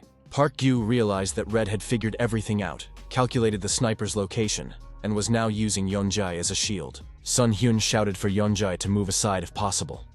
Yeonjae replied that he would try, but it was not entirely up to him. Yeonjae dodged the monkey and jumped to the side. A favorable moment arose. All the hunters waited for the situation to resolve itself. A shot rang out, but the bullet missed its target, and the mutant was unharmed. The monkey looked at the shooter and gave him the middle finger. It was clear that the bullet had hit the armor. It was unbelievable, but everyone saw the monkey laughing. It was actually laughing at the hunters. Yeonjae understood that he needed to continue dodging the mutant's attacks. His colleagues had failed to achieve their goal, but there was less and less space left. The hunter turned around and tried to break away from his opponent, but it was difficult for him. Park Gyu insisted that Sun Hyun not hesitate and continue shooting. Yeonjae sprinted with all his might. He had to get away from the monkey. The mutant began to chase the hunter. Red jumped high once again. The jump was directed towards the hunter. Yeonjae shouted at Sung-hyun to shoot faster as he ran away. Sung-hyun aimed continuously, but did not pull the trigger. The tension grew. The reason Park Sun-hyun didn't shoot was quite simple. The distance was too great. It wasn't easy to aim. At a distance of 150 meters, a person looks like an ant. From such a distance, it is extremely difficult to hit a target that freely uses the terrain and is armored. Park Gyu thought that even for him it would not be easy. Only a professional like Kim Ta-ram could do it. Sun-hyun understood that his shot would determine whether his family would move to Jeonju Island. His finger trembled on the trigger for a reason. Yeonjae announced that their location had been revealed and that he would lure the mutant there. The target was 120 meters away. Yeonjae tried to increase his speed, but the monkey kept up and was about to catch up with him. There were only 70 meters left to the target. Exhausted, Yeonjae shouted at Sun-hyun not to hesitate and to shoot. If he didn't shoot, everyone would die. Sun-hyun lowered his rifle, breathing heavily. He said he couldn't do it, that nothing was working out for him. Park Gyu thought that running away at the decisive moment was a habit of those who often failed. Sun-hyun took an American Switchblade kamikaze drone out of his backpack. This drone was kept as a last resort. It was not a bad decision. The zombies, awakened from hibernation, were converging here. However, instead of making unnecessary noise with a large number of shots, it was better to take care of it in one fell swoop and get out of there. However, such a toy was unlikely to work against this mutant. Sun-hyun thought that if he used it, Yeonjae would surely die. Kim Ta-ram said that the professor had no blood or tears in his veins. He even uses the lives of his comrades. Park Gyu thought that he himself understood how he looked from the outside. To fight the enemy of humanity, the first thing you have to throw away is your humanity. They were hunters, not individuals. They were just part of the team. On the battlefield, they were all pawns. Anyone could become a victim. Park Gyu said that as a commander, he was no exception. Park Gyu always told his people, each of them is just a cog in the wheel. He left his dying comrades behind. He often reprimanded those who fell short too harshly. Park Gyu believed that if he could destroy monsters, if he could quench his hatred, he was ready for anything. That was what he lived for. That is why, when the day came, the team remembered his words. There is no place for the helpless on the battlefield. His harsh judgment now applied to himself. Kim Ta-ram said that they should act according to his own words. Now, in the current situation, Park Gyu was useless. Park Gyu did not blame anyone for abandoning him. However, the process that led to him being left behind negated everything he had lived for. At that moment, it was a little harder for the professor to bear. Park Gyu thought that he was indeed a coward. He betrayed the expectations of many, locked himself away for his own salvation, and turned a blind eye to the misfortune of the person closest to him. Park Gyu understood that he had indeed grown old and changed a lot. And yet, if anything remained unchanged, even in a hastily assembled team, Park Gyu decided that there would be no more meaningless losses with the professor. Park Gyu told Sun-hyun to give him the rifle. Park Gyu warned Sun-hyun not to interfere with him, no matter what he did. At this time, Yeonji was still trying to escape pursuit, approaching the hunters. The distance was closing.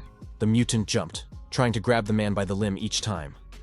Yeonji managed to slip away every time. He shouted that there were 60 meters left. It was high time to shoot. Red caught up with the man and reached out to grab him. Yeonji shouted, 45 meters! Had they fallen asleep there? The next moment, the monkey grabbed Yoonji by the leg and lifted him high into the air. The man screamed loudly. Sun-hyun was surprised. What was Park Gyu doing?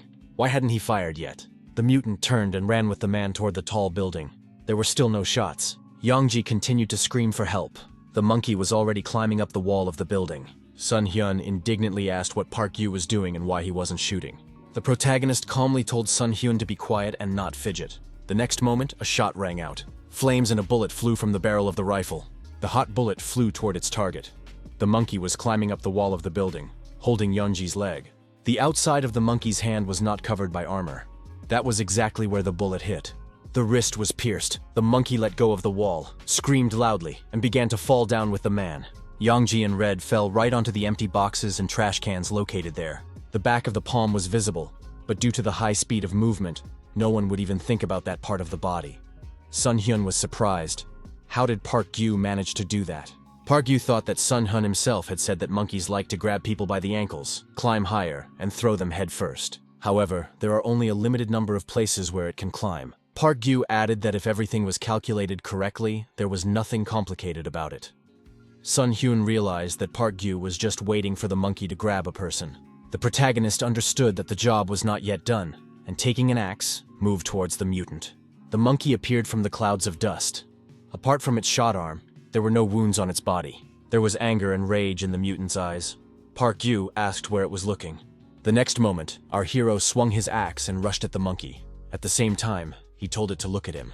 The axe blow hit the armor and the monkey was unharmed, but it lost its balance and staggered. Park Gyu swung and threw the axe straight at the monkey's head. Red managed to dodge, and the axe flew past. The huge mutant screamed loudly and attacked the man, trying to punch him. Park Gyu noticed that the mutant really did not understand the meaning of a feint. Behind the monkey, in close proximity, was Sun Hyun with a sniper rifle. A hunter is not an individual, but only part of a team. On the battlefield, everyone is a pawn. Park Gyu once said that he was no exception. A shot rang out. The cartridge case flew off to the side.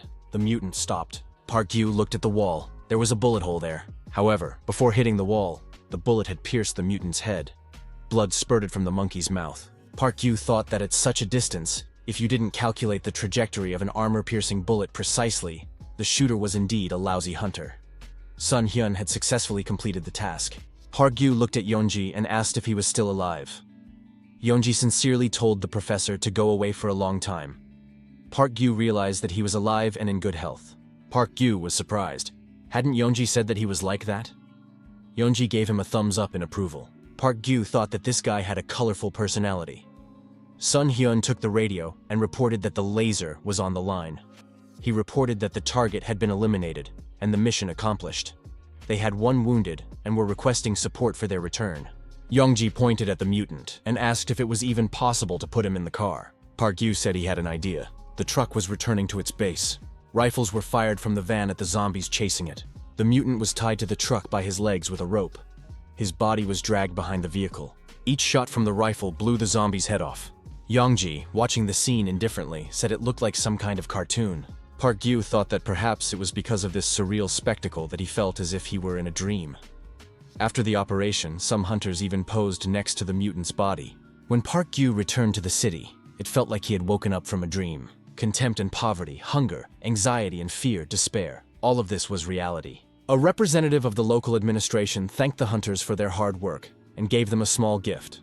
Food, meat, rice, soft drinks, and alcoholic beverages. The representative noted that this could be considered a bonus. The hunters would receive their main reward later, after the final calculations. The hunters were delighted when they saw real rice. Yeonji said that he had been dreaming of rice porridge for a long time. The fresh beef was especially welcome. Park Gyu announced that it was mutant meat. Those present did not like this information. Park Gyu explained, "They take a bull, inject it with a mutagenic factor, inflate it to enormous proportions, and then slaughter it. Such a bull yields more meat than a normal one." This information was ignored, and the hunters decided to eat the meat anyway. A representative of the administration told the protagonist that director Woo Min-hee would like to give him something personally. Could the hunter come to her? Yeonji announced that everyone present, including civilians, was invited to eat. Today there would be meat. A huge line formed to receive food. There was not only meat, but also kimchi made from spring greens and herbs. Sun Hyun, who was standing at the food distribution point, said that rice would be distributed to everyone later according to the norm. Park Gyu looked at his plate. It turned out that everyone got 3 pieces of beef. Park Gyu approached the child and gave him his portion. The boy liked it, and his mother was touched. At his mother's request, the boy bowed and thanked the adult uncle. In the midst of the feast, Park Gyu left the room to get some fresh air. Sun Hyun approached him. His friend asked why Park Gyu always preferred solitude. Had he always lived alone? The protagonist confirmed this. Park Gyu said that there were many children and elderly people here. They all stayed for the sake of their families. Sun Hyun agreed that there were indeed many such people here. Take Pan Cha-hyuk, for example. He shoots at the S-class level. He injured his leg, but with such talent, he could survive anywhere. However, he stayed here for his mother. You wouldn't know it by looking at him, but he is an exemplary son. Park Gyu asked if Sun Hyun was going to Jeonju Island. Sung Hyun replied that of course he should go there. Such an opportunity should not be missed. A place on the ship had already been reserved, and they provided accommodation there. Sun Hyun declared that life like this would finally come to an end. Park Gyu wondered what family life was. It was definitely something that had to be protected at all costs for the sake of a better future. At the very least, it was not something that could be used and then discarded. Park Gyu thought that he did not belong here. At least, he was not some kind of noticeable detail. Park Gyu said that when he returned here after the battle, he suddenly realized that this place was also over. Looking into the mutant's eyes, our hero clearly saw his future. Legionnaires, Parliament, there's almost no difference. Wherever he goes, he will hunt such monsters everywhere. However, the more our hero thought about it, the more another thought arose. He even envied this monkey a little. It was smart, surely knowing that one day it would be destroyed. However, until the very last moment, it was happy. It lived where it wanted, how it wanted, and then it was gone. Our hero did not say that people here were wrong. However, how long can a fish live when taken out of the water? Even if it somehow adapts to the air, can it still be called a fish? Park Gyu understood that he needed others to survive. That was clear to him. But if it was a quantitative union, and a real qualitative connection was required, if it required something he had never done before, then what should he do in that case? Sun Hyun said that Park Gyu needed someone else who would listen to him well.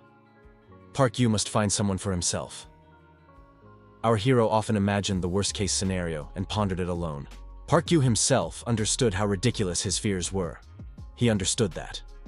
However, the truth he had been avoiding all along hurt the most. Everything turned out to be harder than he thought. If he couldn't change, what would happen to him? He couldn't go on like this. He had to find a solution. The next day, the protagonist gathered himself and said he was leaving. Park Gyu told Yeonji that he would stay in touch through director Woo Min-hee. If anything serious came up, he would let her know. Yeonji admitted that she had enjoyed herself. Park Gyu decided that he needed to find a solution, but not necessarily here. Rushing headlong into a problem alone was not his style. Hong Tae-jun said that this was typical of INFPs. Yeonji said goodbye, saying that this guy was not called Professor for nothing. He also promised to visit the professor when his leg healed. Park Gyu told him not to bother coming to see him. He didn't know where he lived anyway. Sun Hyun came up and said he made it in time. It's good that Park Gyu hasn't left yet. The young man asked if he had any extra fuel. There was a motorcycle nearby. Park Gyu was surprised. What did this mean? Sun Hyun said that thanks to Park Gyu, he was going to Cheonju Island. He didn't want to let the professor leave empty-handed. He definitely wouldn't be taking this motorcycle to the island. Sun Hyun added that he had serviced the motorcycle completely, and it ran fine on synthetic fuel, so there was no need to worry. Park Gyu thanked him for the gift. Sun Hyun replied that Park Gyu was a savior to their family, and he was the one who should be thanked. Park Gyu thought this was an unexpected bonus, and he also decided to repay him in some way. The protagonist's gift was a suitcase with strange details. Sun Hyun asked what it was. Park Gyu explained that it was an apocalyptic satellite device. It was a gift from director Woo Min-hee, so that he wouldn't get bored alone. Park Gyu didn't know what to do with it. Park Gyu decided that Woo Min-hee wanted to frame him, but he wasn't going to give up so easily. Besides, this device would be useful to Park Sung-hyun in the future. With a satellite signal, you can connect from anywhere. Park Gyu assumed that Sung-hyun could fit into their forum, Long Live the Apocalypse, in the future. Sung-hyun noticed that when he was online, people hated him intensely. He didn't know why. They just say they want to destroy him. Thus, the protagonist's debut as a freelance hunter ended rather mundane. Park Gyu remembered that monkey again. After all, it was happy until the very end. Wasn't it? It lived where it wanted and how it wanted. If you live where you want and die how you want, isn't that happiness? In this day and age, there is nothing more difficult than talking about happiness with confidence. Only one thing was certain for our hero. When choosing his home, he was more cautious than ever. And if he had to choose a place to die, it would only be here, in his bunker. Park Gyu wondered, what kind of death could be happy? Could the word happiness even be used before the word death? He was sure of one thing. His home was only here. The radio crackled. His opponent noted with satisfaction that Park Gyu had finally returned. Defender's brother and sister were on the line. Park Gyu asked if anything had happened on the forum while he was away. Tajun said it would be better if Skeleton saw for himself. Park Gyu thought that he had committed a grave sin without realizing it. Long live the apocalypse. A satellite device linked to an account. With it, one could log into an existing user's account. It was a supported device, obtained somehow. Dontanum, who had disappeared, was now back. The contents of this user's account were even more terrifying and had a strange concept. Park Gyu realized that this was the work of Park Sung-hyun, thanks to the equipment he had received as a gift, and cursed loudly. Rebecca and Sue appeared behind him. The mother covered her daughter's ears with her hands so she wouldn't hear the rude language. Park Gyu apologized. Park Yu entered Rebecca's building after a long time. Although the protagonist returned home due to the terrible conditions in Incheon, as long as Kim Tae-ram remains in the Legion, there will never be complete safety here. The skeleton account was under suspicion by Min Hee, possibly a journalist. So Park Yu hurriedly took Rebecca's account and wrote a post. But in reality, only people like Sun Hyun wrote comments. The guys asked Park Yu, "Why is this man saying strange things? Is it a hint that he wants to eat?" Park Yu replied that the best cure for attention seeking is to ignore it. It's just mental problems spilling out onto the internet. Sue asked Park Yu, "Is it really dangerous there now? Is it because of the previous fight?" Sue suggested forming a team and added that she could already shoot. She had been talking about it with her mom for a long time. Park Yu thought that when they first met, this girl was just above his waist. Time had flown by unnoticed. Even if the world collapsed, children would still grow up. Sue would also grow up someday. Sue said she could protect Skeleton.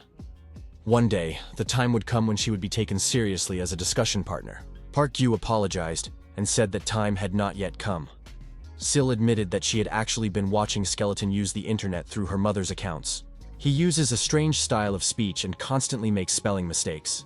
People do nothing but post articles that no one is interested in, copy popular posts, and beg for comments. Everyone ignores Skeleton. Sue added that her mother did the same thing. She said she didn't like that Skeleton was doing strange things, and that he should stop using her account. The girl said with tears in her eyes that she didn't like it when Skeleton was insulted. Park Yu asked if Rebecca wanted to explain herself. Rebecca said that she had translated his posts and posted them on a North American forum. Park Yu became interested in the comments and leaned closer to the computer screen. Rebecca asked if there were any surprises in the content. The protagonist thanked Rebecca and added that he had found a way. He had to hide the bunker. Thanks to the comments, he remembered something. Now he understood how to escape from the clutches of the Legionnaires. The Defender brother and sister were riding their bikes along the set route. The protagonist used the Defender call right. Taejun, of course, was terribly surprised when she saw such a message. Hong Jong-ho asked if there would be a fight. Park Yu replied that it would not be a fight, but a request.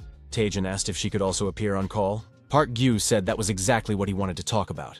Taejun must appear. Without her, the conversation would be impossible. Her sister was delighted.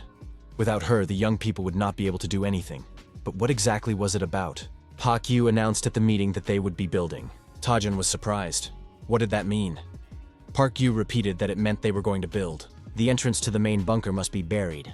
After that, a fake bunker would be built nearby so that the invaders would confuse the entrance. Hong Jong-ho would take care of the construction, while Taejun would handle security and reconnaissance. If they were attacked while working, it would be a real disaster. The girl was surprised. Did Park Yu really call them for such a trifling matter? He explained that it was not a trifling matter. The protagonist added that Taejun was an outstanding drone pilot. Only she could do this. The brother and sister were shocked by this proposal. They certainly hadn't expected this. At first, they expressed doubts about the timing and scale of the construction, but agreed after seeing the equipment and materials that had been prepared. Hong Jong-ho said that there was no need to use the Defender call right for this. The young people were provided with housing and meals for the duration of the work. With the help of A-class workers, construction progressed faster than expected.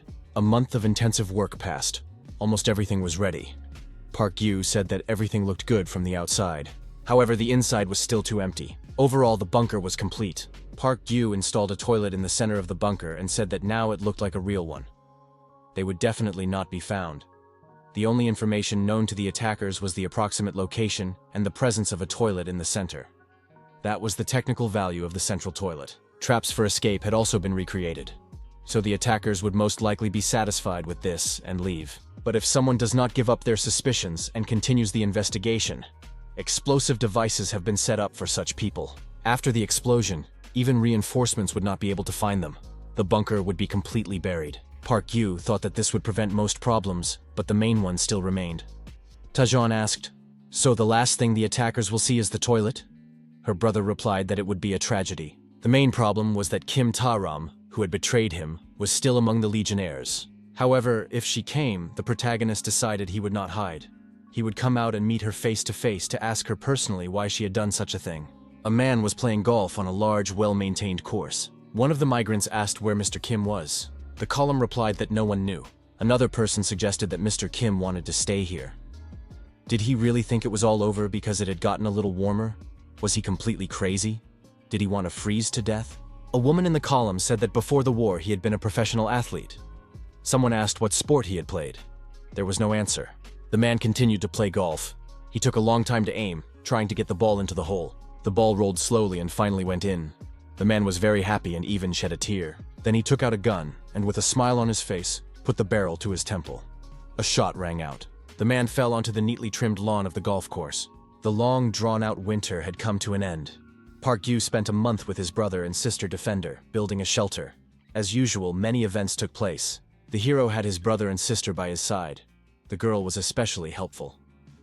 Most problems were solved on their own, without the protagonist's intervention. Park Gyu patrolled the perimeter every day on his own, armed with a firearm. The only thing that stood out was the departure of a guy nicknamed Gold. Although he cooperated for the sake of revenge, he remained a wolf nonetheless. A wolf has a wolf's nature. Demanding that he give it up is too cruel. Nevertheless, due to an inexplicable feeling of loss, Park Gyu would occasionally check the old place while on patrol. Sometimes, the hero would find small tokens of affection left by Gold at this place. One day, Park Gyu heard a message on the radio. It was from Cheon-yeon-jae. He said he would visit soon. Park Gyu thought it was an unexpected visit. Someone was going to enter his territory. He hadn't told anyone about his location. But shortly after Yeon-jae's call, he appeared on the surveillance cameras. He was moving toward the bunker at a steady pace. Park Gyu decided that this meant he was confident in the route and knew where he was going. Perhaps this was an assignment from Woo Min-hee or an order from Kim Tae-ram. In any case, the entrance to the main bunker was closed. Only a fake passage was visible from the outside. Even if they found it and tried to break in, it would be enough to blow up the entire bunker. Yeon-jae stopped and said he had found it. Park Gyu was surprised. What exactly could this guy have found? The entrance to the disguised shelter or the main one? However, it turned out to be neither. Cheon-yeon-jae moved in a different direction. He asked if Park Gyu was here now. Yeon-jae reminded him that he had said he would find the professor. The protagonist realized that this guy was awakened. Once inside the bunker, Yeon-jae noted that among the weapons Park Gyu had brought with him were American ones. Then he guessed that this man lived near an American base. The land near the base had access to water, and only this hill controlled the surrounding area. The rest was easy to figure out for himself. Yeon-jae said that the bunker was very cozy, a real palace. The guest added that he liked it here, but he had some questions. Why was the toilet located in this particular place? Park Gyu asked why Cheon-yeon-jae had come here. He could get straight to the point without unnecessary conversation. Yeon-jae noticed that the host was grumpy, so he decided to get straight to the point. He said he would like to live here for a while. The answer was no. Park Gyu said that he would not allow it under any circumstances. Yeon-jae was surprised. Why not? The bunker was huge. Even if he settled in a corner, no one would notice. Park Gyu replied that he had not even accepted the advances of a young and beautiful girl, so why would he let this guy stay with him? Then Park Gyu asked why Yeon-jae hadn't told the academy. He added that Yeon-jae was apparently awakened, but had hidden it. The 18th issue was the last before the new school, so they had to treat them especially well. Yeon-jae said he had good intuition. It wasn't about the awakened ones. He just watched how things were going and understood where it would lead. Park Gyu wondered what Yeon-jae could see from such a high position. He replied, food waste. He bought a lot because it looked appetizing, but in reality, it was mediocre. He couldn't throw it away, so it remained as junk. If he were the same age as Park Gyu, or at least close to him in terms of graduation, he could have pushed his way through the celebration. In reality, there were dozens of third-level and lower-level mediocrities between them. Park Gyu asked if Yeon-jae knew anything about those at the lower levels. Yeon-jae replied that he wasn't there, so he couldn't say for sure. However, there was one girl he liked, but she died. And not on the battlefield, but somewhere inside the country. Park Gyu agreed that it was sad, but maybe it was just a coincidence. Yeon-jae replied that it was not a coincidence. He had seen many such cases, and he remembered all the pretty girls. The young man added that now they were all dead or missing. Park Gyu asked if Yeon-jae understood everything. Then why didn't he build a bunker himself? He replied that he had thought about it, but hoped that the old hunters would still be useful. There were still few awakened ones capable of influencing the waves. However, it soon became clear that there would be no support. They had all been discarded at the same time. Yeon-jae added that if even Park Gyu couldn't hold out, how could he? The guest asked if it was worth becoming pessimistic. He didn't want to be like that. Park Gyu ordered him to leave his house immediately. Then Yeon-jae said that now he was speaking seriously. He had a request for the professor. For Park Gyu to visit the community of his classmates and simply join it. It didn't matter whether he was from the Legion or Parliament. They were all from the same school. If the country already considers them unnecessary, then they need to stick together. Yeonjae added that they all dreamed of the same thing, fighting monsters. Yeonjae asked Park Gyu to support them and contribute. After all, he was the coolest. There had to be at least one famous person, otherwise their prestige would completely fall. Park Gyu thought he didn't want to do it. The world was heading for certain doom. Why look back now? However, after thinking about it for a while, Park Gyu signed where necessary. Our hero noted that the guy's words, about how they once shared the same dream, touched him slightly. Park Gyu asked what kind of community it was and who was its leader. Yeonjae replied that he was the leader of this community. Park Gyu asked how many people were in this community. Yeonjae smiled and remarked that the professor was indeed perceptive. So far, there were only 2 of them. Park Gyu realized that he had gotten himself into trouble again. Park Gyu asked what kind of photos Yeonjae had been showing him. Yeonjae replied that they were photos created using artificial intelligence. Sora too had made them. Park Gyu was frankly angry. Yeonjae said that it was not a lie, but a goal. Everyone from Hunter Street would definitely join this community. Otherwise, why would he mention Park Gyu's name? Due to the situation in the parliamentary faction, no one dares to speak openly. But as soon as Park Gyu's name is mentioned, everyone will rush into battle. After all, everyone knows that the professor is a legend. Yeonjae said goodbye and said it was time for him to go. He had to check in on his classmates. He had plenty to do. Park Gyu asked if Yeonjae had planned all this from the beginning. The guest replied that the area here was very good. He didn't know when it would happen. But if the parliamentary faction fell, he would assemble a team of 3 hunters he could rely on. Wasn't it better to have his own people around him rather than strangers? Park Gyu said that this was very unexpected. The hero felt as if he had been slapped in the face, but in a pleasant way. Park Gyu warned his guest not to say a word to his classmate who lives nearby, Yeonjae. The young man replied that he understood. Yeonjae remembered that there was once a guy who suggested creating a similar community. He wanted to found something like an alma mater. I wonder how his life turned out. They say he is now the most important person on Cheonju Island. An awakened one, and a classmate at that. It was the senior advisor to the Cheonju committee, Kyung-min Gon. Park Gyu wondered, was this the same person he knew? The beginning of it all was, oddly enough, quite mundane. It was a normal, quiet day, as usual. However, a small event stirred up the forum. M9 got into an argument with Sun Hyun in a chat room. They even exchanged insults. Sun Hyun said that it was not worth wasting words, and that it would be better to meet and fight. Sung Hyun, known as Dongtanmum, declared that he would drown his opponent in the sea. Park Gyu was upset. What were they doing? 2 idiots on a forum decided to start a fight. It all started quite simply. When the departure date of the evacuation convoy to Jeonju was announced, as usual, Yeomgu started trolling. The argument escalated into a serious altercation, and then into a real fight. Except for the fact that both participants are dark stars of the internet, this is a typical online brawl. However, our hero took notice of them for a reason. The fact is that Park Sung-hyun is a professional hunter. He's not just a hunter, but a tough and meticulous one. He could easily be classified as A-class, a very skilled fighter. This means that he is a notorious killer.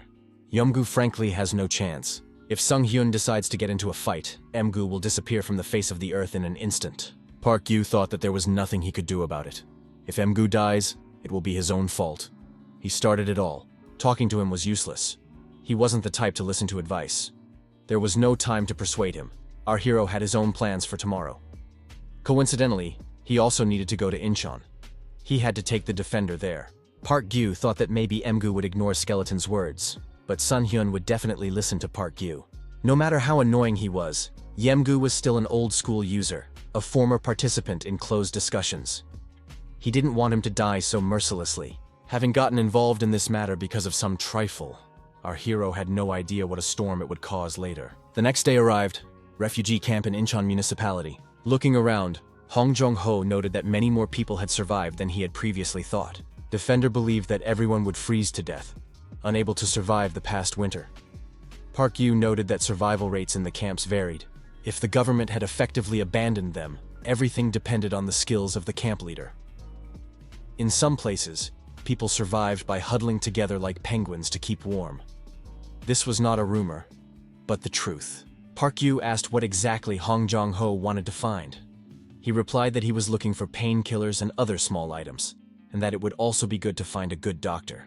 Hong Jong-ho suggested that they go their separate ways and do their own thing, and that they would meet later. Park Yu asked if everything was okay with Hong Jong-ho's sister. He replied that he didn't know. We can only hope that everything is fine. Until the appointed time, our hero did not expect anything special. He thought that the survivors were mostly stubborn types. You couldn't survive here without an iron will. Park Yu hoped he could convince Sun Hyun since he had already helped his family, but his calculations proved naive. Sung Hyun asked why he should leave. He categorically refused. Was this a real fight? In old games, he was often challenged to duels, but he never agreed. People said he was a coward, but what could they do besides swear? They would grab their keyboards and turn into useless trash. Sun Hyun asked how Park Yu knew he was going to a fight. Maybe Park Yu was also on this forum? He replied that he didn't even know what the internet was. Sun Hyun said that since Park Yu had come, he had a question about the Long Live the Apocalypse forum. Could he fulfill one request? Sun Hyun explained the problem to our hero. The list of items prohibited from being transported to Jeonju Island includes satellite internet modems. Sun Hyun wanted to continue using the forum on Cheonju and asked why it was banned, but they just waved him off, citing security reasons. They didn't give any coherent explanation. They mumbled something about Chinese submarines and signal tracking, without really understanding what they were talking about. Even after receiving confirmation from a knowledgeable person, the young man still did not receive permission to transport the equipment. Sun Hyun realized that the fastest way to get approval was from their superiors. Park Yu was surprised. Did Sun Hyun really want him to ask Woo Min-hee? Park Yu replied that he couldn't do that. He noted that they would not even waste time meeting with him. Min-hee would definitely refuse. Sung Hyun disagreed. If Park Yu asked, she would definitely meet with him. The protagonist was surprised. Why? Sung Hyun exclaimed. Didn't Park Yu know? It was an open secret among the students. Park Yu replied dryly that he wasn't interested in gossip. Sun Hyun waved his hand and said it didn't matter. In any case, he asked Park Yu to simply pass on a message to Min-hee. If she refused, he would never ask her for anything again. Park Yu thought that he had given this guy a satellite modem not only as a token of gratitude, but also for another purpose. He hoped that Sun Hyun would become his informant on the island. There were many posts on Pale.net that were supposedly written from Jeonju, but there was almost no verified data. Having a reliable person there would help verify the information. Park Yu didn't understand why Sung Hyun was so confident, but decided that talking to Woo Min-hee wouldn't hurt. He promised to meet with the director. Park Yu told his interlocutor that in return, he would ask him for a small favor. Park Yu showed up at the appointment and asked to be told that he was looking to meet with Woo Min-hee. Although he had promised Sung Hyun, he decided not to make a special effort. He knew Min-hee well as a hunter. This woman was unpredictable and irresponsible. Because of her striking appearance, she attracted attention everywhere she went and provoked conflicts. Her painful sensitivity and obsessive nature often stumped not only herself, but also those around her. Her combat skills were outstanding. But as a team leader, she was the worst option. No one wanted to deal with her. Fortunately, Min-hee only spent time on things that truly interested her. Park Yu believed that his request would not even be considered without good reason.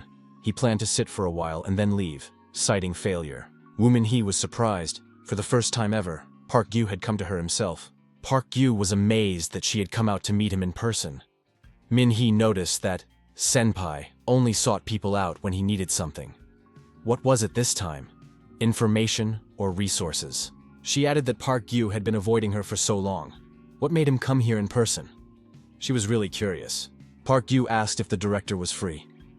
Min-hee replied that she had some time before her next meeting. She had stopped by for a short while. What freedom could she possibly have? Park Yu understood that. The leadership of the parliament and the administration had almost completely moved to Cheongju, and in fact, only Woo Min-hee remained in charge of the mainland. Her work was extremely stressful. Woo Min-hee suddenly said that she understood everything. Could it be about the online community? This question caught Park Yu off guard. He didn't even know how to respond. Min-hee said that she could tell from his reaction that she had hit the nail on the head. Was that really his goal? She had always suspected who was hiding behind the nickname Ningyim and had questioned Park Yu about it before. However, at that moment, he was using an anonymous counter provided by John Lennon. The reason Min-hee questioned him was most likely due to her irrational intuition. The satellite equipment she gave him only confirmed this. Min-hee never found any evidence linking Park Yu to Skeleton. She said that her assistant had tried to make contact with Park Yu, and that she herself had tried to talk to him several times. Did he notice? Min-hee added that he must have realized that she was the journalist. Park Gyu said that he had given the satellite equipment to Baek Sung-hyun. Min-hee was surprised. How could he do that? It was a valuable item. Park Gyu replied that he could do whatever he wanted with a gift. He added that if Min-hee was so upset, she could take it back. She objected that she couldn't do that. Min-hee remarked that Park Gyu was a real master at playing people. He responded with a joke. The director was outraged. How dare he laugh? Park Gyu calmly replied that it was not laughter, but sarcasm. Min-hee asked what his real request was. Park Gyu said he wanted to ask for advice about satellite equipment. He asked the director to allow Sung-hyun to take a modem on board the ship. Min-hee replied that she could not give such permission. She noted that there would be many people on the evacuation ship, so strict security measures were necessary. Park Gyu thought he had expected this response. He said he hadn't come to be capricious. Park Sung-hyun had begged him for help. He added that Woo Min-hee could pretend that this conversation never happened, and thanked her for her time and attention. Min-hee unexpectedly changed her mind and agreed to give permission. Park Gyu was surprised. What had changed? She replied that she had thought about it and decided it was quite an interesting idea. Woo Min-hee asked if he knew Yang Sang-gil. Yang Sang-gil is the Speaker of the Parliament who, despite the power of the awakened, rose to the top through luck and political intrigue. He is a talentless but influential official, a straightforward figure in politics, and the boss of the late Lee Sang-hoon. It was Yang Sang-gil who was primarily responsible for his death. If Sang-hoon had understood politics better, Yang Sang-gil would have been the one to die. Woo Min-hee said that the evacuation ship was his idea. Park Gyu asked what Yang Sang-gil had done with this project. Min-hee replied that she didn't know. Maybe he did something, maybe he didn't. She added that from her position, that was all she could say. Min-hee asked Park Gyu to tell Sung-hyun that he would order the search to be less strict, so he should hide the equipment as best he could. After the conversation, Park Gyu thought that everything had turned out strangely. He had come to solve a problem, but left with an even bigger headache. Park Gyu turned around at the sound of a noise and saw several people beating an old man with their feet. The man calmed down and told the old man to stop walking in circles and banging his crutch. He also told him not to come near this area anymore. The old man, covering himself with his hands from the blows, said that he had never lied. The ship would not arrive at Cheonju Island. It would sink in the middle of the ocean right now. Park Gyu was surprised, approached the old man and asked what he had just said. Park Gyu lifted the old man to his feet, sat him down on a bench, gave him some tea, and told him not to rush. Park Gyu repeated his question. Why was the old man so sure that the ship would sink? There must be some evidence. What was the reason? The old man handed the young man a document and said he could look at it first. The man added that before the war, he had been the captain of a container ship. After the war began, he transported people to Jeonju Island and was the captain of the first evacuation ship. The former captain added that he personally sent the first convoy to China. Park Gyu asked if it was the same convoy that had left earlier. The old man confirmed it was. The old man's words were backed up by some worn-out documents. Park Gyu couldn't just take the word of someone he didn't know. He asked how this was even possible because proof was needed. There is a concept called confirmation bias, the tendency of people to pay attention only to information that coincides with their beliefs, ignoring everything else. It is an incredibly powerful and seductive way of thinking that is almost impossible for people to avoid. The old man said that on land, a person is like a baby in water. As soon as the ship rocks a little, they turn pale and suffer from seasickness. An experienced captain can herd passengers like a flock of sheep, even on calm seas. It is a trifle to transfer key people to another boat, leaving behind those who cannot stand on their feet. Park Gyu wondered if the persuasiveness of these words was a manifestation of that very tendency. Park Gyu asked if the old man had any proof. The former captain replied that everything had been verbal, by agreement. He did not know what had happened to the other crew members. To leave after the job was done, that was the agreement. Park Gyu said, so, the captain made a secret deal with the government, abandoned thousands of people in the middle of the ocean, and now claims that there is not a single clue or witness left except him. The captain admitted that it sounded implausible, but added that he remembered that the person in charge was a man named Yang. Park Gyu remembered Min-hee's words that the evacuation convoy to Jeonju Island was the work of Yang Sang-gil. He noted that it all sounded strange. Why send those who were going to be written off anyway to China? Wouldn't it have been easier to just drown them? The old man replied that his son was among the passengers. The government ordered him to sink the ship, but he couldn't do it because his son was on board. The captain convinced the officials that instead of risking sinking the ship, which could backfire on them, it would be better to simply send the people to China. Initially, they put in little fuel so that they would not be able to return. Park Yu was surprised. How could they sail to China without a captain? The old man replied that if the currents helped, they could. Park Yu asked if it was really okay for the former captain to tell everything to the first person he met. After all, it was dangerous for his life. Sun Hyun appeared nearby. He thought Park Yu had left long ago. Sun Hyun told the old man to get lost before he got kicked. Park Yu was surprised. Wasn't this old man a local? Sun Hyun replied that this man had recently appeared and was bothering everyone. He was talking nonsense and causing a lot of trouble. The old man's last words were, "Thank you for listening." Sun Hyun was surprised. Did Park Yu really believe the words of this crazy man? Park Yu replied that, judging by his speech, he wasn't completely insane. Sun Hyun remarked that such people were even more dangerous. Park Yu thought it was a well-known conspiracy theory from Pale.net. Sent to China, drowned. It was spread by people who like to take away other people's hope, like Yeomgu. Sun Hyun added that sometimes this old man mistakes him for his son, thinking he is sane. The former captain told the protagonist that there was a man in the hunter's quarter who looked like his son. Park Yu thought that the act of recognition implies interest in the object. As long as this assumption exists, objectivity may have been an illusion from the very beginning. Sun Hyun looked at his watch and said that Yeomgu was late. Park Yu asked Sun Hyun to respond to Yeomgu's call for an offline meeting, teach him a lesson, and let him go. This time he would get off with a slight scare, but if he continued, he would get into big trouble. It would be better to give him a beating. It would be good for him. Park Yu noted that being so late was too much. Sun Hyun told Park Yu to look at his smartphone screen. Emgu wrote that only suckers abide by agreements on the internet. He had no intention of going anywhere. The confrontation ended in a crushing defeat for Park Yu. Sometime later, Sun Hyun, along with his family and other passengers, boarded a ship bound for Jeonju Island. It was the same day our hero returned from Incheon. They said that the body of an unknown person had been found floating near one of the piers. The cause of death was unknown. The body, picked up by refugees, was thrown into a landfill, like other remains. The forum said that a senile old man who used to wander the streets had died. He had nothing on him. After a while, the ship with passengers arrived at Jeonju Island. Hyun's son posted a photo of the island's coastline. Emgu saw signs in Chinese in the photo. Park Gyu was surprised. Had the ship really arrived in China? He wondered whether the old man's story was true or just a plausible lie. Now no one would ever know. The passengers on the ship were frightened and surprised. Hyun's son posted a photo of his family and wrote that he would definitely return alive. This story is not over yet. Armed men broke into the bunker and were surprised to see a toilet in the middle of the room. Could some kind of pervert have been living here? The place seemed suspicious. Park Gyu, who was in a safe place, listened to the conversations in the fake bunker through a radio. Our hero wondered if there were two of them, or if someone else was outside. They didn't look like legionnaires. Park Gyu held the detonator in his hands, but decided that it wasn't worth wasting his energy on it yet. Contrary to expectations, Sung Hyun's trip to China did not cause much of a stir. Yang Sang-gil's supporters quickly launched a campaign to manipulate public opinion, and people, as always, believed what they wanted to believe. However, Sun Hyun's post had a major impact in another direction. It caused a mass exodus of refugees from Incheon and turned them into looters. The refugee camps were originally a gray area that the parliamentary faction controlled only nominally. Disappointed in parliament after the recent incident, refugees left the camps en masse, leaving behind weak commanders, and turned into looters. Park Gyu thought that these people were no longer like the half-dead refugees who had come before. Now they were people who were willing to do anything to survive. The child standing in the bunker asked his father, "Is this their home now?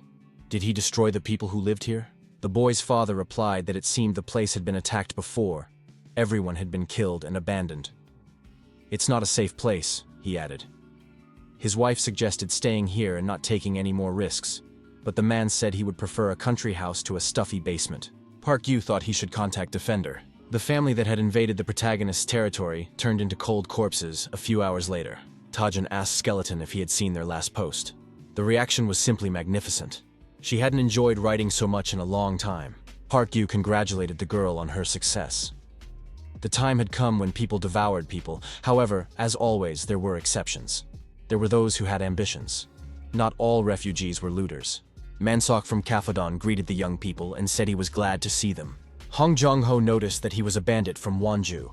He openly declares his connections with the Legion and sells looted military equipment. Hong Jong-ho added that this guy would do anything for profit. He has good connections with the Legion, and they value him. However, he is just a gang leader. Hong Jong-ho explained that he had checked when this guy had settled nearby. It seemed that he was doing business normally. Unlike ammunition, which was in abundance after Park Gyu took over an entire American base, diesel fuel supplies were almost zero. Manseok was willing to trade a barrel of synthetic oil for a magazine of 30 rounds. Park Gyu asked if Hong Jong-ho would mind keeping him company. Park Gyu thought that even if their views differed, the presence of a friend who came at the first call always inspired confidence. Park Gyu contacted Manseok and said he would like to come in and look at the goods. Manseok from Kefadon greeted the customer and said he would be happy to see him. Manseok warned that the young man should not turn off his radio. If he started to misbehave, the customer would be able to immediately report it to everyone within a 20-kilometer radius. Manseok added that in such a case, his reputation would suffer and he would not be able to do business. The first impression of Manseok from Kefadon turned out to be much more ordinary than expected. This man gave the impression of an ordinary guy you might meet anywhere, without the slightest hint of a gangster appearance. The owner said, "Welcome to Manseok's store." The employees bowed and greeted the guests. There were bars behind which people were held, which made Manseok seem even more diabolical. Manseok offered women for next to nothing. He also had weapons, fuel, and drugs. If something wasn't available, he promised to get it. Suddenly, Manseok swore obscenely and punched a thin man in the jaw, ordering him to stand still with the sign and not move. In contrast to the gloomy atmosphere inside, the deal went surprisingly smoothly. Hong Jong-ho got everything he needed. Manseok asked if the young men were selling ammunition. The ammunition could be exchanged for synthetic oil. However, there was not enough oil. Manseok offered to load everything they had and promised to deliver the rest tomorrow, at their next meeting. Park Gyu told Hong Jong-ho that half of the ammunition boxes were a token of gratitude, and if he needed anything, he could feel free to buy it here. Park Gyu noticed the weapon standing in the corner. "What is it?" The protagonist asked the shop owner if it was hunting equipment. Manseok noted that the buyer seemed to know a lot about weapons. Was he a hunter by any chance? Park Gyu replied that he had been a hunter for a short time and asked how much the weapon cost. Manseok said it was not for sale. It was too difficult to obtain. One of the employees reported to the boss that all the synthetic oil had been loaded. Park Gyu noted that the workers had finished quickly, and Manseok offered to escort the buyers to the exit. Manseok suggested that the young men become his regular customers and promised to serve them in the best possible way. Park Gyu asked the shop owner, "Was the man with the sign his employee?" Manseok replied that he was a judge. The protagonist was taken aback. You rarely hear that word in such circumstances. Manseok added that before the war, judges sat on their high thrones playing with people's fates. Now, before his death, this man would be a toy for a while. Manseok explained that this was retribution. Park Gyu sensed an incredibly deep hatred in his words. Was this hatred directed against judges as a class or against a specific person? Perhaps both. Since the hero wanted to conclude the deal peacefully, he decided not to interfere. But apparently, his hopes were not destined to come true. In one of the rooms, there was a lot of blood on the floor. People were sitting there. It seemed that the owner's personal presence was required. Subsequent events began to unfold in such a way that the hero had no choice but to intervene. Manseok said he was very sorry that things had turned out this way. The attackers had forced the buyers to disturb their restless establishment. Park Gyu asked what had happened. Manseok explained that there had been an attack the previous night. It seemed that someone who had gone out to relieve themselves had been attacked and dragged away. Most likely it was the work of mutants. Park Gyu thought that if they were mutants, then everything made sense. Unless they were particularly intelligent individuals like Gold or Red. Such creatures often attacked multiple targets, forgetting their fear due to their inflated bodies. However, something seemed strange. Why did they need to climb over the wall to attack here? Manseok said that he originally wanted to arrange delivery to the young man's property, but the staff were now frightened. He apologized for the inconvenience. Manseok added that he would give a generous bonus in return and hoped that Park Gyu would visit his store again. Park Gyu thought that this was not a special case. Fighting a mutant always came down to firepower. Park Gyu looked at the bandits and decided that their forces should not be a problem. However, the hero's expectations were shattered. Manseok convincingly asked the hunter to destroy the mutant and promised a generous reward. Park Gyu asked if the enemy could fly. One of the bandits confirmed this and said that the creature resembled an owl, with feathers that looked like ears and eyebrows. Park Gyu suggested that it was a nightjar, a serious problem. The barn owl is a large nocturnal bird of prey from the owl family, the top of the food chain in the Korean ecosystem. It is highly adaptable and undemanding in its diet, a long-standing and formidable enemy of hunters, mentioned in textbooks. Park Yu concluded that this area had now become its hunting grounds. If these people had become its target, it would be wiser to move. But Mansok said that was impossible. The shop owners said that they must hold on to these lands by any means necessary. Due to the influx of refugees, several camps held by former factions had fallen. People seeking refuge would soon begin to settle and gather around these places. Mansok added that this was a great opportunity and promised to make it a center for trade and entertainment. A new base, almost a whole city. He declared enthusiastically that he would create a Las Vegas of the decline era. Park Yu wondered if all this would come at a high price. Mansok confirmed that he was ready for anything, as long as he could afford it. Park Yu said that in that case he would take the hunting equipment, and as he said this, he looked closely at the weapons. Park Yu added that he needed people to support him in battle. 3 people would be enough. Mansok replied that he agreed. Mansok ordered his assistant to contact headquarters to send reinforcements. Park Yu thought that the mutant, the owl, was a formidable opponent. Even veterans would admit that. For ordinary people with no combat experience, their numbers were irrelevant. Park Yu decided to use these people as cannon fodder to track down the mutant that had appeared in this area. Although our hero is a proponent of thorough preparation for battle, he rarely seems to act in a state of complete readiness. Park Yu ordered logs to be gathered and turned into stakes, which were placed everywhere. Park Yu expected the mutant to attack until it ran out of breath and collapsed from exhaustion. The bandits were excited by the hunter's idea. Park Yu said that while they were preparing, the enemy would not wait. The bandits drove people to work and morally oppressed them, calling them bad names. Park Yu thought, even if those who are used as cannon fodder are the scum of society, does that make him feel any less guilty? Park Yu remembered Kim Ta-ram's words. She said she didn't choose anyone to be used as cannon fodder. Mansok said that the hunter shouldn't worry. These guys weren't worth it anyway. Let them do this dirty work. Mansok lit a cigarette and said there was no need to worry about that scoundrel. Maybe it was because of his work before the war, but he carefully followed the terms of the contract. These people agreed to be here themselves. It's their own fault. Park Yu asked if that meant the judge was here for the same reason. Mansok asked if the young man really thought he was pitiful.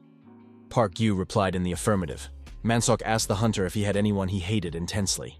Park Yu thought that if the object of hatred was not a person, then yes, there had been such a person. Mansok asked if it had ever happened that the hunter hated someone intensely, but did not understand how exactly he should hate them. The man added that he had a daughter, a very kind and beautiful girl. However, the fact that his daughter was beautiful was not always a good thing. A stalker became attached to her. The family reported that the stalker had followed the girl home, and they caught him before anything bad happened. However, the judge decided to release the man. They say he had a respected profession and status, and judging by his statement of remorse, the risk of recidivism is low. Mansok added that he himself saw the stalker waving a knife. Park Yu asked if the young man wanted to hear what happened next. Then the girl died. Mansok told the judge that he was responsible for the tragedy. The judge destroyed her through negligence. How is he going to answer for that? How could court security have allowed an outsider to get inside? The judge said that this man should be thrown out immediately. Mansok said he couldn't understand that. Even if there was no malicious intent, a person had died. Shouldn't that leave a bad taste in one's mouth? How could one act as if these were problems of another world and have nothing to do with them? Mansok admitted that he had done wrong. That is why he gives the judge a chance every day. Mansok puts the gun in the judge's hand and says that he is the man who turned him into a nobody. The judge likes to pass sentences, doesn't he? Mansok demands that the judge pass sentence. However, the judge does not shoot. Mansok told the hunter that the verdict was not guilty. The judge explained that there were insufficient grounds for detaining that man. Mansok is surprised. What did he just say? The judge adds that if people were imprisoned based solely on personal conviction, then what would be the point of having judges at all? It is better to let 10 criminals go free than to allow one innocent person to be unjustly convicted by the state. The judge added that if he were in the same situation again, he would make the same decision. That was his judgment as a judge. Mansok told the hunter that he had a great idea. He would use this judge as bait. The moment the owl's offspring tried to grab him, they would concentrate their fire and turn them both into a sieve. Mansok asked the hunter if he could do it. Park Yu said he refused. The young man added that they didn't know when the mutant would attack. He didn't want to spend the whole day staring at this unpleasant creature. Besides, there was no guarantee that the mutant, driven by instinct, would take the bait. It would be much wiser to prepare a line of defense. Mansok agreed, and added that the hunter could do as he saw fit.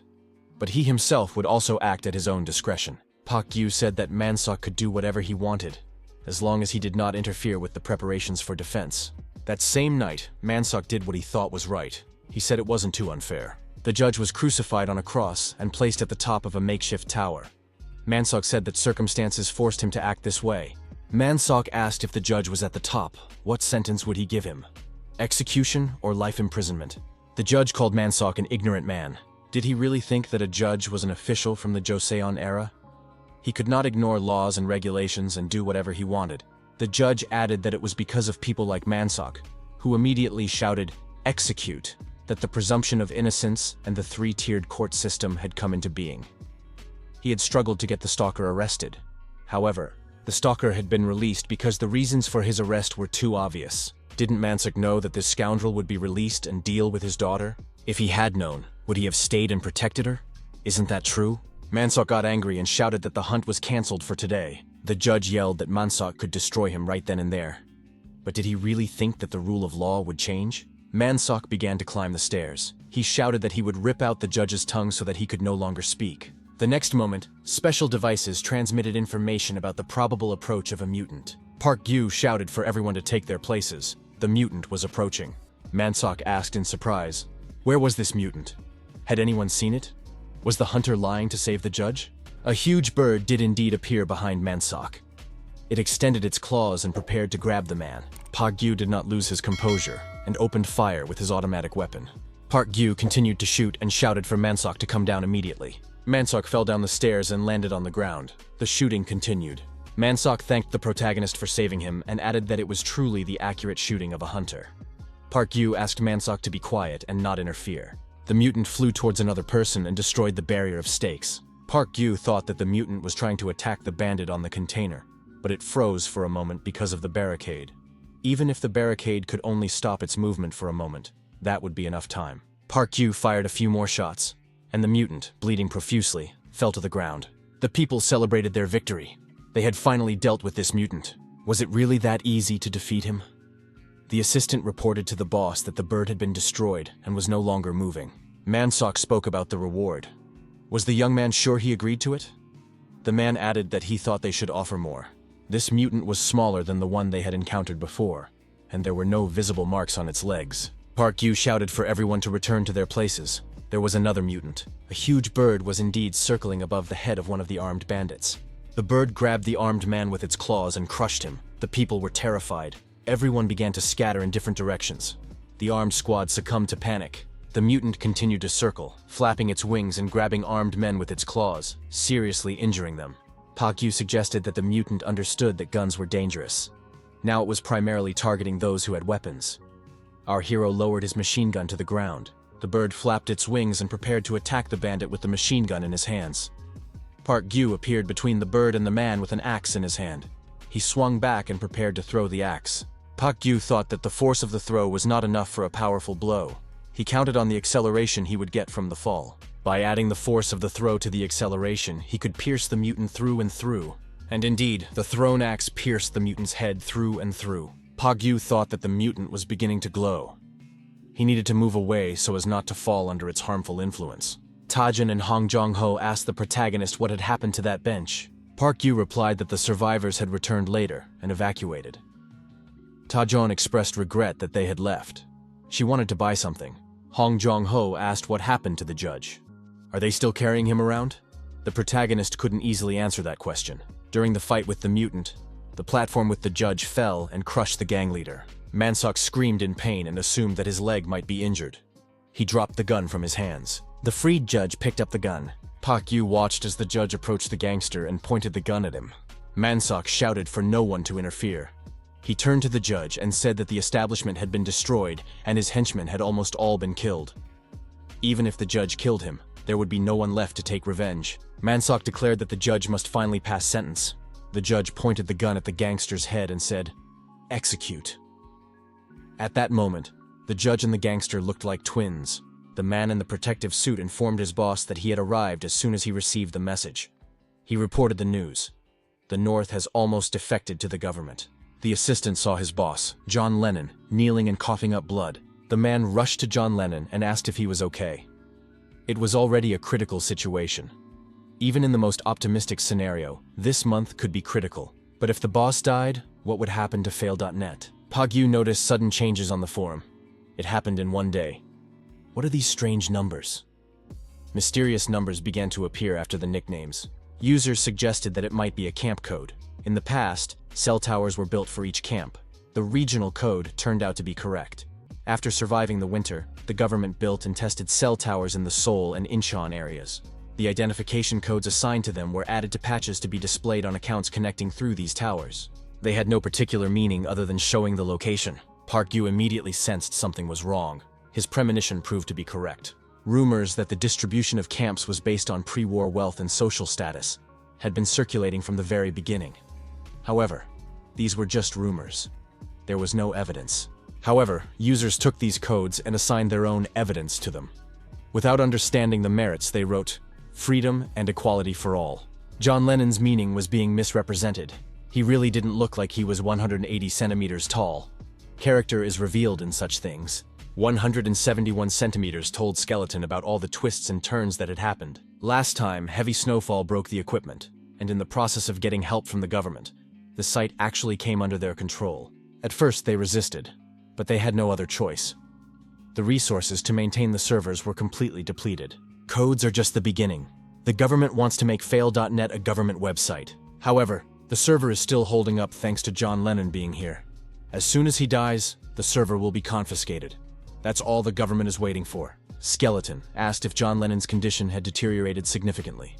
His interlocutor replied that he didn't have much time left. This month is a critical moment. Despite his poor health, he is also in a very difficult mental state. He has not been able to sleep for the last few days, only looking at the forum. The protagonist felt powerless. The fact that they had invested in cell towers on such a scale meant that the government was determined to see the matter through to the end. The chairman of the state committee and acting president is Yang Sang-gil. Park Yu thought that this matter was beyond the power of a private individual like him to stop. Even if he used his old connections, nothing would come of it. It was unlikely that Woo Min-hee would be able to fulfill a request of this level. Park Q thought that he could call on not Min-hee, but that very person. Limited by the internet, but with more influence than Woo Min-hee, the legendary Nameless. Park Yu thought he had found a way to cheer John Lennon up. It was time for the apple to perform its feat. Human nature never goes away. This can be seen in the example of Park Yu. Although he has retired from active service, he is still periodically overcome by his hunting instinct. Whatever happened, the protagonist knew what John Lennon wanted better than anyone else. Park Yu was sure that John Lennon would definitely like what he had in mind. Skeleton announced in the chat that he had updated the site's functionality, following John Lennon's advice. Does the mentor have access now? John Lennon noted that if Skeleton recommended it, he would no longer refuse. The largest online community in the country is fail.net. All kinds of issues were discussed here. The community was incredibly popular. One user even wanted to suggest that the administrators create a separate section for beggars below the C class. All users received information that John Lennon was God. John Lennon introduced himself and said he was the founder of fail.net. Park Gu thought that his idol, John Lennon, was not a person driven by material goods and power. The only thing that could motivate him to act was the universal attention of users and hanging out with celebrities. That's probably all. Emzu couldn't help but sneer and said that it was all done for attention. However, after that, John Lennon permanently banned the user M9. Users were grateful to John Lennon because fail.net is the only joy in their lives. Park Gu thought that the giant had returned to the forum, listening to well-deserved praise. They said that this month was a critical moment, but weeks passed and he was still alive. It was joyful that this man was not dying. But if all he does in life is post, then he could squander all the people's love right now. However, something else was troubling. John Lennon removed the regional codes after hearing a user's request. 171 centimeters said that their phones were ringing off the hook, so the state decided not to stay on the sidelines. Government officials may be the first to break in here. All this time, our hero had somehow avoided contacting John Lennon directly. When people get closer, they inevitably change. Park Yu was afraid that the object of his adoration would change because of him. John Lennon himself got in touch and asked if former Hunter Skelton was okay. John Lennon added that his time had indeed come. However, he would protect his world. He had already made his decision. After that, John Lennon did not respond or get in touch again. Government officials knocked on the door, but it was locked from the inside. The decision was made to break it open with a welding machine and immediately neutralize whoever was inside. When government officials and armed soldiers broke in, John Lennon disabled the nuclear batteries he had prepared in advance. Once inside, the armed soldiers and government officials saw a man standing in front of them. John Lennon stood before them wearing a gas mask. The pressure gauge showed excessive pressure in the cylinder, which was at its maximum. John Lennon said he was a hunter. The hunter had axes in his hands and declared that he would defend his world. The great tree named John Lennon fell. However, in the place where the great tree fell, all the weeds, field grasses, mosses, and mushroom beds will gather, devour each other, displace each other, sometimes leaning on each other, and flourish. People will live on failed.net until the day their lives expire. Kim Ta-ram once asked Park Gyu, "Doesn't he have a family?"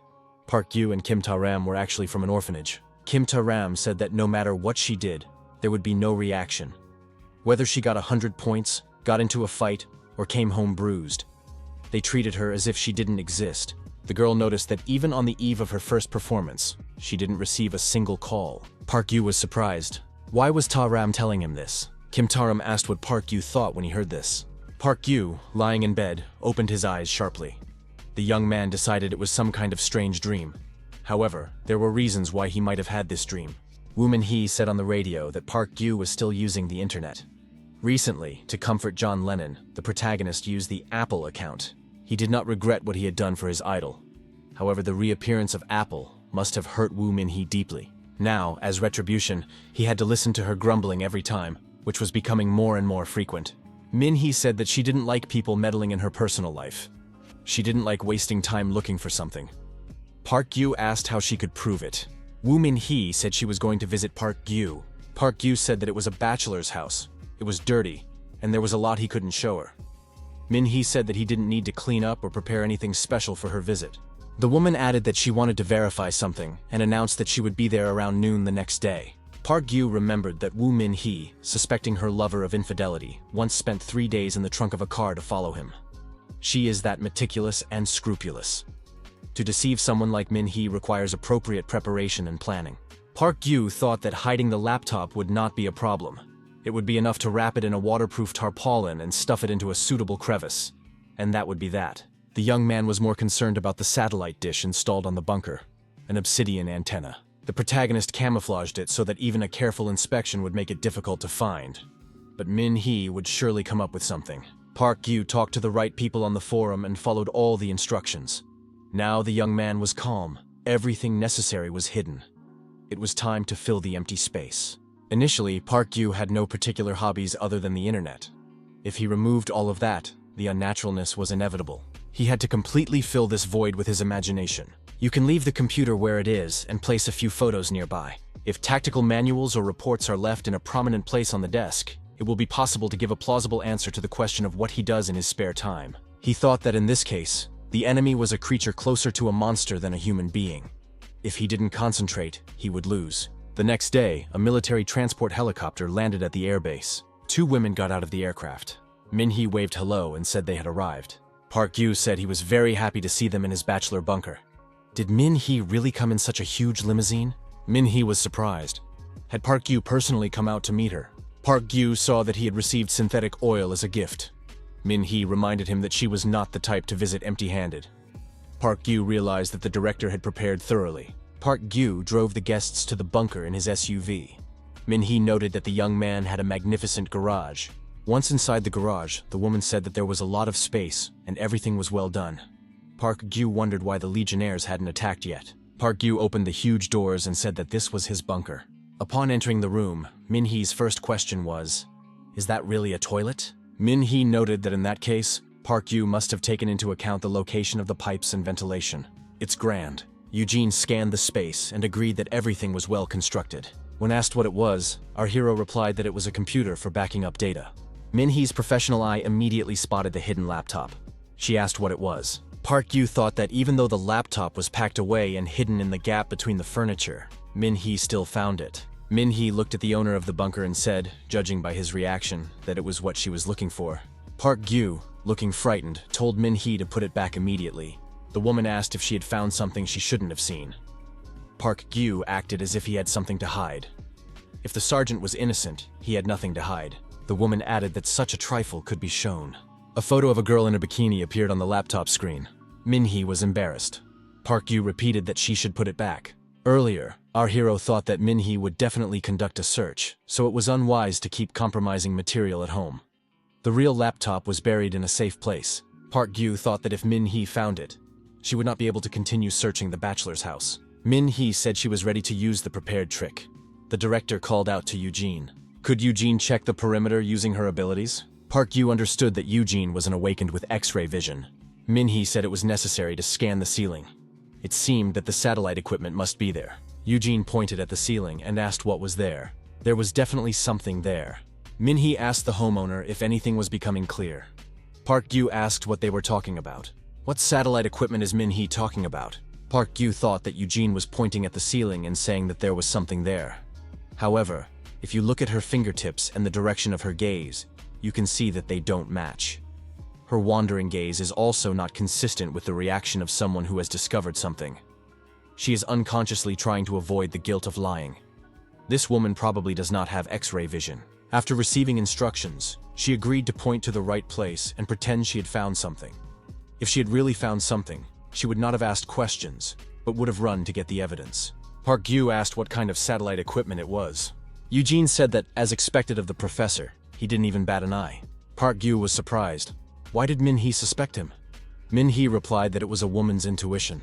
Min-hee reported that Kim Ta-ram, before running away to the Legion, said she saw a satellite dish cable in Park Gyu's house. Park Gyu thought about how many times she had repaid kindness with evil. Min-hee suggested that Park Gyu had disguised the weapon so that it would never be found. The director suggested that they stop the pointless argument and get to the point. Park Gyu asked Min-hee what she was sitting on.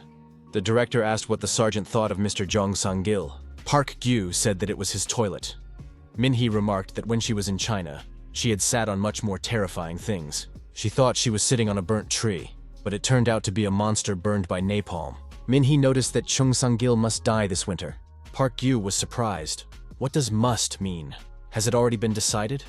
Min-hee reminded him that the evacuation convoy was the work of Yang Sang-gil. Min-hee added that the rate of awakened people tends to be directly proportional to the total population. That is why the parliamentary faction is trying by any means to take control of the refugee camps in Incheon. A stable supply of the awakened requires a sufficient population, and Incheon is now the only city of that size left. However, it is not only the probability of the awakened appearing that grows in proportion to the population. The intensity of the rifts also increases. This is enough to provide the awakened, but not enough to increase the intensity of the rifts.